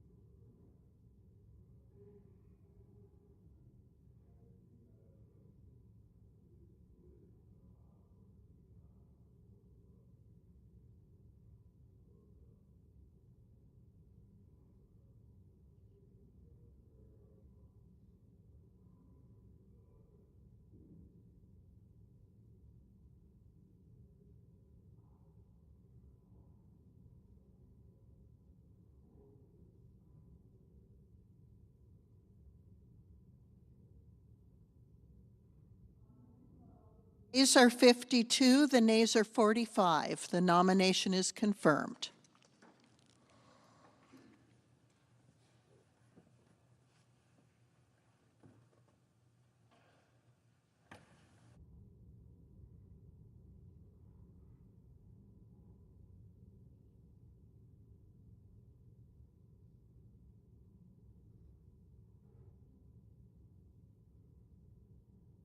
Madam President.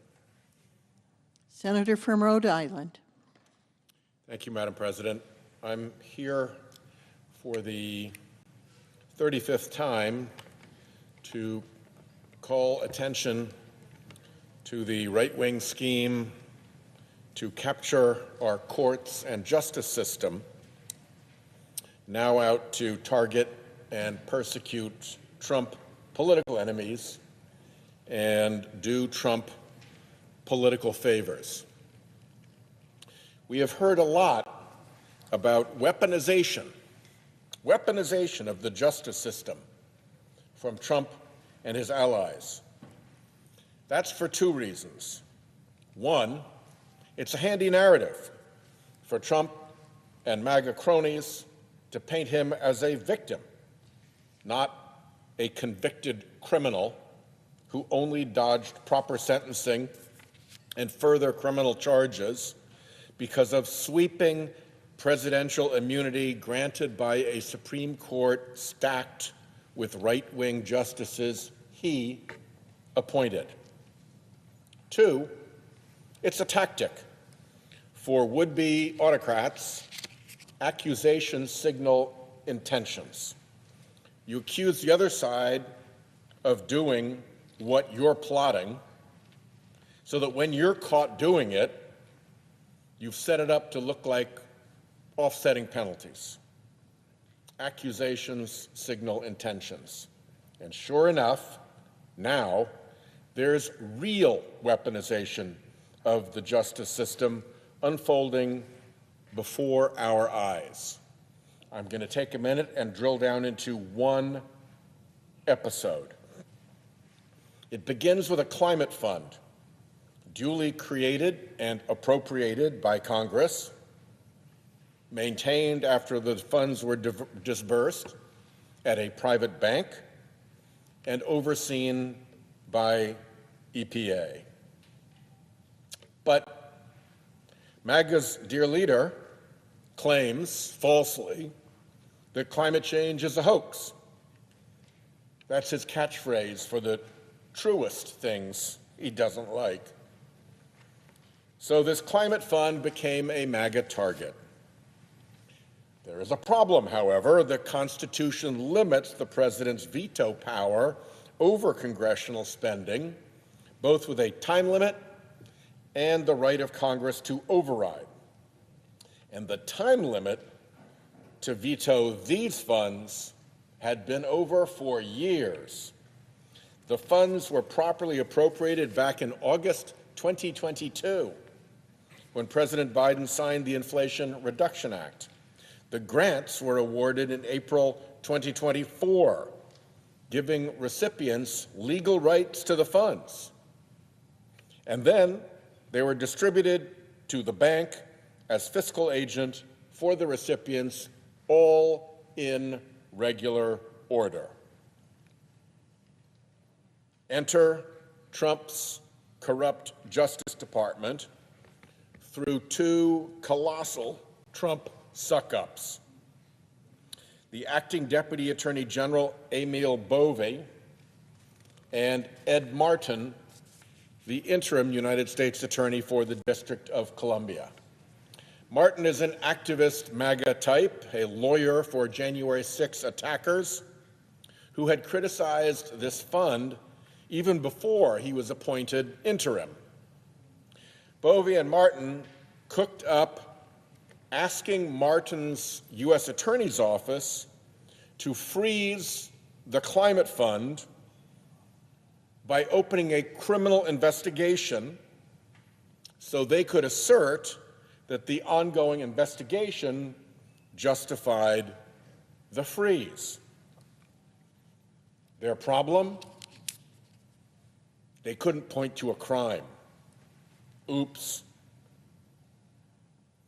The career criminal division chief, an experienced veteran prosecutor at the U.S. Attorney's Office, pointed out that launching a criminal investigation without evidence of a crime, what prosecutors call predication, is a violation of prosecutorial ethics and Department of Justice policy. That warning from the career prosecutors to MAGA Martin, that's red flag 1. But the MAGA U.S. attorney didn't listen to that warning from his career staff. Instead, he demanded that the career criminal chief resign. He forced her out. Well, that's another big red flag. Red flag 2. With the criminal division chief out of the way, Martin still couldn't find one staff prosecutor in his office to pursue the matter. Now, you remember in the Nixon Saturday Night Massacre, they had to fire all the way down to Robert Bork, who became notorious for ultimately doing the dirty deed for Nixon. But here, no Bork, no prosecutor would sign from this big federal prosecution office. That's red flag 3. Martin then proceeded in his own name alone. That's red flag 4. As a former U.S. attorney, I can assure you there is almost always a career attorney's signature on every pleading filed. And bear in mind that Martin is not some rare legal whiz. He'd never spent a single day as a federal prosecutor before he got this gig. And here he was, fumbling around by his lone MAGA self. So no surprise when Martin presented his request to the federal magistrate judge, the judge denied the petition. That's red flag 5. And it's a massive, flapping red flag to anyone who has served in a U.S. attorney's office. Federal prosecutors never want this to happen. So they triple check and backstop every application to ensure that they are ironclad. In my U.S. attorney's office, a federal judge shooting down one of our warrant applications would have set off internal reviews. That should be what's known in the medical field as a never event. It's a shocker, particularly with the U.S. attorney presenting the petition in person. Even that series of disasters didn't stop this scheme. Somebody started shopping the case to other U.S. attorneys' offices, hoping that some other office would try again in a different district. Well, shopping a case around U.S. attorneys' offices after the matter has been shot down in court, that's red flag 6. It seems that no other U.S. attorney's office has been willing to go before any court with this hot mess, but somehow a federal prosecutor down in Florida ordered Washington-based FBI agents to start questioning EPA employees about the grant program. Well, we're going to find out more about that. But meanwhile, in a related case, a different federal judge blew up the EPA administrator's administrative effort under Trump's executive orders to freeze these funds. and they defended the freeze with the same pretext, that there was fraud that needed to be prevented. Well, the judge asked, tell me about the fraud. Show me some evidence. There was none. The judge noted in her decision that for all the big talk, the administration could produce, her words, no evidence to support that claim. So a second federal judge shoots down the scheme. We're up to red flag 7. Compounding this prosecutive fiasco, both Martin and EPA Administrator Zeldin unleashed a barrage of public comments, flooding the information zone with public accusations of fraud. The same accusations of fraud that the career U.S. Attorney staff rejected and the magistrate judge determined to be unfounded, and the judge said DOJ and EPA had offered no evidence to support. Well, that's a problem. Unfounded accusations of fraud are what lawyers call defamatory per se, and derogatory public comments about the subject of an investigation is trouble under multiple Department of Justice policies. The administration officials' public comments were out of bounds. I've been a U.S. attorney. You don't get to do that. Discovery in civil litigation will likely ultimately reveal the depths of the misconduct, the potentially unlawful motive, and their potential liability for their misconduct. We are not at the end of this yet. But what we see is real weaponization, not MAGA phony claims of weaponization, part of a political propaganda campaign to excuse the criminality of the dear leader. Here, all these red flags of actual weaponization are flying. Internal warnings that the case had no merit, removing officials for disagreement, proceeding without a career attorney, getting shot down by a magistrate judge, case shopping after the disaster, hunting for FBI agents to harass career civil servants for managing properly congressionally appropriated funding, making derogatory public comments, and all without evidence. Compare that to the federal criminal cases against Trump. There's no record of internal warnings being ignored that the cases had no merit. There's no removing of officials for disagreeing with the case. No pleading was ever filed without a career attorney signing, just signed by a politico. No application was ever shot down by a judge. Indeed, the Mar-a-Lago warrants were judicially approved. Despite very aggressive lawyering for Trump, no finding of a prosecutor's violation of department policy was turned up. No matter had to be case shopped to other districts after falling apart in one district. No harassment by FBI agents with no court pleading to back them up.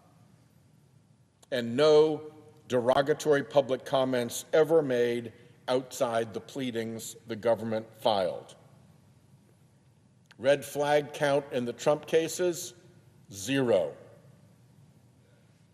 Red flag count in this sorry episode, 7. if Trump's corrupt DOJ will go through all of this just to grab properly appropriated climate funds, imagine what they're capable of with really bad stuff. We are in store for lots more actual weaponization in the coming months and years under this corrupt administration. So, easy for me to say that this will be continued. I yield the floor.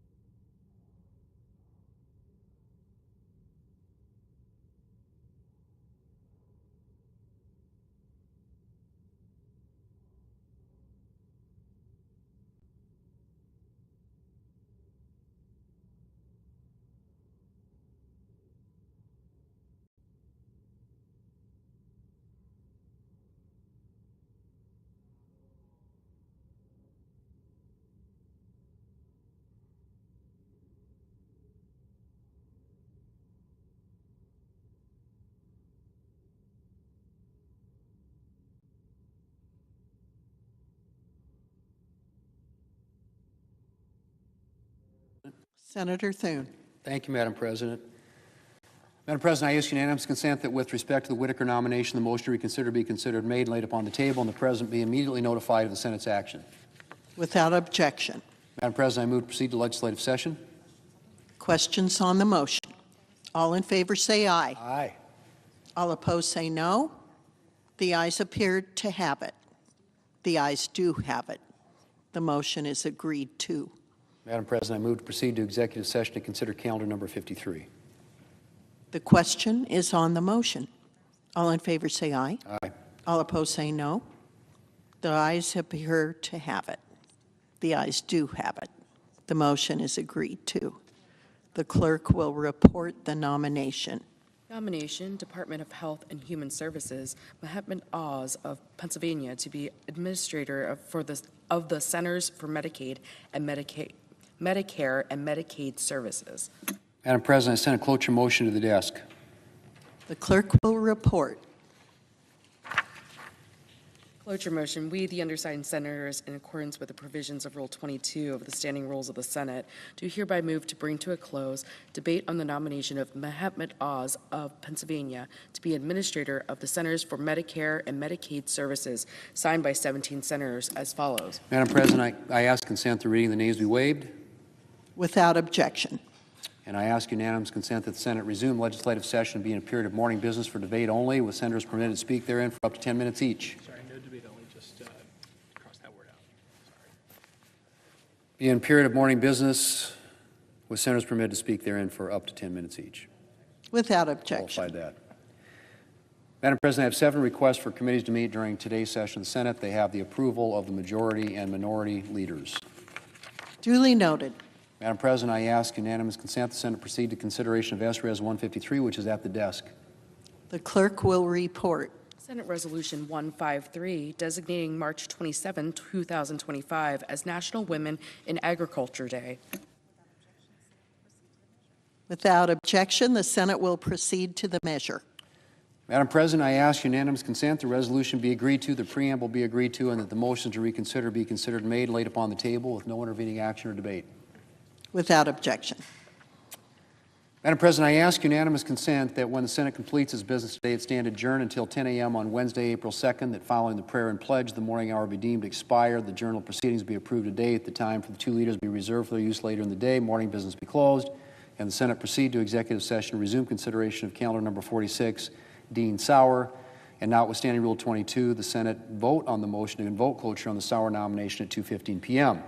Further, following the cloture vote on the Sauer nomination, the Senate vote on cloture on executive calendar number 47, Harmeet Dillon. Finally, if cloture is invoked on the Sauer and Dillon nominations at the time to be determined by the majority leader in consultation with the Democratic leader during Wednesday's session of the Senate vote on confirmation of the nominations. Finally, if any nominations are confirmed during Wednesday's session, the motion to reconsider be considered made and laid upon the table, and the President be immediately notified of the Senate's action. Without objection. Madam President, if there's no further business to come before the Senate, I ask that it stand adjourned under the previous order. The Senate stands adjourned until 10 a.m. tomorrow.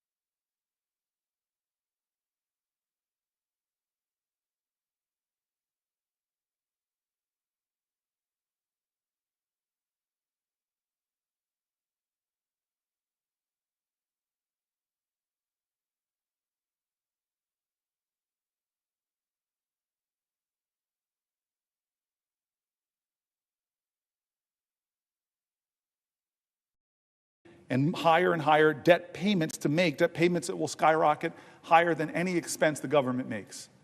We are literally about to see something go through reconciliation that threatens to sacrifice our children's future so that the richest of the rich can get richer.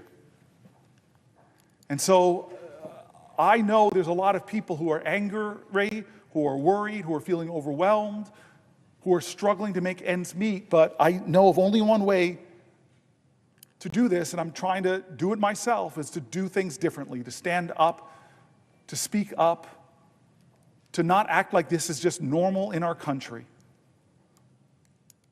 There's not a president from Eisenhower to Reagan to Bush on the Republican side that could ever imagine a day where in a UN vote we side with Russia and China against the Western democracies that we saved in World War II, that we stormed beaches of Normandy for,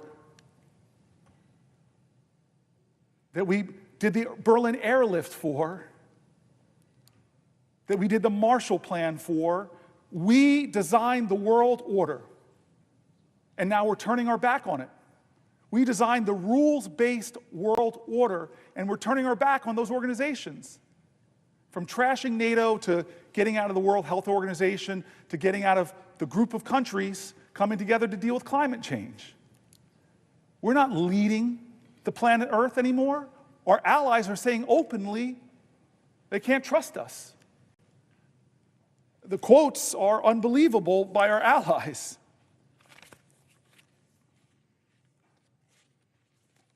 Generations of Americans all know one thing: Russia is our adversary. This principle was reinforced after Russia's brutal, unprovoked invasion of Ukraine in February of 2022.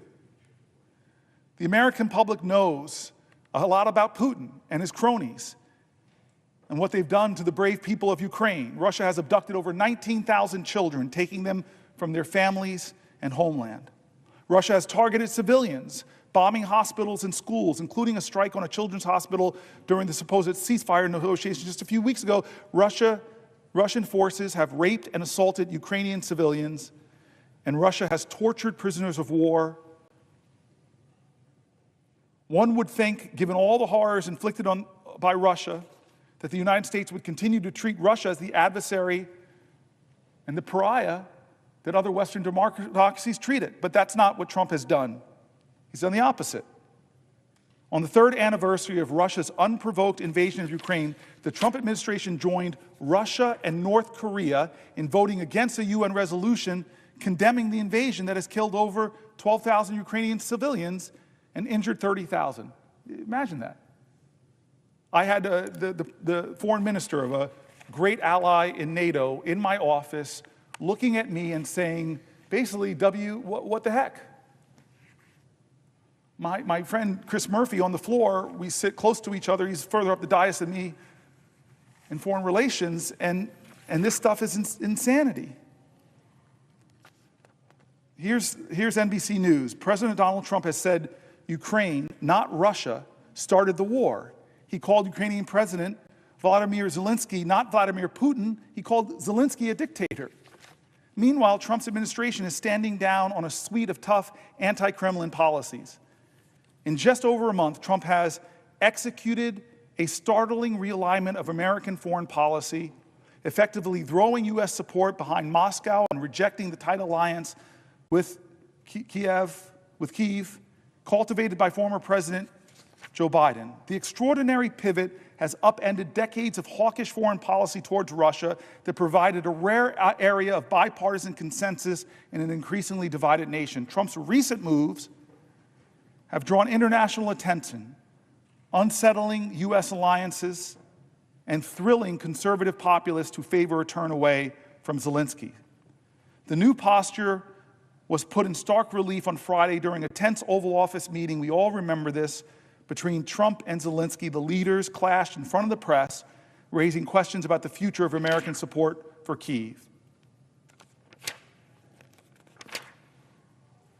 Alliances and partners around the world are our biggest strength against any U.S. adversary or competitor, from China to Russia to Iran to North Korea. We are the strongest nation on the planet Earth but our strength is multiplied and magnified when we stand in alliance with those nations that share our values and are bonded to us and are committed to us. In fact, the only time Article 5 in the United Nations, that article that says that if one person in NATO is attacked, everyone is attacked, and they all join together, that one time it happened was 9/11, when our NATO allies stood up with America. And so look at NATO. It's been the bedrock of the international order for 80 years. It was created in 1949 by 12 countries, including the United States, to provide collective security. And in many ways, it provides collective security against the Soviet Union. Since then, 20 more countries have joined NATO through 10 rounds of enlargement, bringing the total number of NATO countries to 32. The most recent additions were Sweden in 2024 and Finland in 2023, who applied to join NATO in 2022 after Russia invaded Ukraine, because those countries are realizing that the authoritarian dictator that Putin is, who threatens his smaller neighbors, those other nations have realized they should be standing with NATO. That we have a principle of collective defense, as I said, enshrined in Article 5 of the North Atlantic Treaty. Collective defense means an attack on one ally is considered an attack against all allies. A strong NATO has made America safer and stronger and more prosperous. My colleagues on both sides of the aisle have recognized this. I've been in this body for 12 years. I've been told by people who I've learned from about foreign policy when I came here as a mayor and leaned on people like Chris Coons and leaned on people like Chris Murphy, leaned on people like John McCain, leaned on people like Lindsey Graham, leaned on people like Senator Rubio. He helped pass a law that enshrined congressional action before the president can withdraw from NATO. That law passed with overwhelming bipartisan support. 87 senators voted yes. Senator Rubio, now Secretary of State, said, and I quote, "NATO serves as an essential military alliance that protects shared national interests and enhances America's international presence. Any decision to leave the alliance should be rigorously debated and considered by the U.S. Congress with the input of the American people." 2 weeks ago, though, on March 19th in 2025, in response to news that the Pentagon may give up the role of supreme allied commander in Europe, a position held by an American general since the NATO alliance was formed in 1949, Republican Senator Wicker and Representative Rogers signaled their oppositions in an extraordinarily joint statement warning to Donald Trump that change would, quote, risk undermining American deterrence around the globe. I want to read some of the comments of NATO partners about the damage that has been done in just the last 71 days of Trump's leadership in upending the world order that has helped to keep America strong and stronger and safer and more prosperous. The EU's top diplomat said the free world needs a new leader. Think about that. Think about that. The EU's top diplomat has said in response to Donald Trump that now the free world needs a new leader. Every president of my lifetime was seen as the leader of the free world, and now the rest of the free world, its top diplomat is saying it's time for that to change. The new German chancellor said, "My absolute priority will be to strengthen Europe as quickly as possible so that step by step we can really achieve independence from the USA."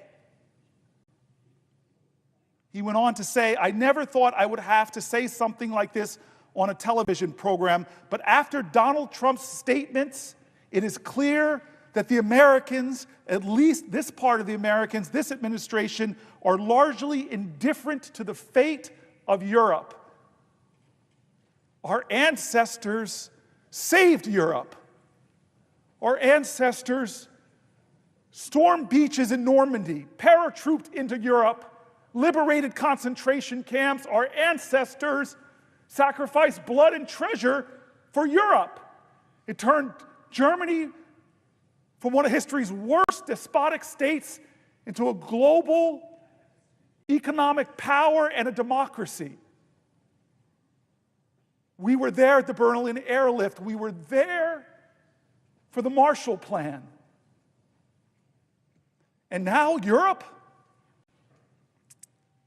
is saying it is clear that the Americas, at least that part of the Americas, this administration, are largely indifferent to the fate of Europe. That is not true. That is not true. And as long as I have breath in my body and blood in my veins, I will join with the other people on both sides of the aisle. God bless you, Roger Wicker, for standing with the understanding that America is the strongest nation in the world, but our strength is multiplied and magnified when we stand with our allies from Germany to Japan, from Australia to Iceland, that when our country stands up, we don't bully our neighbors like Canada, we don't threaten our allies like Iceland, like Greenland, we don't threaten smaller, weaker nations like Panama, we don't upend the world order. Donald Trump does not speak for me.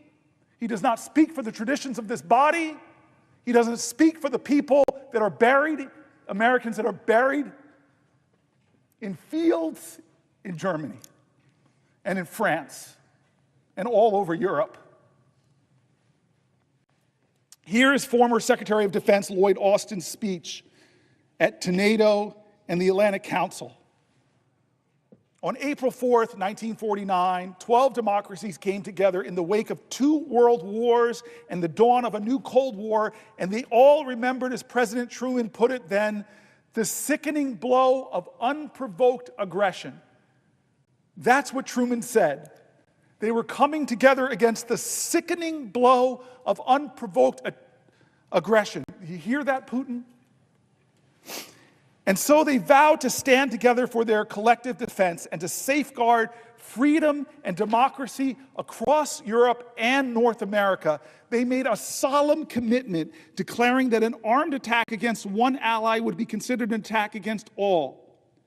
Now, that commitment was enshrined in Article 5 of the North Atlantic Treaty. It was the foundation of what NATO, of NATO, and it still is. And on that bedrock, we have built the strongest and most successful defense alliance in all of human history, and I'll say one of the most prosperous blocks of democratic countries.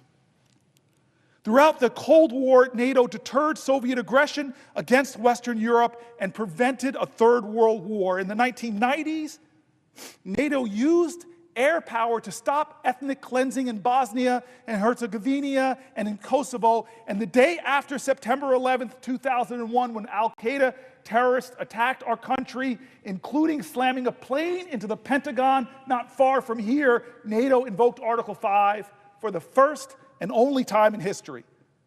Will the senator yield for a question?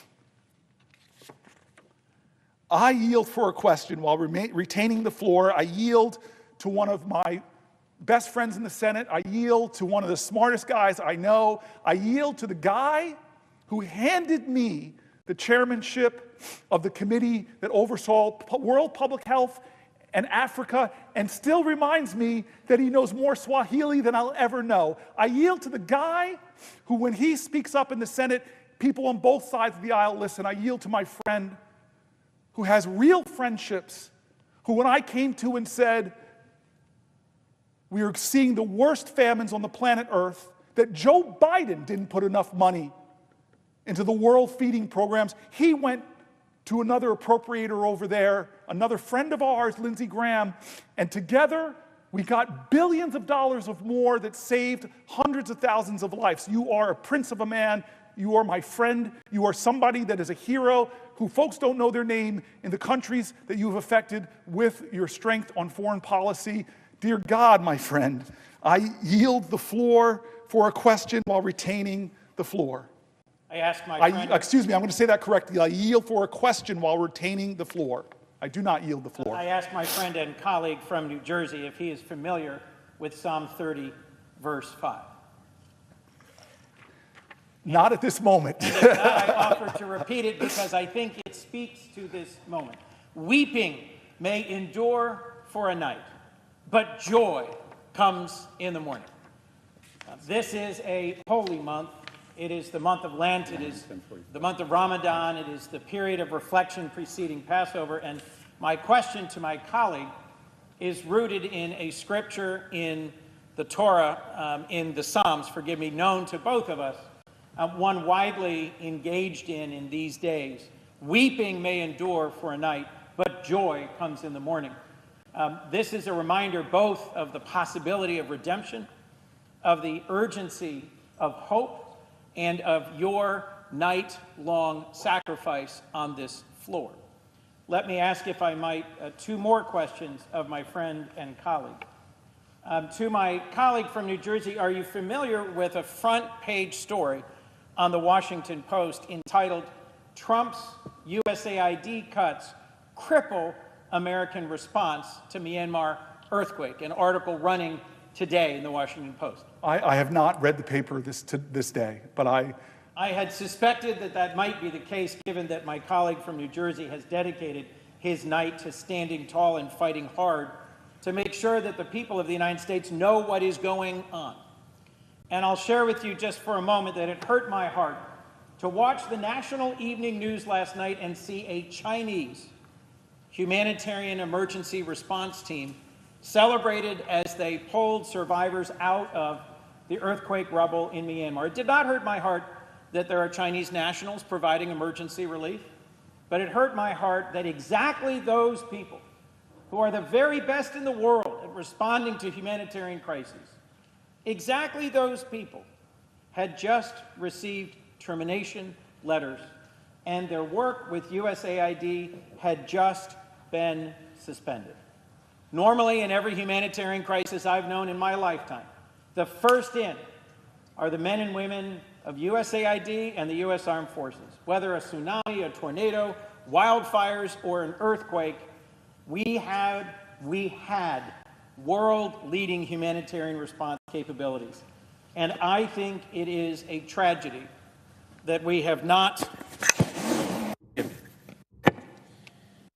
I think it is a tragedy, and it is reflected in both this article that I've asked my colleague about and in the response of the world, that we have created an enormous opening for the PRC to come in and do what we previously did so well.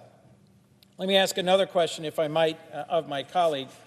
Are you familiar with what has just happened to food banks all over our nation in terms of an announcement about impending deliveries of badly needed surplus food?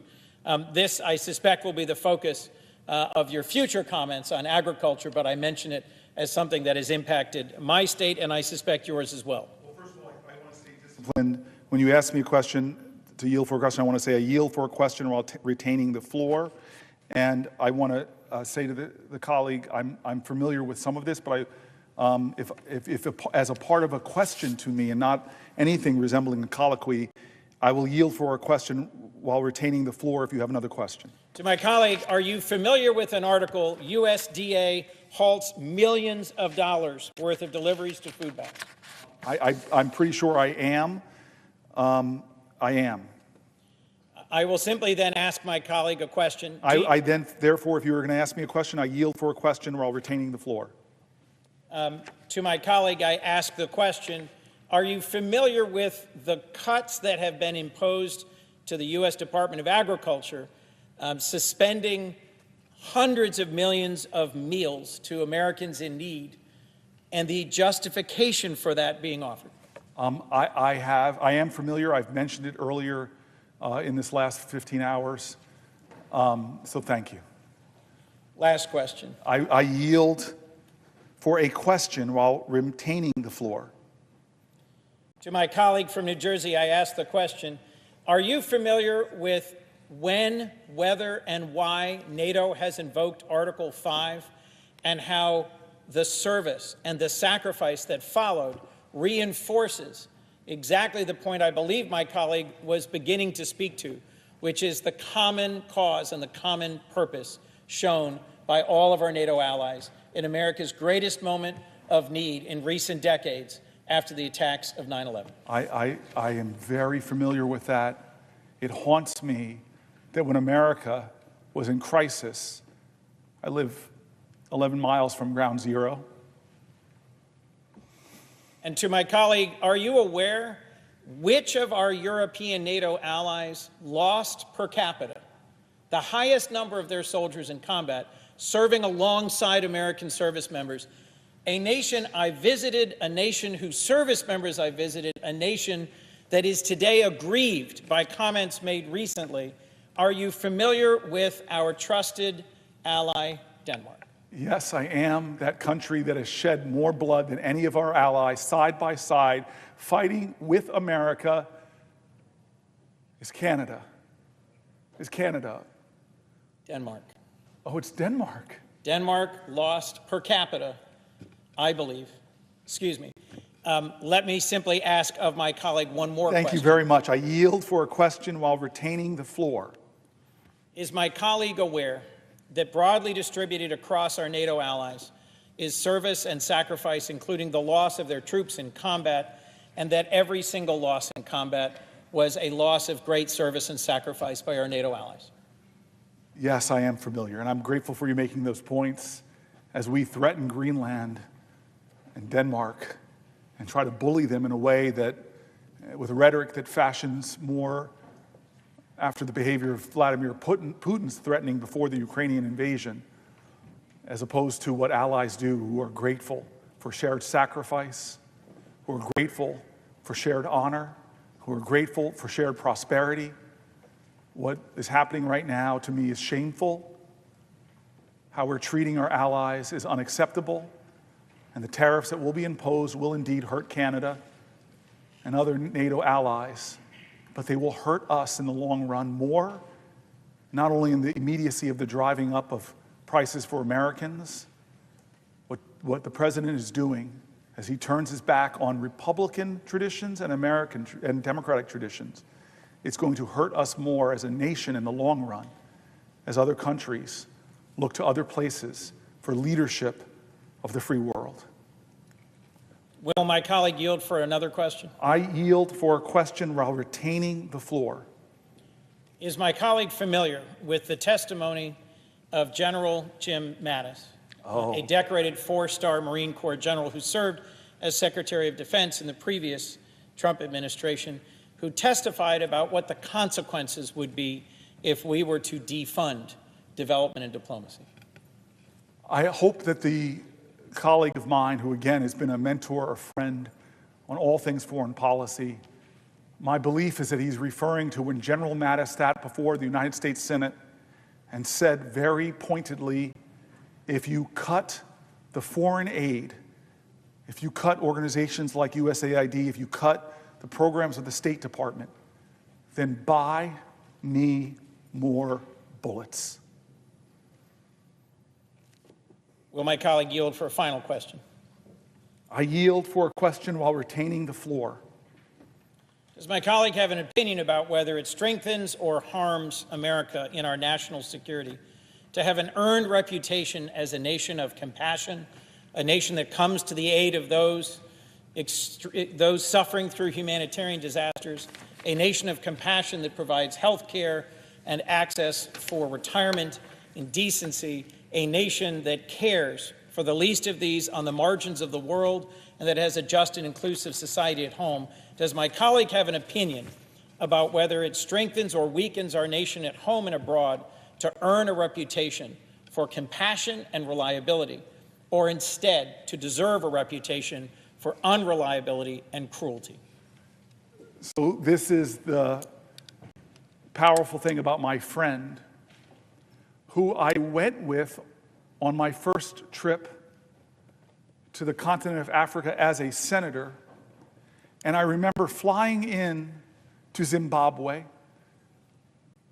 The leader of that country had passed away.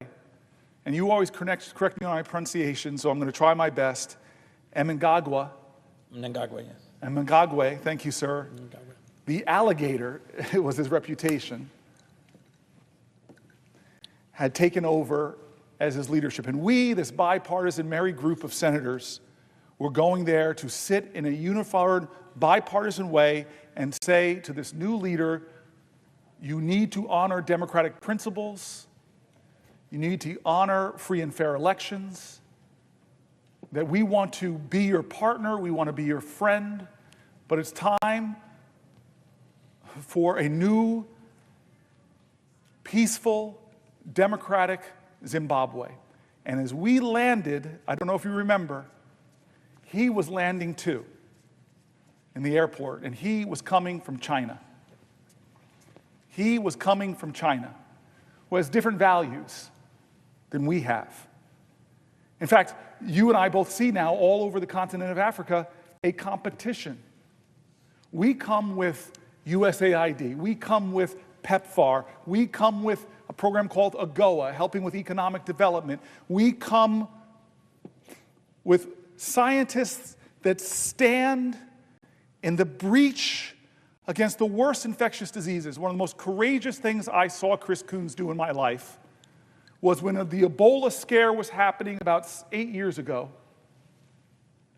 and was starting to show up on our shores. You did something that people were afraid to do. You went to Africa to visit with the people from our country that are there fighting Ebola. You had to come in quarantine when you came back to make sure you didn't have it. It was amazing because you were going there to say to the world, I, Chris Coons, Senator for Delaware, here, but America is here. America knows that an infectious disease anywhere is a threat to public health everywhere. America knows that when it comes to the globe, Martin Luther King was right in his spiritual proclamation in the letters from the Birmingham jail that we are all caught in an inescapable network of mutuality, tied in a common garment of destiny, that injustice anywhere is a threat to justice everywhere. I have been to where you've been, from Kenya and Tanzania, to traveling with you to Ouagadougou. You used to make me smile when I used to say the capital of Burkina Faso. Ouagadougou, my friend. There's a word I learned from a language, the Bantu language. It basically roughly translates into this: I am because we are. I am because we are. America has learned the power of soft power. General Mattis knew much cheaper investment, much more success.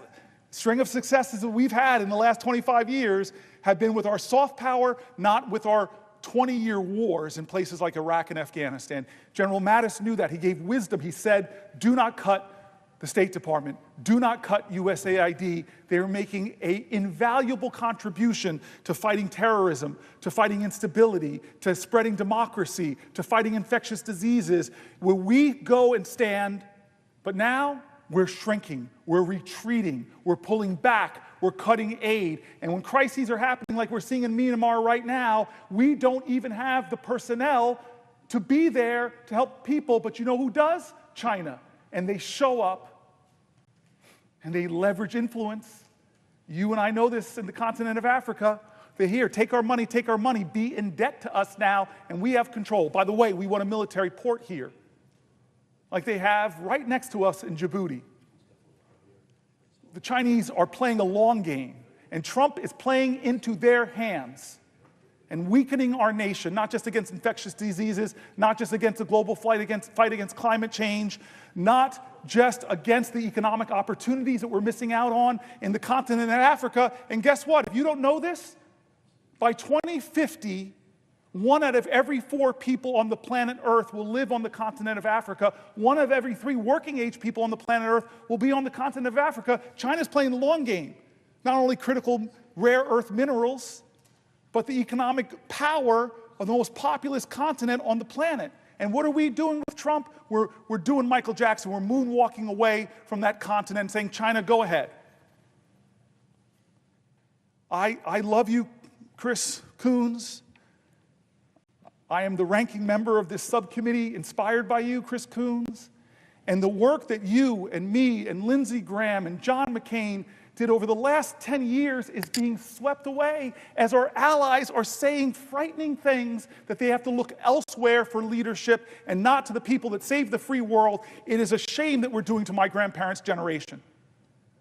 with my grandmother with her war bonds and her victory garden, and my grandfather building bombers at the Willow Run bomber plant in Michigan. All the country came together and sacrificed for the war effort. We saved Europe. We bled and died on that European continent. There are, and you've seen them, these fields of crosses, and you see some Stars of David, and you see some Muslim graves. You see it all. Our American boys died. And yet we still invested in that continent. We still invested with the Marshall Plan. We still invested with the Berlin Airlift. We still stood up to communism. And a great Republican president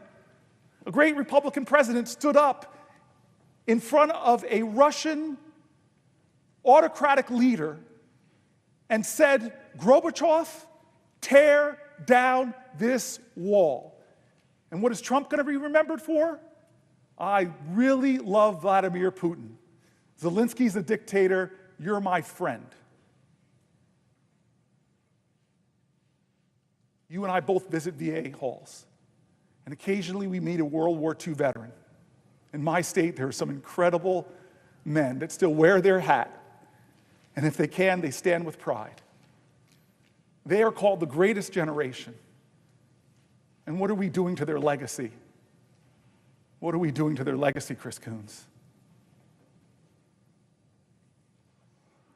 I'm going to keep talking unless somebody wants to say, will the senator yield for a question? Will the senator yield for a question? I yield for a question while retaining the floor. First of all, thank you so much for what you are doing, Senator Booker.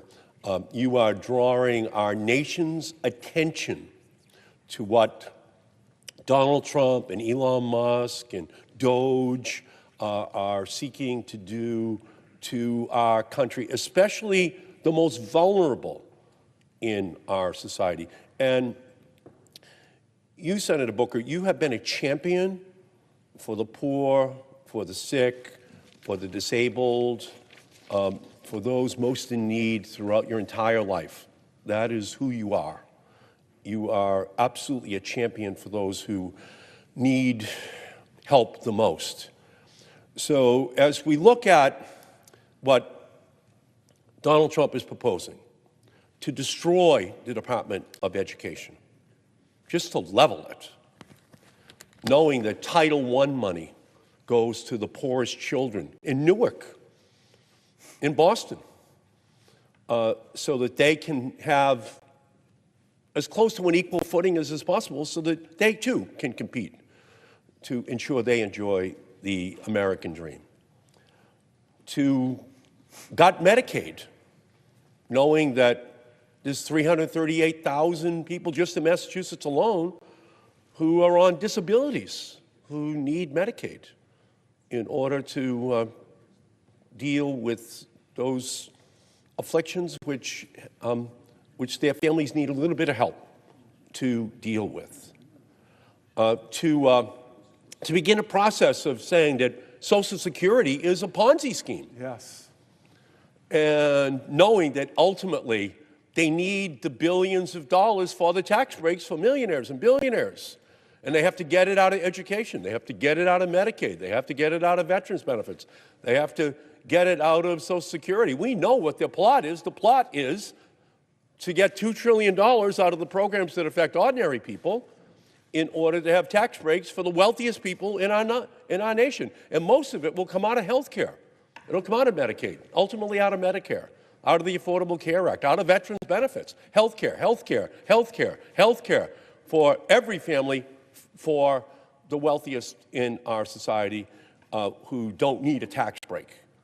The one thing they don't need right now is a tax break, especially when Elon Musk and Jeff Bezos and Jeff Zuckerberg now control more wealth than the bottom 50% of our nation combined.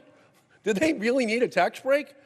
I mean, I know the president put him right behind him at his inauguration, but, oh my God, the cabinet sits behind billionaires?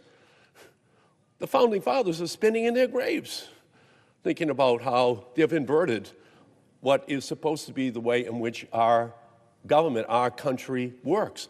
So I thank you for your incredible leadership. You are putting the spotlight on what is going wrong in this country right now, this oligarchy seeking to take over our nation. So I thank the senator for what he is doing. It is just so consistent with his whole life, what he stands for on the floor of the Senate today, a conscience for the nation. So can the senator tell the Senate today, the nation, what this could mean if we continue down this path of Donald Trump and Elon Musk and Doge for those families who need help the most in our society? I so appreciate the senator, and I want to tell folks, when I wrote my book, I thought I knew this man here, but I did a lot about environmental justice in my book. I did about a lot of these toxic chemicals out there that are threatening our people. And I came to the Senate one day, so humbled, because I told him I knew you as my colleague. We both got here around the same time. But I had no idea of the kind of things you did in the United States House of Representatives, how many bills that made a difference for people's lives in Boston and in Newark and Camden and Passaic. You are one of the people that, after a few years here, I discovered in 2015, writing my book, how amazing your career is. And now, having served in the Senate about the same amount of time, I am so grateful for you. And you have been so consistent in why you came here, not forgetting the people you've been fighting for your whole career. And so your question is right aligned with that point. It was said earlier about this humanity's biggest fight, humanity's biggest consistent theme, us versus them or just us. I don't like when we pit one group in this country against another group. It's not us versus the billionaires or us versus the Republicans. It's understanding what is best for we the people. How can we create a more perfect union? And I will tell you this right now. We are a union in trouble compared to our global peers. We have higher disease rates, higher diabetes rates, higher cancer rates, higher maternal mortality rates, higher premature birth rates, higher infant mortality rates. There are so many things going on in this country that should not go on. But yet we are a nation of utter abundance. We are a nation of incredible wealth and resources. And we've proven in our past to be a nation of incredible vision. And that's why I don't understand why we are playing so small, why we have a president that is playing so small. It's not coming here like presidents of the past and saying, we together, from Reagan to Clinton to Obama, there's a big challenge, America. We together are going to get into the room and do sausage making, Republicans and Democrats, and we're going to find a way to write great legislation. Whatever you want to say about Joe Biden, he was a big president because he didn't try to do things by executive fiat, or as a quote of Donald Trump's I put here, the primacy of the executive, ignoring our Constitution. You know how many bipartisan bills were hammered out here? I see another dear friend of mine, Mark Warner. You know how many bipartisan bills Mark Warner was at the table for? My senior senator who's chairman of Intelligence. We did bipartisan infrastructure act when Trump in his first term had infrastructure week every other week. We did a chips and science bill. He's trying to claw back the money, but we together, I still remember that skiff, that classified skiff where the whole Senate was there and our national security team and Gina Raimondo put forward the crisis in our country, the vulnerabilities, and we came out of that room, we got into our rooms, and we hammered out a great chips and science bill. Decades went by in this body with doing nothing on gun violence. Decades, and courageous people on the Republican side, friends of mine that surprised me, that stood up like Senator Cornyn and said, we're going to do something. I've got my lines, you've got your lines, but let's find the space in the middle. And we did programs, and if you come to New Jersey, the community violence intervention money is lowering murder rates in places like Newark by over 50%, helping to get it done along with our great law enforcement officers. And the incredible thing about that now is Trump is trying to claw back that money, violating the separation of powers, because we decide how we're spending money in America, not the executive. Read the Constitution. And so you and I both know that a big president would come to here and say, let's do some legislation. But John McCain, and I read it in the middle of the night,